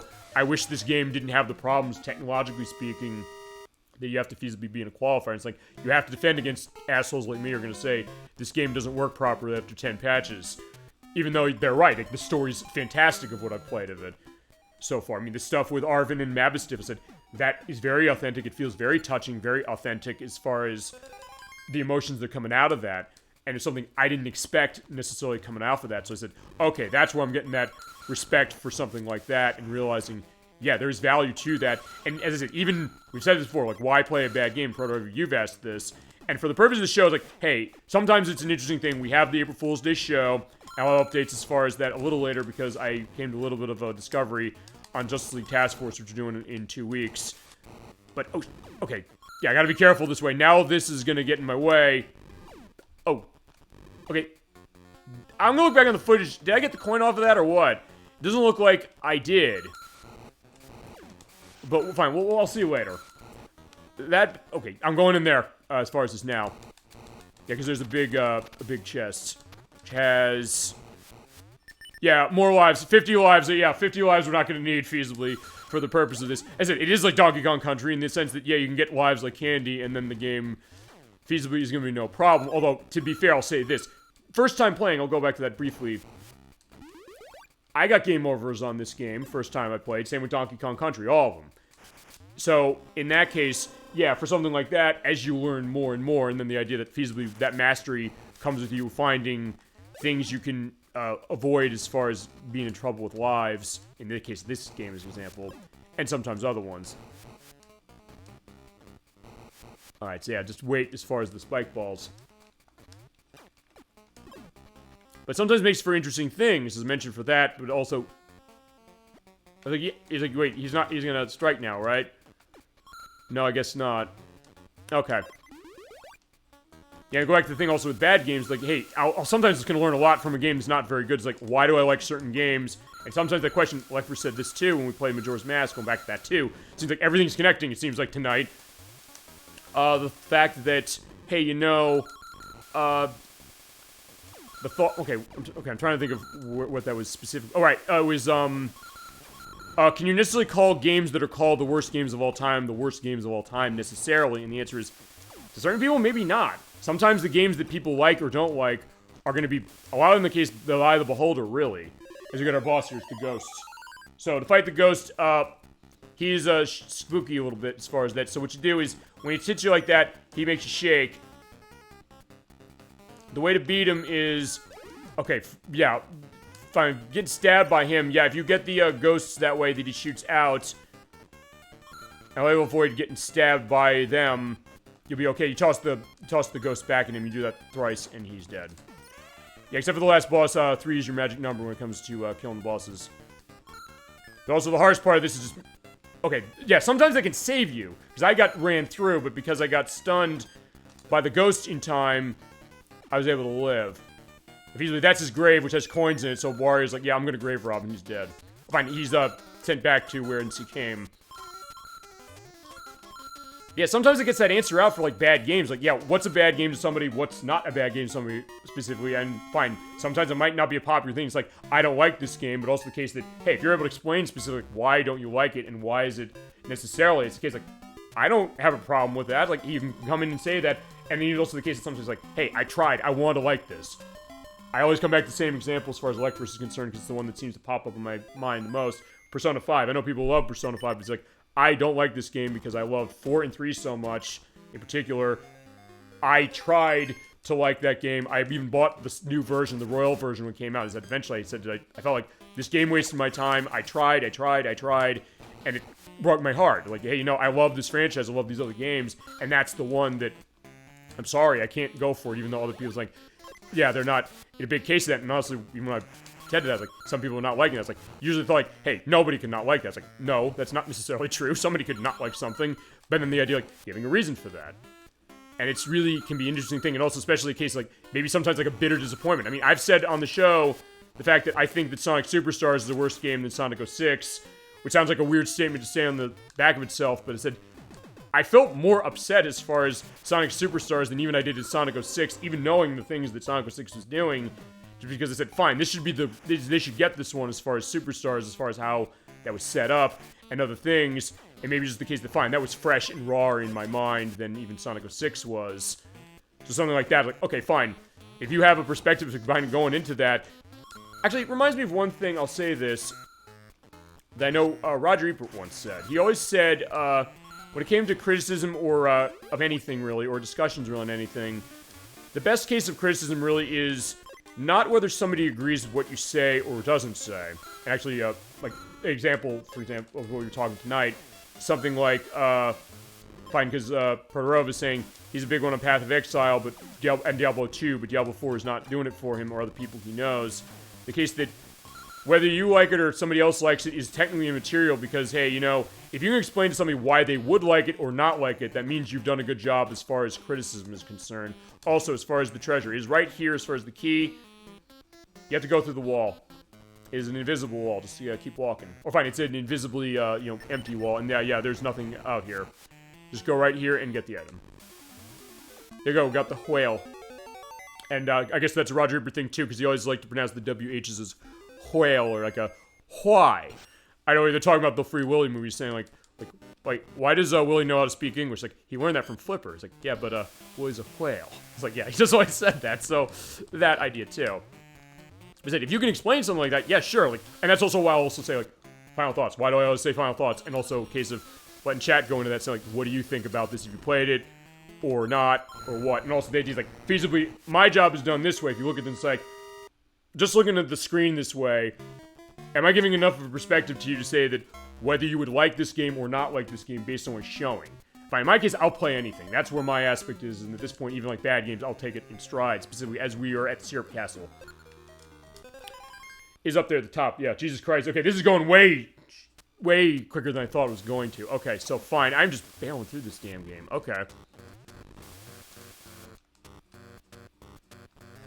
And that's also the other thing, is that the final thoughts while going to that as far as, like, explaining why is it something that I like or I don't like, or, like, giving it perspective, like, would somebody like this, and also what do they want to do as far as getting it. Also, why do I tell them, where can you get this? How can you get this? And even the case of, even if it's a game that's not very good, the idea that liking and availability, we're talking about the idea that, hey, the only version of this now that you can get is buying it on Game Boy, which is not a bad thing. Somebody was like, oh, you should be able to have everything modern. Okay, fine, I'm not going to say, no, that's unreasonable. I'm also going to say, look, there's some things I know why we don't have them, sometimes because of licensing. For stuff like this, different because Nintendo has the licenses for the Super Mario Land games, so Super Mario Land 1 and 3 Switch Online, we're begging. That's basically the idea. Like, well, that's the other thing. We're also like, we're understanding as far as some of these things. We're also like, hey, we'll show that support that way, and we would love to see that, and we'll definitely celebrate that and get excited when that happens. So in that case, like, I'm not gonna just like, hey, you know, the idea that it's not available as far as it, but still the idea that you kind of want it to be available, maybe to give it exposure to maybe new people, maybe people who miss it. I've missed stuff like that. I totally missed this game, sort of, kind of, when it came out, and same with the other Mario Land games. So the idea of having another availability to people that way, it's like, yeah, you ever played this game? It's like, yeah, it's great. It's like, but then it's like, oh, it's like $200 or something. Not this. This game does not cost that much on Game Boy. The fact that, hey, you know, if that's going to be going, they're like, oh, okay, I wish I could play it, but I can't rationalize the cost like that. Oh, crap, I don't have enough coins. You do need at least 10 coins to pull the coin out of your pocket. So, yeah, if I can go get some coins, I'll be set. But that can sometimes be the benefit as far as something like that, as I'm going to grab you. Who, by the way, they do have a name. I actually did not mention what their name is. They are named, I'll take a break on this. Helmut. So fine, since these things give... Wait, they go away? Okay, I didn't know they went away. Fine, I can reset them. Fine, because I didn't... Well, hold on. Do I? Okay, he's there. I just need to... Oh, he fell asleep. Yeah, wake up. Oh. Okay, so that's what happens. I actually never saw it happen before. Oh, shit. Okay, so fine. I screwed it up. Because they'll be dead. Okay, fine. Problem with, you know, being a case like that. Actually, this case, honestly, I don't even... Fine, you know what? I'll run across. Also, you have like a 1-block gap as long as you keep running with the star. Because, yeah, you do run faster when you pick this up. Except I missed the jump. Shit. Alright.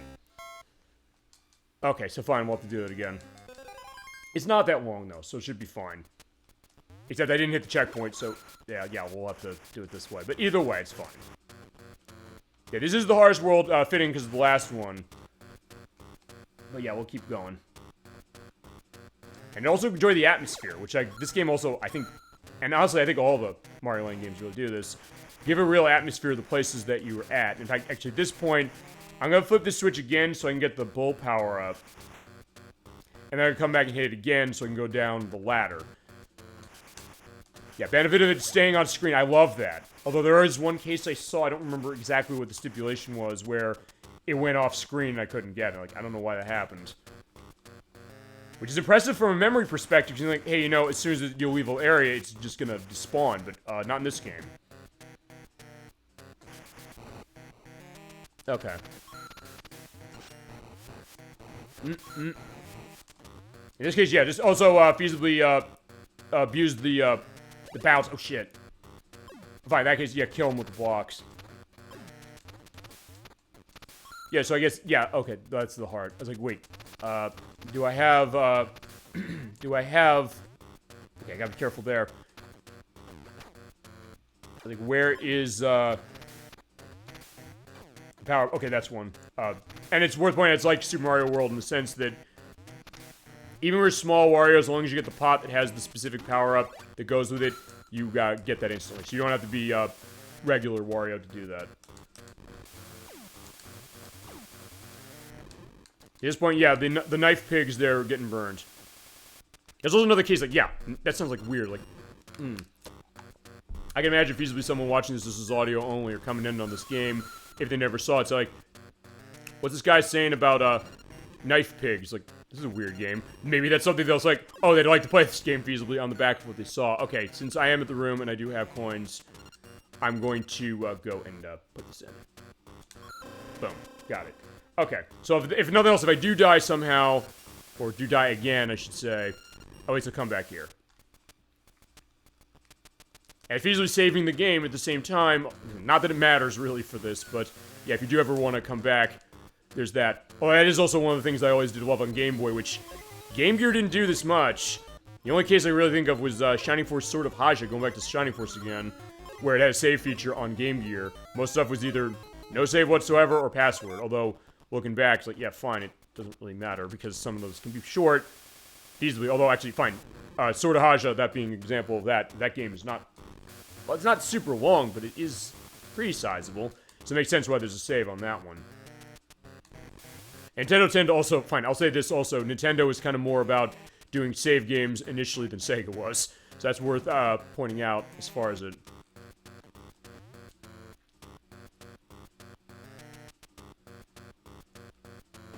Okay, yeah, you do have to be specific with the ropes here, or not the rope, well, fine, the rope ladders. Basically go on the top and then kind of go to the right, kind of do up diagonal to the right so you can grab onto it before you hit in the lava and die. Like that. So that's what not to do. Or if you ever played DuckTales, it's kind of like that, or DuckTales, the Capcom game, where you often have to do that, you have to jump off of it and you have to kind of go in a little bit of an arc downwards in order to make it. Or the other thing you can do, if you have a hat that can go through that and, like, bypass some of that stuff, that might be able to help. If you have the jet helmet, by the way, that can help you very much here. Yeah, in this case, it also doesn't matter, because even though I'm dying, I'm getting more alive. So, like, yeah, fine. Wario is, all stacked as far as this.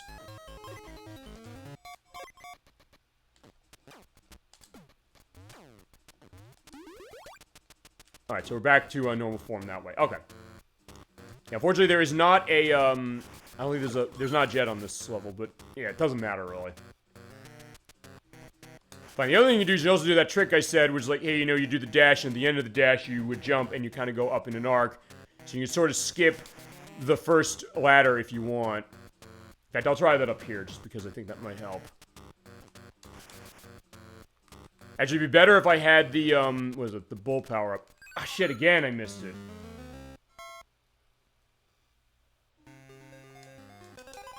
Yeah, it's fine. Either way, it's like, hey, yeah, fine. Maybe I was going through this game too quickly, so in this case, I'm glad that this is kind of giving me a little bit of a sort of trouble, but it's like, not too bad. Honestly, when I was doing the test play, this also was kind of the area where I was like, yeah, I'm dying a decent amount. Not perfectly, but still a decent amount.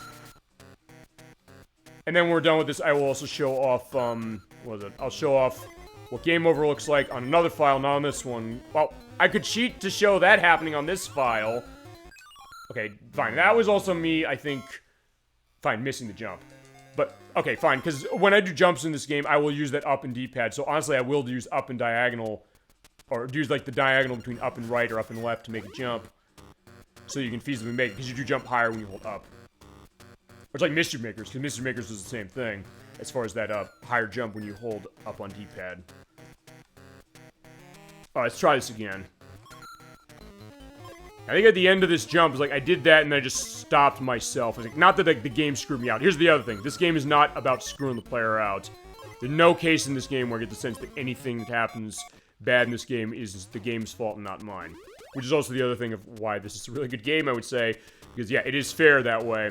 It gives you a good enough challenge, and it's fun as far as exploring everything and finding everything that you want to keep coming back to it. And also the business of the multiple endings. We'll go on that very shortly, because that's going to be coming up very soon. And I will be showing off the good ending, but not right away. And if you're wondering why not right away, stay tuned, ladies and gentlemen, and we'll see in just a little bit.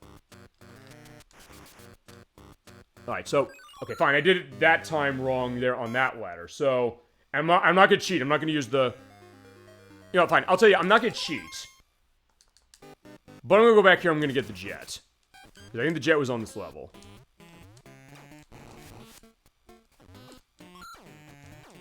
Yeah, it's just the, actually, you know what? Actually, no, the bull will be fine. Actually, I'll show one thing, because actually... Yeah, that'll be fine for what I'm doing, because actually, that does show one thing, which is... The save. I think it does... Let's take a look at this. Okay, I was right. The save does overwrite if you go to another level. So I went to the checkpoint, I stopped there, but since I went to another level to get this thing, I had to go back to the start. I was just glad to show that off, because at first I tried to remember, does this game do that or not? It made sense that it did, but... Okay, that looked weird. You saw I was kind of crouching there. It looked like, as I was going small, I kind of was big again.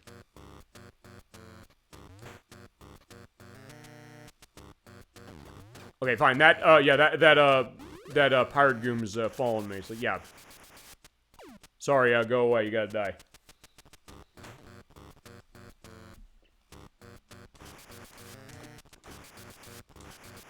Alright, yeah, fine. That's a way longer dash. So only hold on to that. And also, it's worth pointing out, when you dash off of a side of a ledge, you're still dashing in the air until you stop. The only case, as I mentioned earlier when we were in Stove Canyon, that doesn't happen is if you dash off of a minecart, and the minecart is like going into the lava or something. You basically go down with it. Yeah, so we did have the stuff as far as the dragon there. We're not going for the dragon yet.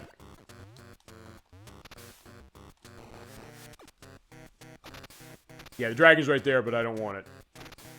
I just want to get past that one part, specifically. Oh, yeah, the animations. I probably should talk about that. The animations in this game are awesome in the sense that, hey, when you stun them, they all have a different, stun animation that shows, like, oh my god, he grabs his, the side of his face. He's like, oh my god, what'd he do to me? Oh, wait, the jet's right here. What the hell was I doing then? So, fine. The jet wasn't this level. Never mind. But I'll tell you what I'm gonna do first. I'm gonna let that go.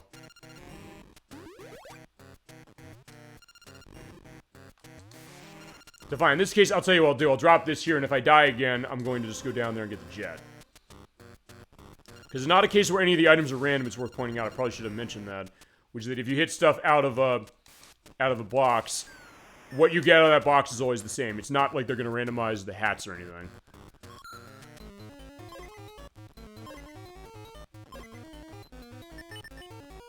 Now at this point, screw this, I'm just gonna use the jet to go along. And I always love playing this, as I mentioned, on either the Super Game Boy or the Game Boy Color, because when you have the jet fire will actually take color of whatever the palette is behind you. So in this case, it's kind of like the yellow, as far as what that is, without any accents to it. When you're in an area like this, it kind of takes the idea like, hey, it's fiery with black and kind of orange. So fine, alright, fine, this is how you do it. This is the easy way, this feels good. The basically guy's like, yeah, screw the thing with the ladders. You can do it with the ladders, I just didn't do it with the ladders. And now we're at this point. Fine, there's the jet there too, so fine. If I... Okay, and in this case, yeah, just crawl underneath it, hold down and diagonal to get through that to not get stabbed, and we made it. Yeah, I feel good. That felt good. Because the way I said that, it almost came like, that feel good. And there goes the castle. As far as, yeah, we blew the thing up. As far as, the last treasure, it is in the next level, I believe.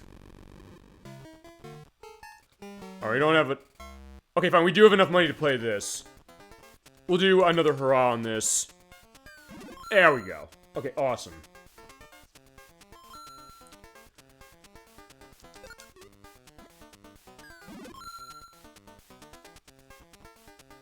I don't know, do I go for 3 in a row? I'm still gonna come out ahead regardless. Fine, I'll pull this one. Oh, crap. I should have pulled the other one. Okay, fine. Either way, I came out ahead with more coins, so I'll take that.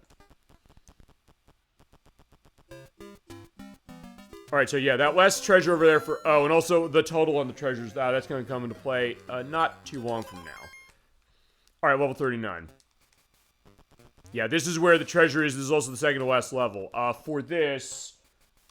You do need Bull Warrior. You do need Bull Wario for this one.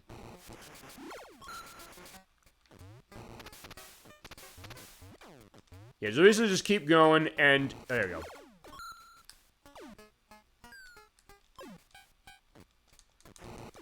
I should remember why you need it for this, but fine. We'll see in just a second. It'll all make sense. Like, oh, right, now I remember. Because actually, I'll say this. When it comes to my practice on this game, I practiced a couple weeks ago, as it was, specifically... And it's something that I didn't practice this week, specifically. But it was also the case that, fine, I basically played this game to death as it was over the past couple weeks and went the whole way. I said, the only thing I did was audio tests as far as this, but I said, okay, I think I'm set for this. If I wasn't sure, I absolutely would have done more, and I definitely will be doing that in 2 weeks. Or for the game we're playing in 2 weeks. Which is why I'm thankful as far as Protorova in chat, because yeah, he's controlling what we're playing next week.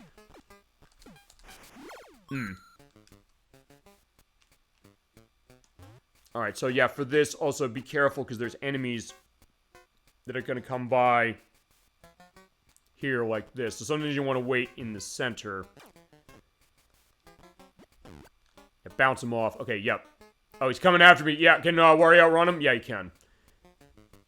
Yeah, just keep going, Wario. Like, yeah, that was the most intense low-speed chase ever. Okay, yeah, we did see these blocks in one level in Stone Canyon, but now the game is going to use this for this level and the next one. You jump on it, it's a jump block. It bounces you up really high, so... Oh, shit! Yeah, what you're supposed to do is bounce on that and then go to the right, but... Alright, fine, it died. Yeah, just keep going, we'll be set.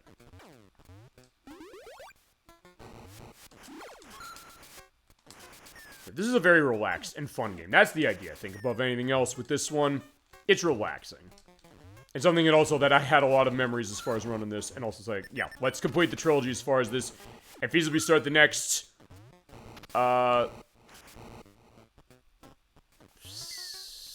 Septology? I'm trying to remember what the thing for, 6 is. Wait, is it 6? Because it's, yeah, it's Wario Land 2, 3, 4, Shake It, Virtual Boy, and fine, we'll count Master Skies. I'll have an answer if Master Skies really is tied to this specifically or not, and feasibly how we can show that. I've never played it, I don't have it, I'll figure something. But we'll go later, we're gonna prioritize the other ones. Because I have, except for 4, I have the, fine, except for 4 and technically 2, because the way I have of streaming 2 is through something I can't stream easily now. I have access to the other ones to show.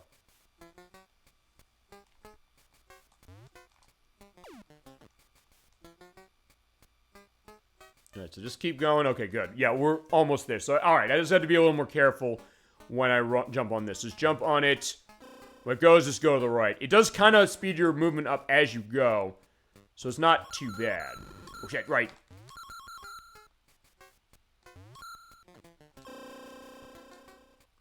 Yeah, you get those, like, those fire, like the birds shooting fire out of the mouth. Which, yeah, games of this time sure loved doing that, didn't they? Stuff like Sonic the Hedgehog, stuff like, actually, a lot of the Disney games. I know Deep Duck Trouble, starring Donald Duck on the Game Gear, did that. And some other ones as well. Yeah, this is what you need. Okay, you need the bolt for this. Now I remember. You have to use that in order to bounce on those to get yourself up there high enough. And then in here is where the treasure's going to be. And this is the last one. Alright, bye-bye to the dangerous ducks. Yeah, it's here. Alright, so here's the thing. They say feasibly you have to use the dragon to get through this. No, you don't. Using that trick I showed you. You basically use this in order to just use the bull to basically go through this way. Do the dash, and at the end of it, do the jump. And it counts as you doing dash on that. And then do a crouch jump. You crouch, hit jump, and then go into there. Jump, hit that. And it's open. So. Now I just have to go get the key, which is over on the bottom right, I believe. Right, and you do need the bowl for this. Okay, fine. No, you don't. Never mind. I need the bowl to get up here as far as the bouncing platforms. But you don't necessarily need the bowl now. But we can get the bowl and use it again, but I've already used it, so fine. I showed that way. So it's fine, upper right, not lower right. We just show where everything is on each of the corners of the screen. On the top left is where the treasure chest is. So just come up here. And toss it in. There we go. So there we go. We got the last treasure. It is the ring. So there it is. Very nice ring. So there you go. That is all 15 of the game's treasures. All left to do now is beat the game, and we'll talk about stuff at the ending. Because, believe it or not, you can't really get the best ending completely, sorta. We'll go in a second. Well, sort of a second. It's gonna be a couple minutes, because, yeah, we have to finish this level, and then we go to the next one, and that's where the final boss is.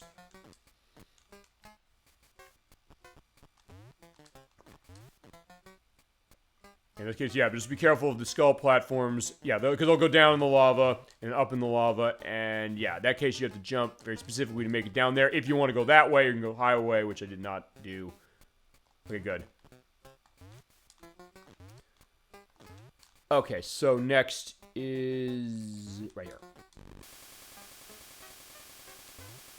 Yeah, I was nervous there, so can I, make that jump well enough?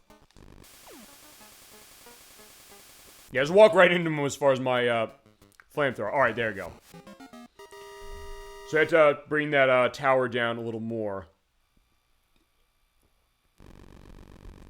So yeah, Wario's just ransacking the Syrup Castle. Fine, one last run, we'll do the C course. Yeah, I get to show the minigames off a decent amount for it. There's only these two, but as I mentioned also, unlike the other Mario Land games, you can play them after any level as long as you have the coins to run either one. With what is it? With the coin one, you at least have to have one coin. With this one, you have to have at least 20. Otherwise, you just walk past. In this case, yeah, we're gonna get a life, another life that we're not gonna need. Oh, fine, I guess we're not gonna do that. We're just gonna throw it on the ground. I was like, yeah, fine, okay.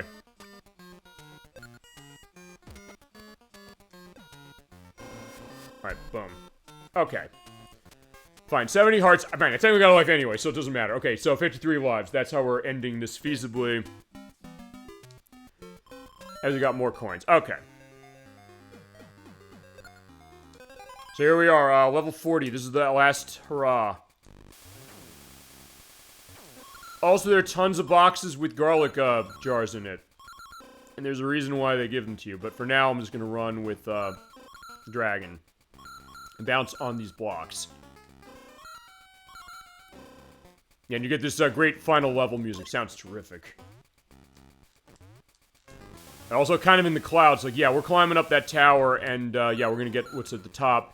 Yeah, because at the beginning of the game, and also, fine, when I'm talking about the story on this, there was a rumor that they're pirates led by this person called Captain Syrup.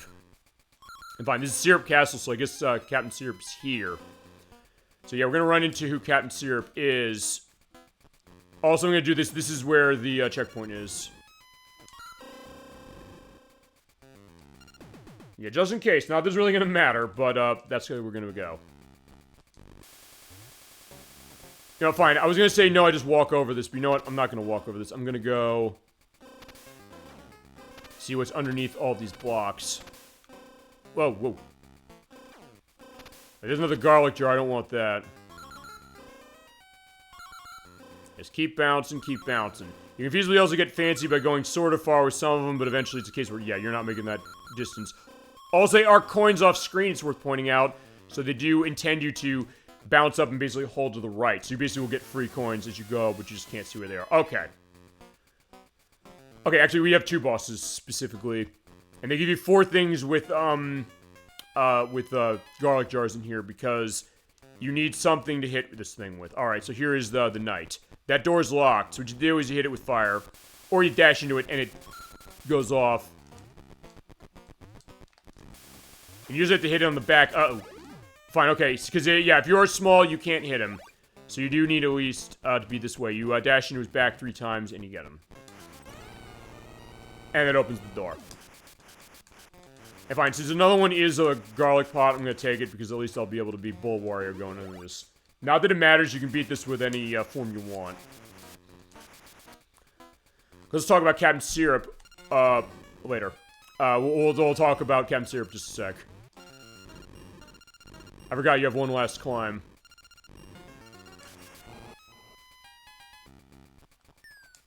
And this. Oh, yeah. You guys know.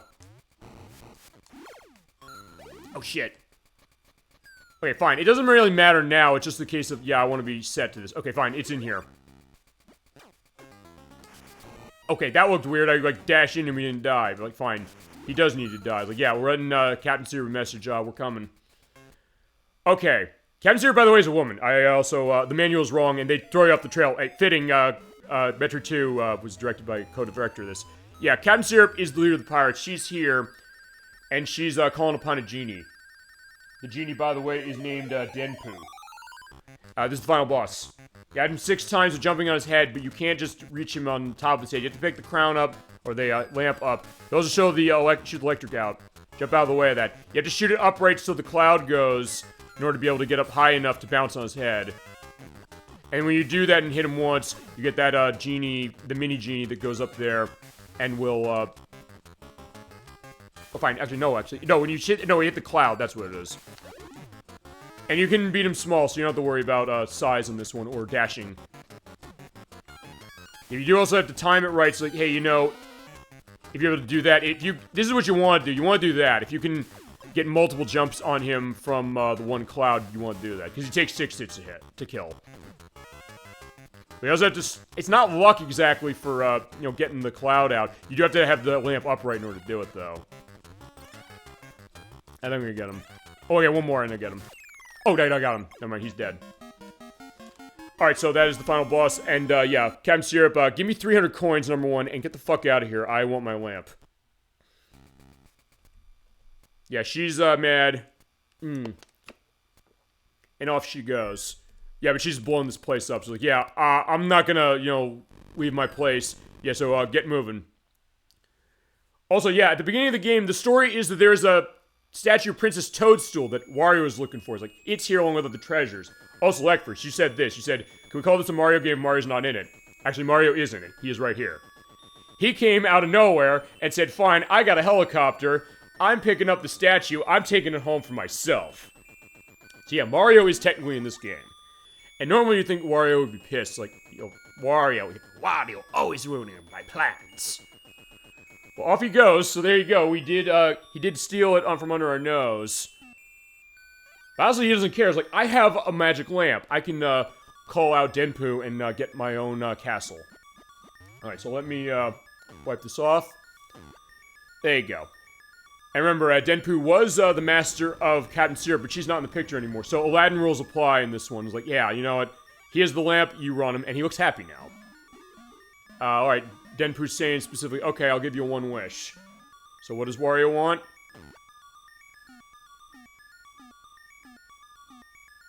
Well, he wants a castle, as he mentioned early on, but here's the thing. This genie does not work for free. We have to pay him. This is where the coins, and this is where the treasure comes into play. So what they're first going to do is they're going to tally your coins up from this. So all the coins you got from the game so far, as well as the 404 you got here, because you're always going to at least get 300 coins off of the final battle, they'll go in your pot. And then any treasures you got will be taken out, and they'll be given a coin value. So the crown is worth 2,000.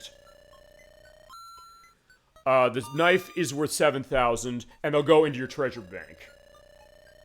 As far as how these are going to add up, all the treasures are worth 90,000 coins. The lamp itself, or that lamp, is worth 9,000 coins. We'll go into each of the values of this. And depending on the money you have, as far as your treasure coin amount, you get a better ending. The ring is worth 6,000. And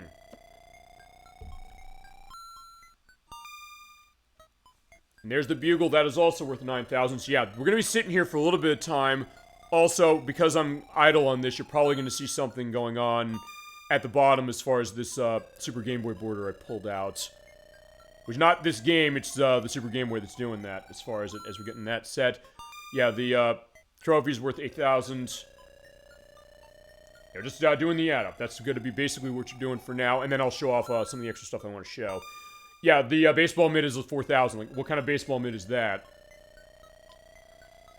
I don't know, was it signed by Babe Ruth or something? The mask is worth 8,000. I'll just keep going.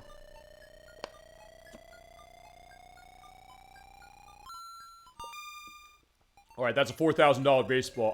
Or $4,000 football, I should say, sorry. Probably another case where it's signed by someone famous. The harp is worth 6,000.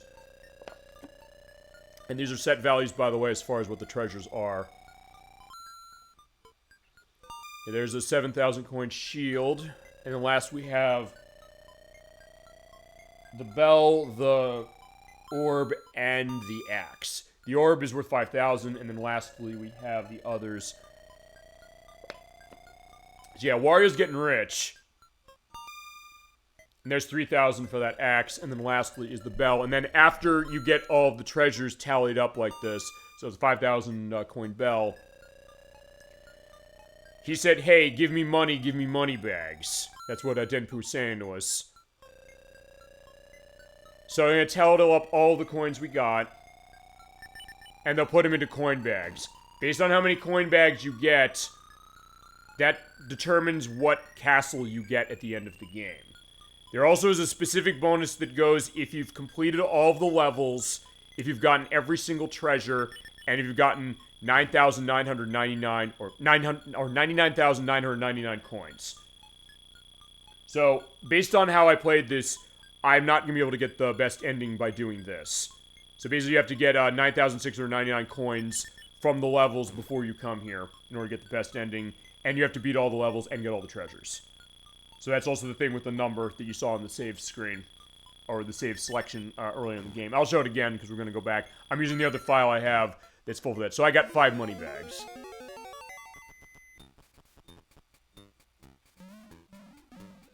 And Denpu's like, yeah, you have this for me? Okay, and yeah, for that cost, based on how many coins he gets from you, he'll make the castle that you want. Or oh fine, he'll make a castle, but we're gonna get the second best one because of the coins we've got. Because, like, if you get 9, oh fine, I'll say it in a second as far as the values. So here's the castle. And then we get Wario right there, boom. So there is his castle.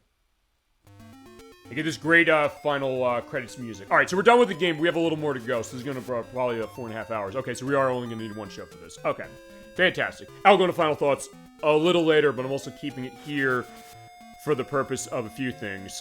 Yeah, because I'll say this, as far as the castles you get. I'm going to show the best one being gotten, because I have that on my other file.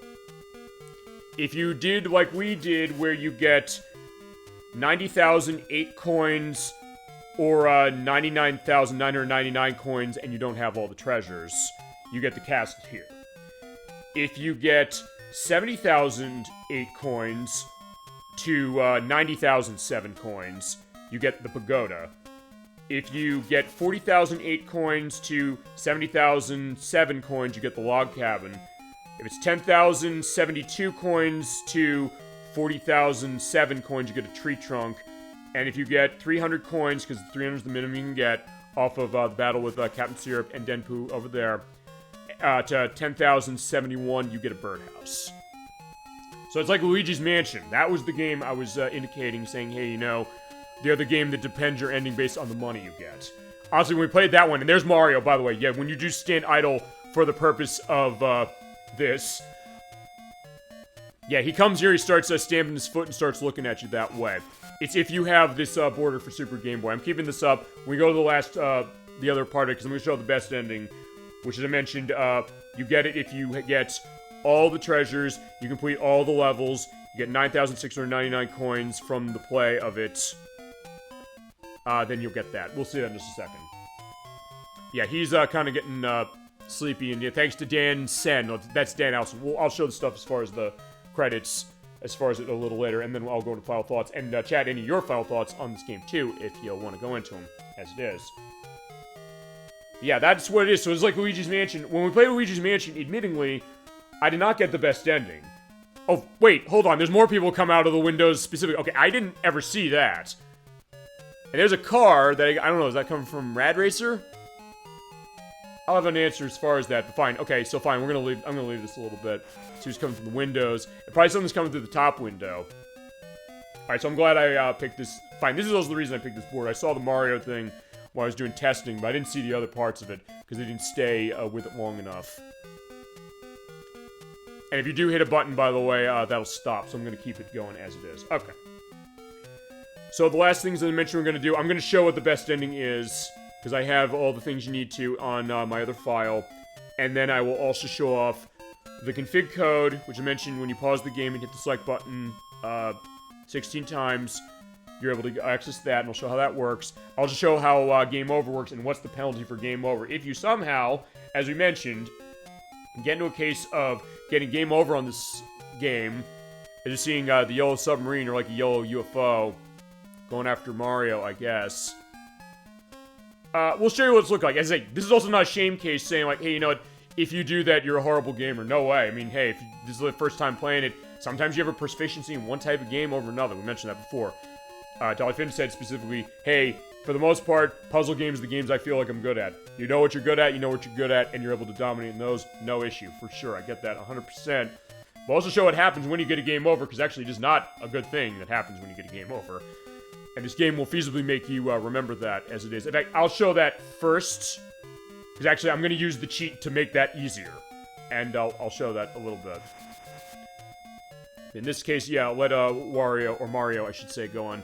And then Yokoi Gunpei, because they're doing the last name, first name basis as far as Japanese for this. Presented by Nintendo. Alright. One thing I am going to do is, oh, there's Luigi. Go, Luigi. Alright, so off he goes. Okay, so bye-bye, Mario and Luigi. I'm glad I got to show that. Fantastic. Sometimes the benefit of idle animationing things, like we show with Super Mario Land 2 with the Totaka song. Okay, so please retry. So what I mean by that, I was like, yeah, I got a pretty nice castle. Canonically, this is the castle that he has at the beginning of Wario Land 2. So, this is the canonical ending when you really think about it for that very reason. And also because this is an old Nintendo game, remember, it does not reset on its own. That's a benefit that Sega tended to do better than Nintendo for a while. But remember, you can soft reset any Game Boy game by pressing A, B, start, and select. Like that. Okay. But it does save everything you had except for the final boss, final stage. So that shows 39, blinking like that. The blinking means that you beat the game. You might not have gotten all of the exits. You have to get all the exits, complete all the levels in order to do that, including the last one, in order to have that running.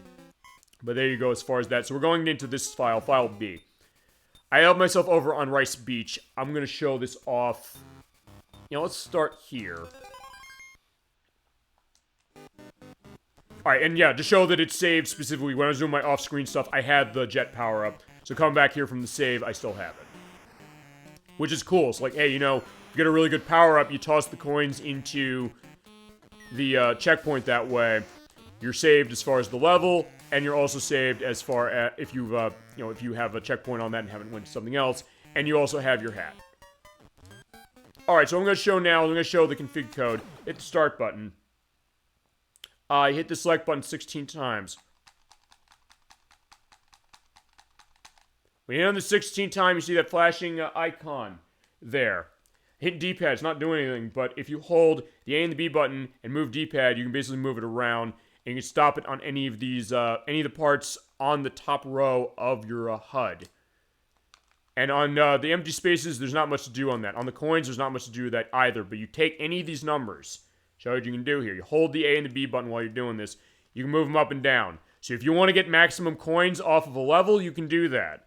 So you can set it to 999 coins, the max you can get. You can set it to 99 hearts. You can set the time to 999 seconds. You could set your lives up to 99, like this. It does stop at 99. You can't go past it. And also, if you highlight Wario, it locks your movement even when you're holding A and B, which is fine, because what happens when you do that, hit the start button, come back out, it changes your hat. In fact, I'll show this a couple more times to show how the hat changes work. Oh, shit. Also, by the way, it's worth pointing out, I'm glad I showed that part, too.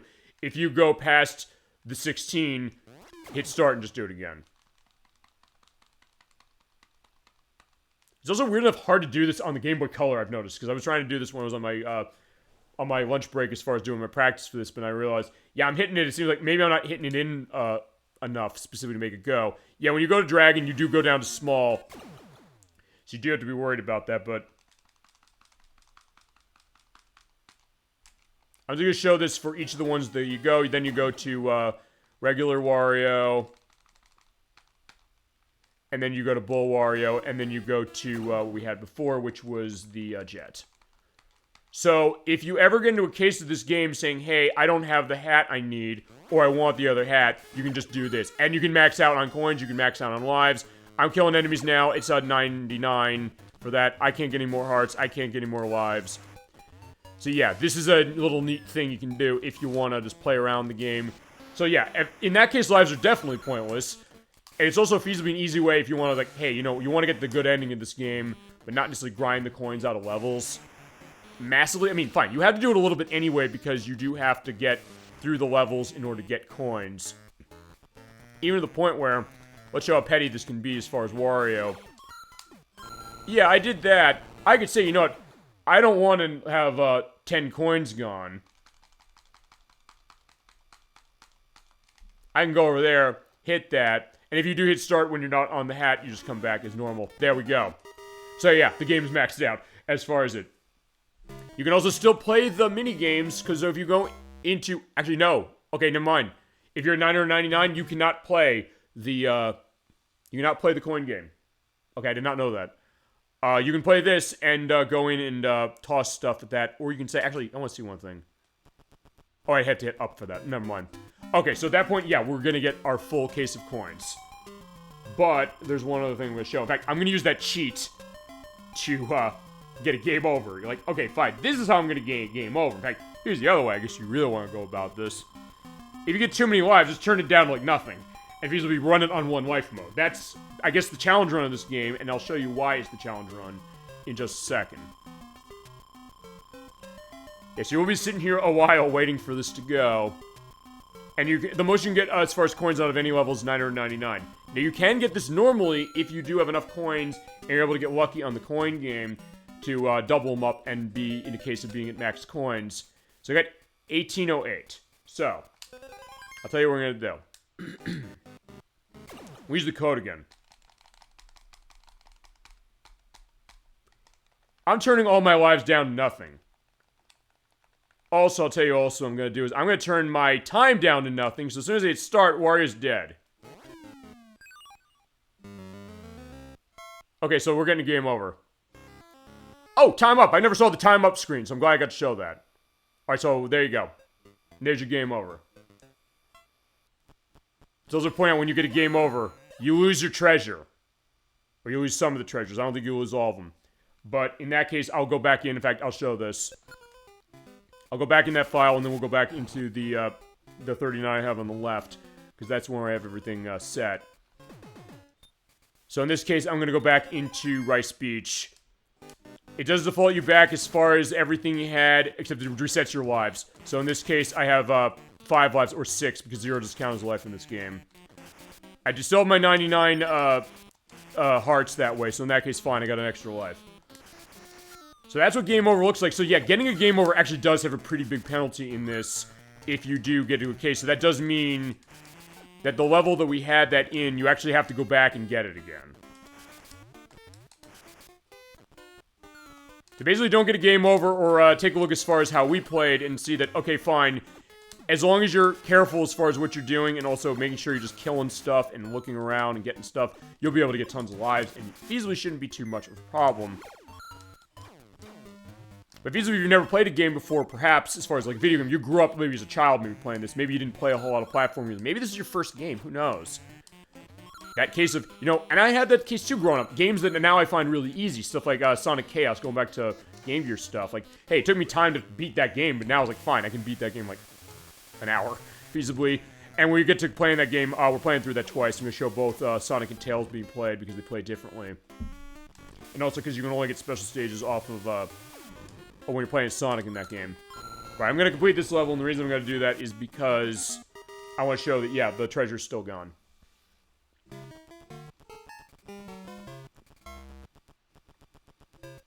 So yeah, treasure A is gone, so wherever it was, which by the way was on Rice Beach, level 3, you have to go back and get it again.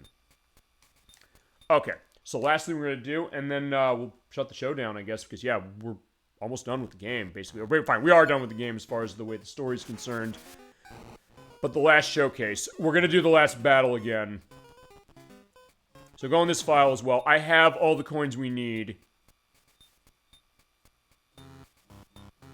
And, you know, I want to check on Rice Beach 1.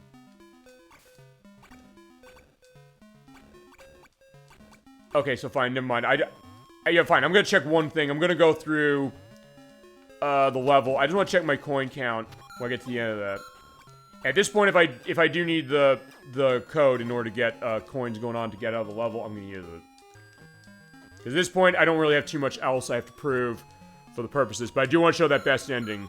Like, yeah, I indicated what you get as far as all the other endings. I showed what the canonical ending is as far as the next game in the series. But what is the best ending you can get? So yeah, it is pretty interesting. This game lets you kind of go around and kind of be open as far as how the ending is concerned. And I believe when Luigi's Mansion came out, they did say specifically, I think they said, yeah, they looked at this game and they said, yeah, we want something like this, as far as giving a sense of what's Luigi's case. I mean, fine, I guess we sort of got the canonical ending as far as Luigi anyway, because, yeah, fine, you can get a big castle for him, too, in that game. We didn't, I just got the house. Dolphin said famously, as far as that, it's a nice house, and you're like, it is a nice house, number one, but number two, it's also the case that Luigi wouldn't necessarily want a huge place, and he does canonically have the house. Okay, there we go. So my total coin count before the treasures are tossed in is at least 9,699. It's 23,302. And because of that, that means that we're going to go back and we're going to fight Captain Syrup and Denpu once more. And this is going to be the end of the show when we get to that point and fight it and show the ending. This is going to show what the best ending is. As I mentioned also is that since the game does save everything up until Course 40, which is the last one here, you can go back if you missed levels and didn't complete them, because as I mentioned, Sherbert Land is completely optional. If you don't want to go there, you don't have to, but if you're going for a good ending, you have to go there. You have to get all the treasures and get enough coins to cover the cost, because basically if you have 99,999 coins, that adds the last of the money bags, because you can get up to 6 money bags total, and that gives you the 6th one. You have to have that much, and you have to also have done everything in the game in order to get it. So, that's how that's going to work.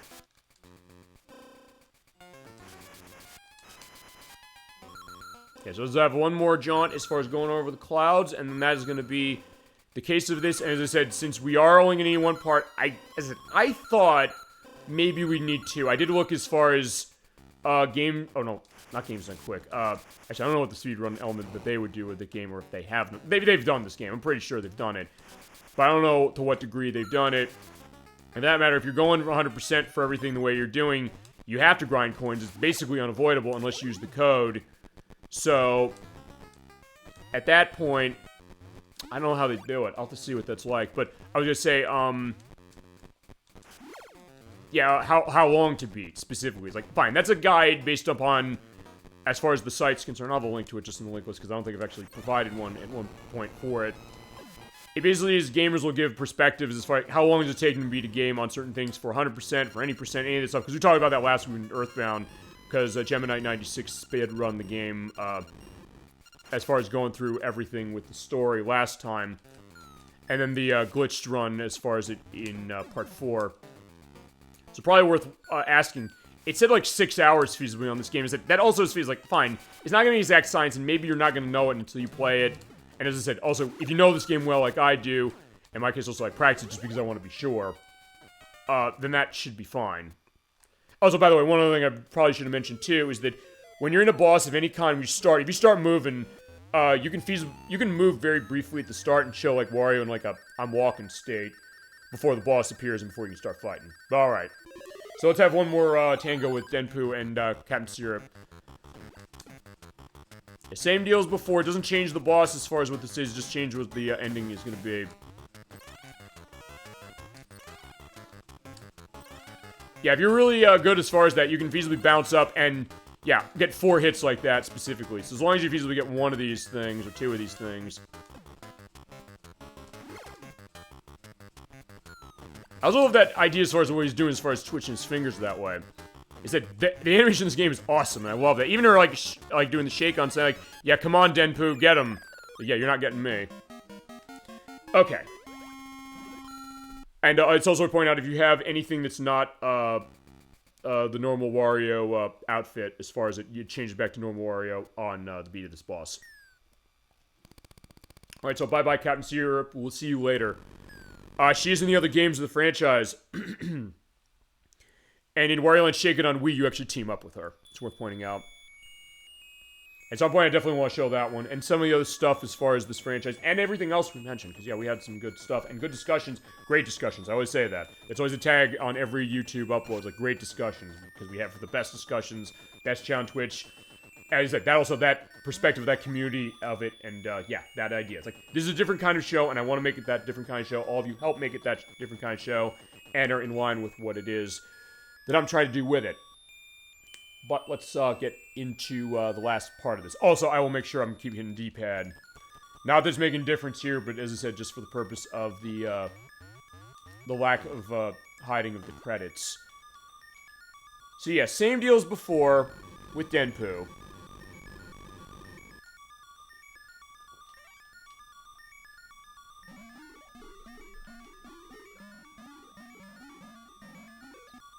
So yeah, beforehand, that's what actually happened, but this is the other way that we could have had it go.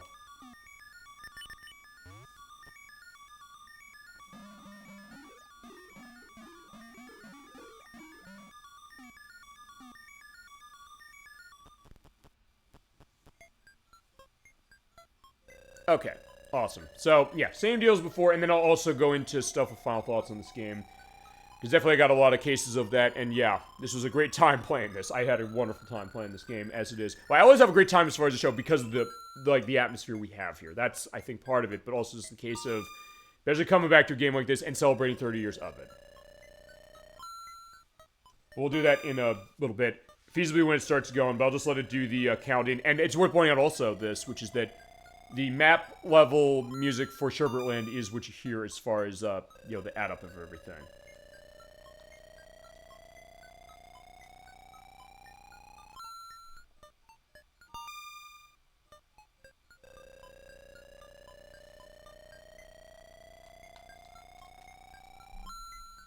Alright, so yeah, just keep going, Wario, and we'll be with you in just a sec. Yeah, good time to take some water. Ah, there you go.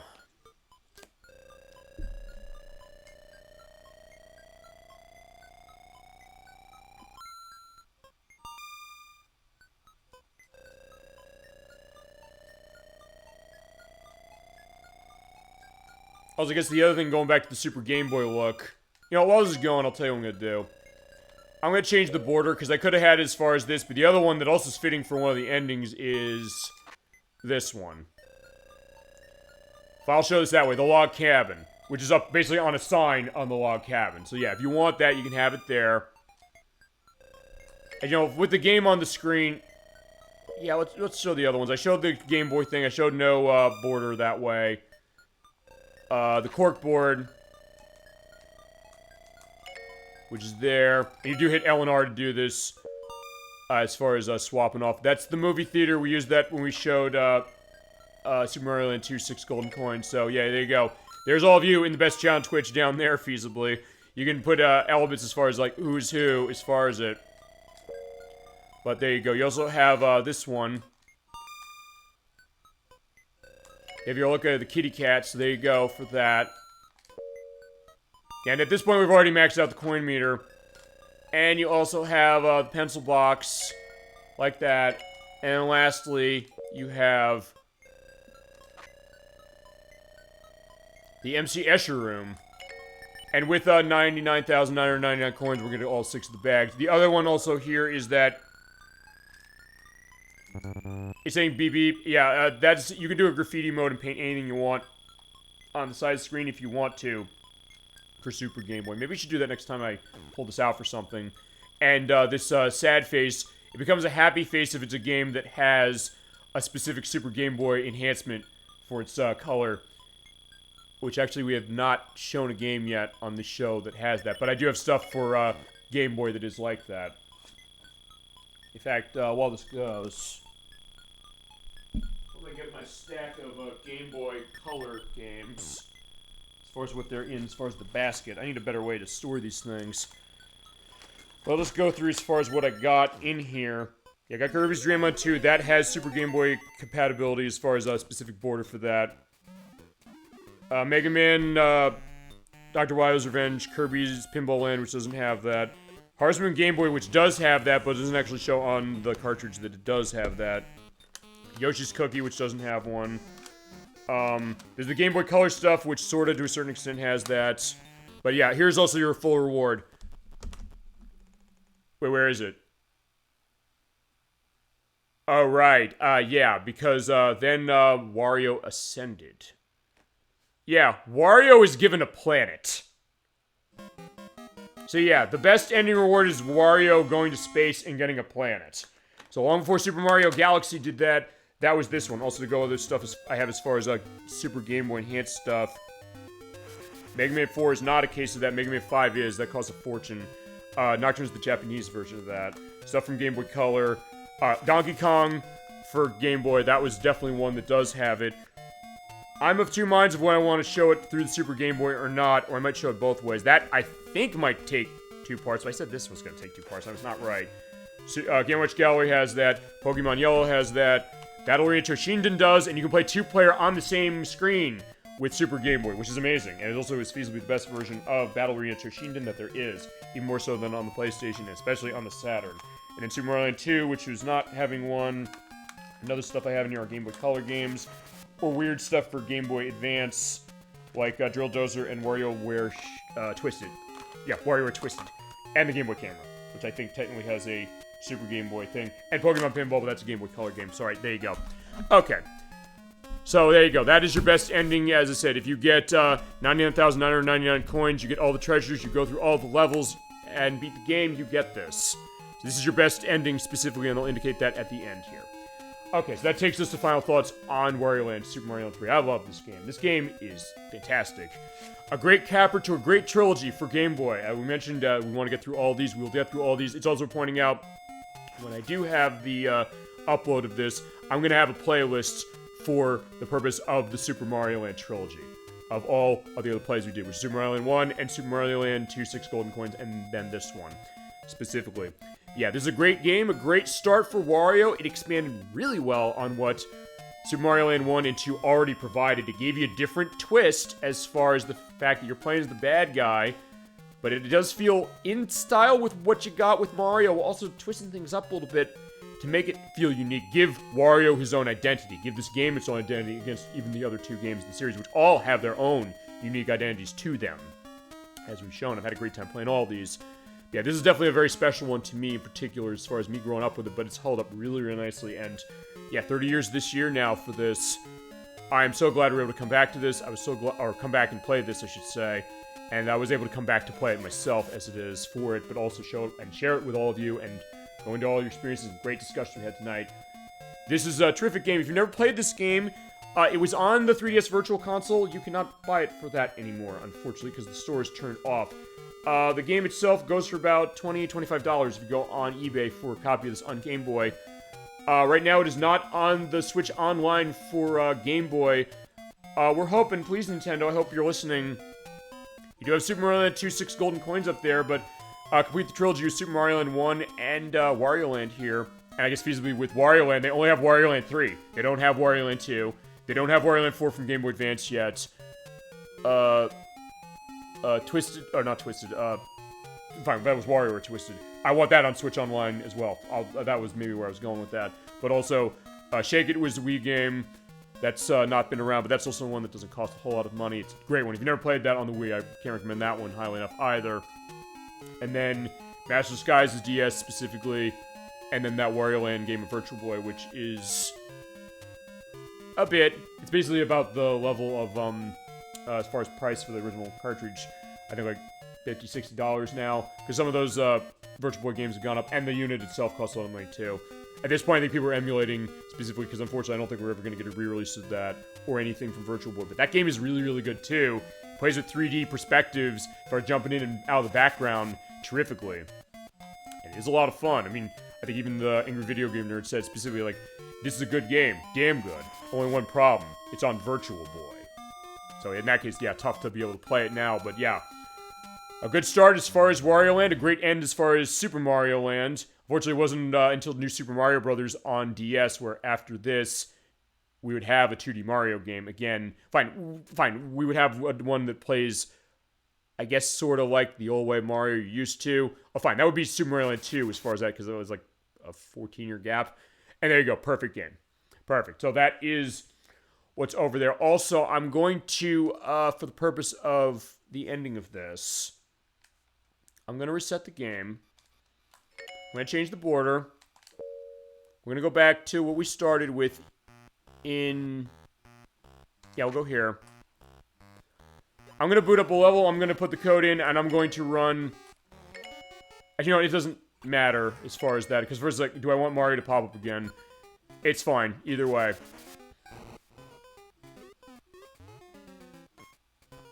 yeah, let's go as far as listening to the main theme. We're going to go to back to Rice Beach, and that'll be takes us out. I'm trying to think what's the best case of music to be playing for the purpose of this. I think, yeah, we'll go to the main theme, so we're going to go over to Rice Beach Act 2. No, it's like, no. He's like, no, I want out. I was like, Wario wants out. It's like, yeah, no, sorry, Wario. We gotta go into this. Also, before we do that, I'm also going to put the code in, so go through a bit of time. So, like, I won't run into a case as far as that timer. But if I do, I'll also put the code in, specifically because we're going into the end of the show and all that stuff. Okay, good. There we go. Okay. Yeah, I had a wonderful time playing this. If you've not played Wario Land, I would recommend you do so. Next time we come back to Wario Land, it will be, I guess, with Wario Land 2, unless, chat, you want to see another one.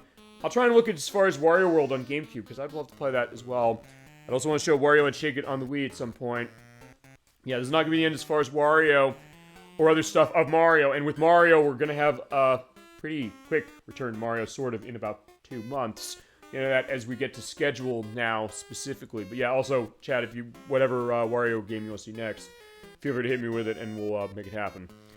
I had a great time doing this. Thank you so much for watching the show tonight. If you've never played this game, I'd highly recommend you do. I think you should play all 3 of these games. This is a great trilogy. It's a famous trilogy for Game Boy for a reason, even though it's a case of, do people remember this? But I think people do. I get the sense when I talk to people, whether it's with this one or whether it's with 1 or 2, there seems to be a strong connection that people have with these as far as their earlier perspectives of having portable Mario. Even in this case where Mario's not in it except for the end.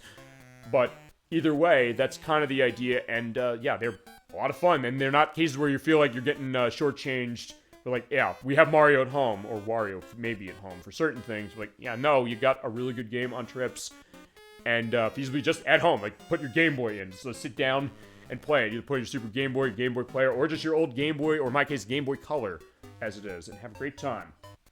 With a lot of depth, a lot of great presentation, and music, and gameplay. So yeah, there you go. That is the close of the Super Mario Land trilogy. And we'll definitely have other stuff going on Game Boy as it is.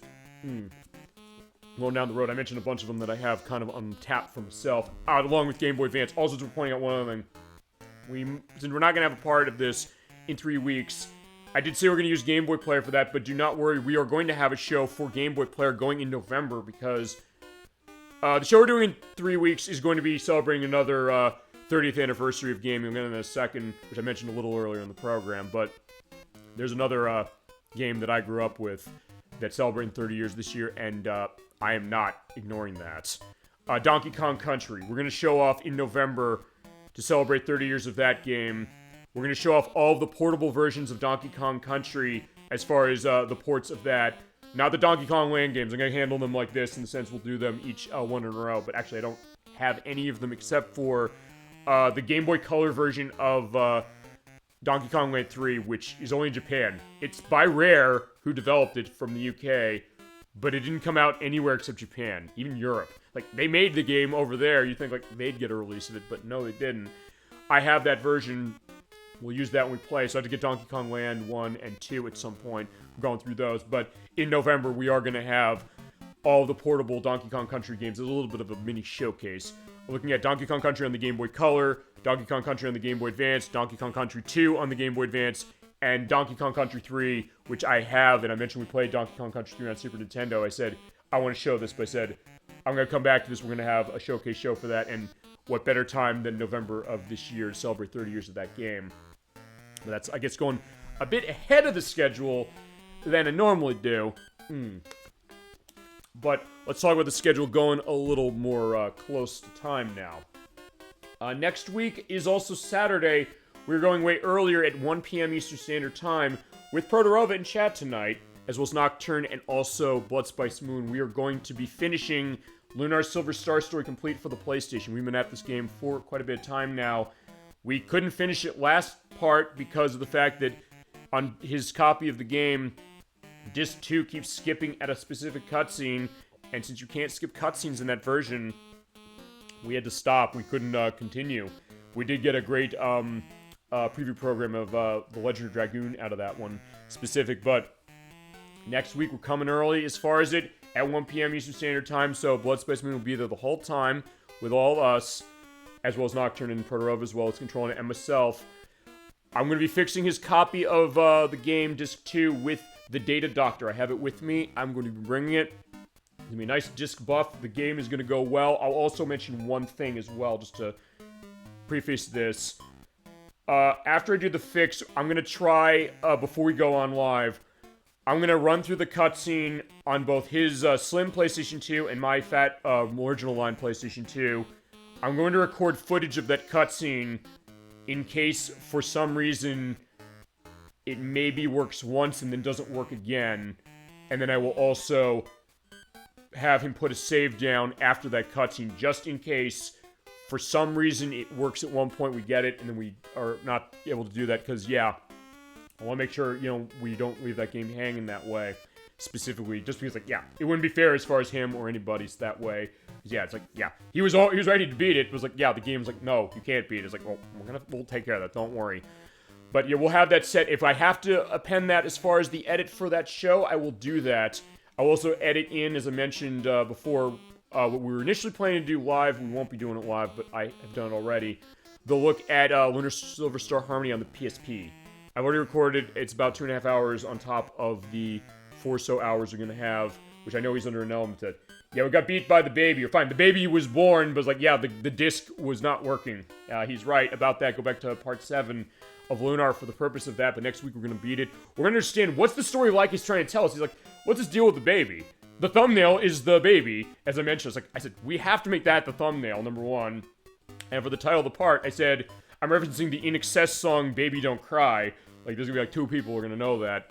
Unless you played In Excess, make my video on the Sega CD, which has it in it, specifically. So it is a game reference that way, but next week we're going to beat the game, feasibly. We're going to do everything we can to do that, and yeah, we were going to bring Lunar Silver Star story complete to a close that way. For our full Lunar crew, definitely not going to miss that. We're going earlier at 1 p.m. Eastern Standard Time, just to let you know, for next week. But it will be Saturday, and will be Saturday for quite a bit of time until end of April. Week after that, we are going for our April Fool's Day game. ElecVerse wanted to see Justice League Task Force for Super Nintendo. We are going to be playing that game. I did a couple things over the past week or so, because I mentioned last week, I said, hey, the special moves of this game, this one-on-one fighting game that is developed by Blizzard, who made Diablo, is worth pointing out. The movement is very stiff as far as getting special moves to go off. It's also a game that you need to beat the game on at least its medium difficulty in order to see the ending. I was under the wrong impression of saying that this game has 6 unique endings for each character. It does not. I also said, hey, can I have a backup for this if I have to get into a case of feasibly doing cheating?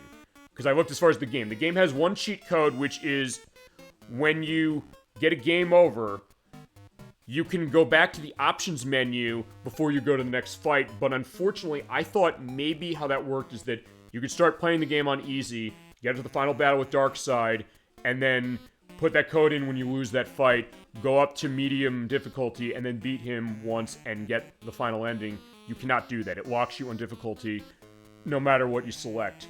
And then I bought a Game Genie for the Super Nintendo because I looked online and saw their Game Genie codes for this game, including one that makes the enemies not fight back.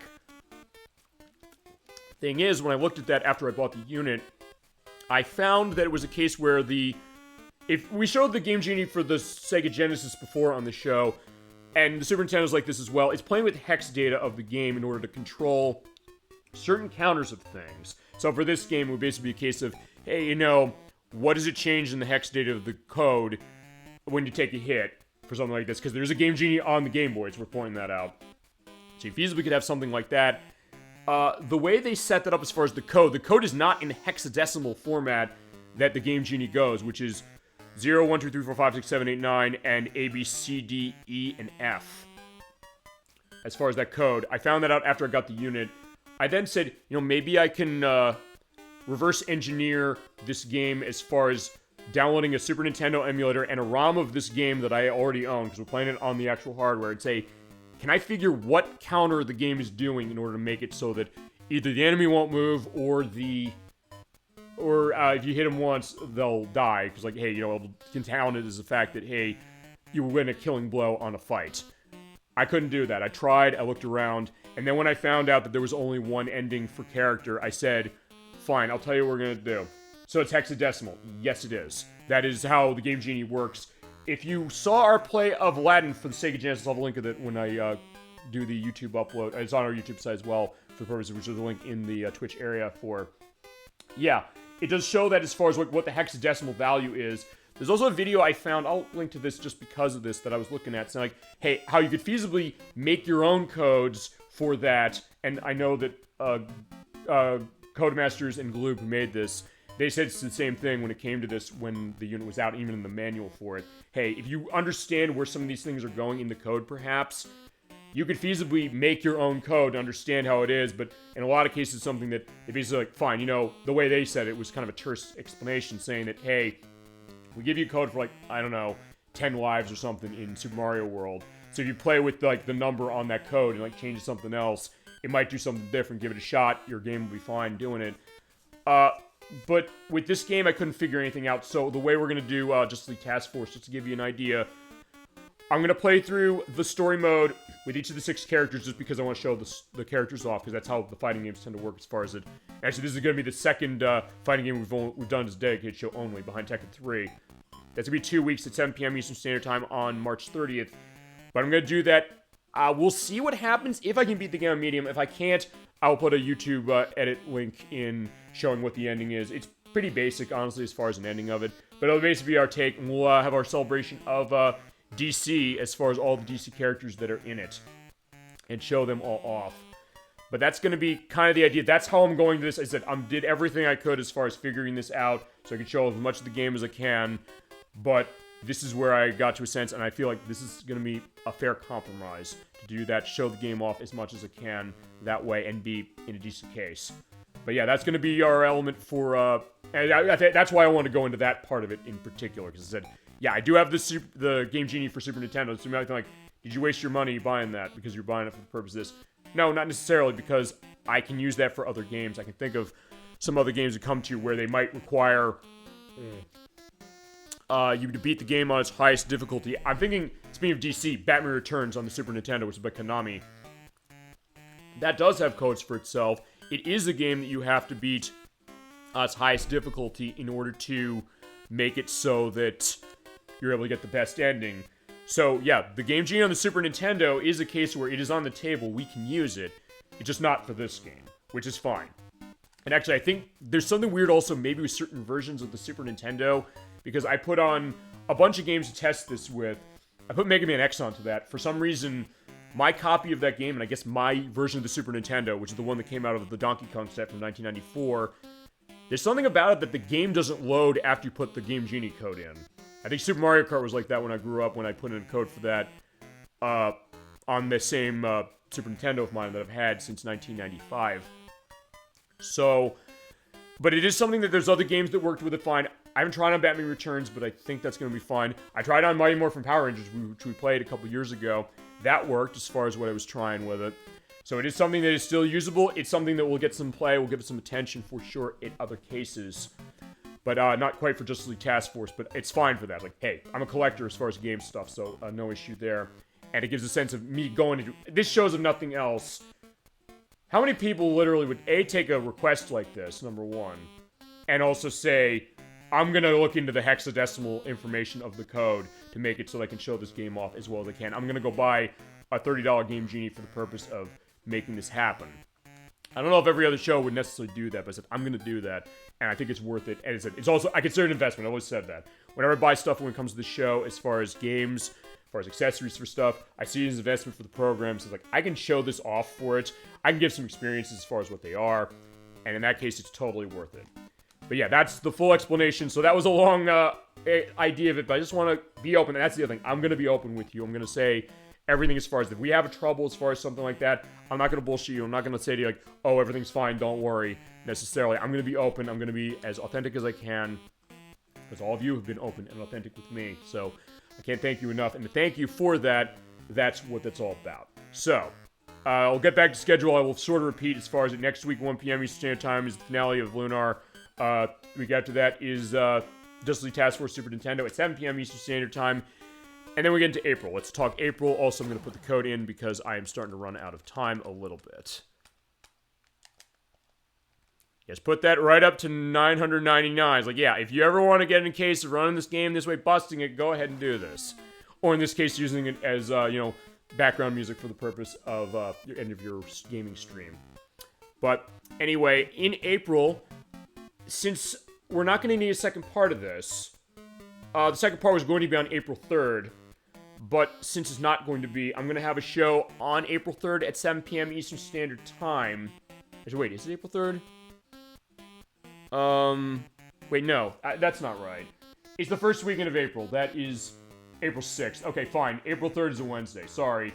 Fine, April 6th. Okay, there we go. April 6th at 7 p.m. Eastern Standard Time. Instead of the next part of this, because we don't need it, we're going to be celebrating the 30th anniversary of Daytona USA. One of the best arcade racing games that's ever been made. One of the most popular arcade racing games ever made. Even if you've never played a racing game before, you don't like racing games, this is one you want to make yourself familiar with. I've shown the Dreamcast version off briefly as far as the Dreamcast Racing Showcase. We're giving this game its full due as far as a start to it. There's other entries of this I want to show off, other releases. The version we're going to use is the Xbox Live Arcade port, which is on the Xbox 360. Actually, you can't buy it on the 360 anymore, but you can download it on Xbox One, Series S, and Series X. I have it, and also it is on the PlayStation 3. It is a straight port of the arcade game, but it does have some of the extras that the Sega Saturn version had for certain things, including karaoke mode. Because this is a racing game, if you've never played Daytona USA, that has sung vocals as far as, and they have a mode, it's like, you can start singing the song specifically, and you bet your ass we are going to be doing that for every single song in this game. So you're going to get ready for your rolling start. This game is so good, and I realized a couple days ago, I said, we're coming up 30 years on this game next month, actually, so talk about we planned the show, I swear to God. Yeah, so I said, we have to do this now. This is when we're doing Daytona USA. We are going to give our full love on Daytona USA for that version, but we'll feasibly come back to other ones because I do want to show off more on the Dreamcast version. I do want to show, eventually, at some point, Daytona USA Championship Circuit Edition for the Sega Saturn. If he's the original on the Sega Saturn, because there's unique stuff in that, including redone music, that is unique to it. And that game does not cost much, and if I need to, I can also say to Chasm22, he has it on Saturn. I can say, hey, can I borrow it for show? But I'm getting Championship Circuit Edition for myself, specifically at some point. But in 3 weeks, we're doing the Xbox Live version, and it's not going to fit in for that delisted show. I'll go into that as far as it, just to give an idea of that a little later. Then on April 13th at 7 p.m. Eastern Standard Time is going to be Part 4 of Metal Gear Solid 2. We're doing the Snake Tales. I got 3 of those left to go. Hopefully they won't end as badly as the Strut E episode that we had with Emma last time. But we have 3 more to go, and we also have Metal Gear Solid Skateboarding, because we're running Metal Gear Solid 2 Substance on PlayStation 2 for that. So we'll show that off as far as that. And then the week after that, Nocturne's coming in. I will have an answer to this from her next week as far as what time it is on April 20th. We're going to start playing Croc, Legend of the Gobbo. She's going to play it on the Sega Saturn. She wants to run it blind as far as the play of the show that she's going to do for it. So we're going to do that. I don't know how long this is going to take, especially because she's running a blind on this one. I might do a little bit of a prep with it on the PlayStation as much as I can, because my copy is not working that great, and even buffing it didn't help it. I mean, so the point is that your copy of Lunar, by the way, Protorov, is going to be no issue to address that. Yeah, Croc is not so lucky. But that being said, we're going to start. That is a collectathon platform game of the 32-bit era. That was actually a game that it's thought that Nintendo stole the idea of to make Super Mario 64 from Argonaut, who made Star Fox. They made X on Game Boy, and they also made Malice on Xbox, amongst other stuff. They then went to Fox Interactive and said, we're going to release this game under a different name, because it was going to be a Yoshi game originally, was the thought. But yeah, Croc, Legend of the Gobbos, we're going to start that on April 20th. At a time to be determined. I'll ask her next week. I'll pin her down. It's like, hey, what's the time we're starting? Because she did say that's the day. And then the week after that is a Friday program. That's April 26th. Finale of Pokemon Violet. Edwack and Nicky are coming in for that one. It's going to be at on Friday at 7:30. As far as it, not 7 o'clock. Because Nicky comes late usually when it comes to that. And I don't want to necessarily rush her. We kind of rushed a little bit last time they were on for it, so we went on a couple minutes late. But I said, okay, fine, I'll keep it that way, because she usually gets around 6. So I said, fine, I'm not going to have them rush that way. So I'll give them a little bit of a buffer for that one. Because while I'm doing that game blind, I'm going to be finishing the stuff with the story. They're going to be there to give the defense of the game against some of my criticisms of it, but also me listening to what they got to say as far as why they love this game and why they're willing to put up with the technical problems and the bugs and glitches it has. But they're also going to see the 1.0 version, because I never patched my copy, and they'll see that played that way as far as the way the game is going. I'm going all our stuff as far as Pokemon, as far as our end of that game. For that, although there is also feasibly the post-game stuff that I might show up. The DLC, though, as I said, I refuse to show the DLC. If somebody wants to see that for the show, they're going to play it in my stead. I won't buy it. Sorry. So that's that idea, but we'll finish it in about a month from now. A little over. And then we get to May. Dates are a little bit up in the air except for one. But we're going to have the next part of Croc. We're going to have Title Legends on Xbox. We're going to be going through our annual May compilation program, looking at an old compilation of classic games. Touching Taito, finally. We get to play stuff like Space Invaders and Bubble Bobble. And I'm definitely looking forward to going through that. That was one of ElecVerse requests, a good request, and I'm definitely looking forward to getting our stuff, because we've talked Taito, we've talked Space Invaders, and Bubble Bobble and things on the show before of theirs. And maybe other stuff you might not heard of, stuff I'm not that familiar with, honestly, either. So we're going to have a lot of good Taito goodness coming in May for that. We also have the finale of Metal Gear Solid 2. We're going to be using the Metal Gear Solid HD collection on Xbox One, Xbox 360 running through Xbox Series X, showing off all of the, most of, I should say, the VR missions. I have tons of them, not all of them, but I have most of them. We're going to have a little bit of a showcase that way. We're going to show off some extras as far as the main game that I did not show when we played through. And that's going to be our finale for Metal Gear Solid 2, just to let you know. And the one show I do know, as far as what we got, is going to be on May 25th. Brixabri wanted to see Super Mario Sunshine for the GameCube. We are finally doing it. I gotta let her know next time she does pop up as far as going on Twitch, because she does Twitch stuff herself. I'll give a link to her channel. She's definitely worth checking out. I'm gonna pop in chat and say, hey, by the way, I know you asked for Super Mario Sunshine a couple years ago. I have not forgotten. We're doing it. We're going 100%. We're going all the shines. We're starting at 7 p.m. Eastern Standard Time on May 25th. I'm also probably going to do like a 6-hour or so show so I can maximize the purpose of that game running through the next couple of months. Where that's going to be our big summer game, as it is, and I cannot wait to get to that for sure. And then other stuff, we'll have Mario Sunshine running long form. We'll have Croc running still long form. We'll also have... the thought now is in July as far as the RPG stuff. I'm going to see if I can't start Rhapsody Musical Adventure for the PlayStation in July. And in August, I know the Christian64 said he wants to start Shadow Hearts Covenant for the PlayStation 2. Kazan22 is going to be in on part 1 at least. He might not be on every part, but he'll at least be on part 1 in the finale of that, because that's going to be a bit of a long one. It's going to be at least 8 parts. It's also a case of, I said, how do you want to handle that on length for it? Because that's a game that runs 80 hours, so we'll have to see how that's going to go. That's going to be a little bit of a, I guess the Super Gaming Brothers channel calls it this way, beefer. We're going to run that one for quite a bit of time, but we'll have that going as it is. We're also getting stuff figured as far as the stuff for October.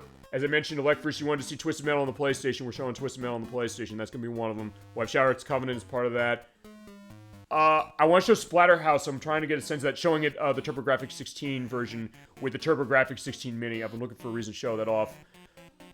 I also want to see if I can't show the Terminator on the Sega CD that month as far as your horror thing. Sci-fi horror, but still kind of horrorish nonetheless. That's a really good game. I'm trying to figure if I can do that. And then also, it's worth pointing out, September, the first weekend of September, that is going to be on September... I want to get the weekend because we're not having a show then. That's September 7th, I think it is. That first weekend, there's not going to be a show. I'll indicate more of that as we get to the time. I have something I have to do as far as that weekend, and I can't do any show for that, so I'll have to have a week off that way. And the other shows I mentioned, specifically getting into November, we're going to have the Donkey Kong Country Portable Port Showcase using the Game Boy Player, but showing off all of the Donkey Kong Country games from Game Boy Color and from the Game Boy Advance. And then we get to our showcase show, which is on Thanksgiving weekend, as far as the Saturday on that. Time to be determined, maybe 5 p.m. because I got potentially 41 games on this thing. The delisted Xbox Live Arcade Game Showcase, because in July, it's worth pointing out, if you have an Xbox 360 and you want to download stuff on that, get to that as soon as you can, because the Xbox 360 store is going to be shutting down after 19 years.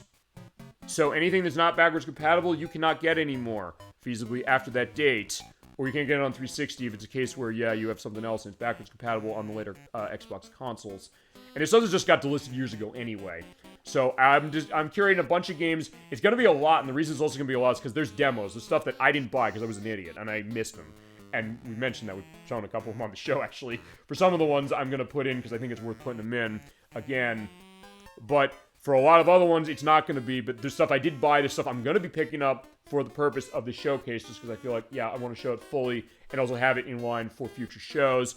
I know ElecVerse mentioned Poker Night 2 from Telltale. That's one of them. Poker Smash from Microsoft for Xbox 360. That's one I've wanted to show for a while. Demos of those, admittedly. But I still have them set. And a bunch of other ones. Some stuff that I know some people in chat tonight might really like. Other stuff I'm figuring out what the layout is. One game I actually can't show live on the show outside of the concerts. We're going to show it in that showcase because I'm not going to show all of it. And a bunch of other things. So yeah, your big Thanksgiving gaming feast that's coming at the end of November. That's going to be, I believe, November 30th. Let me just take a look at that on the little calendar just to make sure that I'm not talking to my ass completely on that one. Yeah, I think it is because I think, yeah, Thanksgiving's late this year. Yeah, we're going to have tons and tons of gaming on that one. We might have guests potentially with me on that one. I gotta figure some of those things out specifically. But that's where we're going. And as I said, for the stuff going in the summer, some of that's going to be up in the air as far as certain things. I thought at one point I'm going to need to have the last weekend off, but I'm not going to have to anymore as far as June. The September thing is immovable, so that's going to be a case. And I thought I might be able to have a show maybe to have as an extra for the YouTube site. I'll see if I can do that. I don't know, but that is what we're looking like for the time being. And some of this stuff is going to be up to subject to change. And also up to the people I'm coordinating with, and Nocturne especially because of Croc, because I don't know how that's going to work as far as Croc, how long it's going to take her. We're going to have to kind of play that one by ear too. But either way, that's going to be the idea. Okay, so I think with that, that's going to be the end of the show tonight. Thank you so much for watching Super Bowl Game Saturday, for joining us for the close of the Super Mario Land trilogy, and feasibly the start of another with the Wario Land series. Fine, a trilogy and more than a trilogy, but either way, that's going to be the idea. Thank you, Wario. And thank you to everybody out there in chat tonight. Thank you to ElecVerse, Protorova, and of course, Dollyfin as well. And everybody else watching out there in Twitch land and in YouTube land when it uploads. Thank you so much for everything. Thank you so much for your support on the show. Also, one last thing I will indicate, as I mentioned earlier. This is the last thing I'm going to go into, I promise.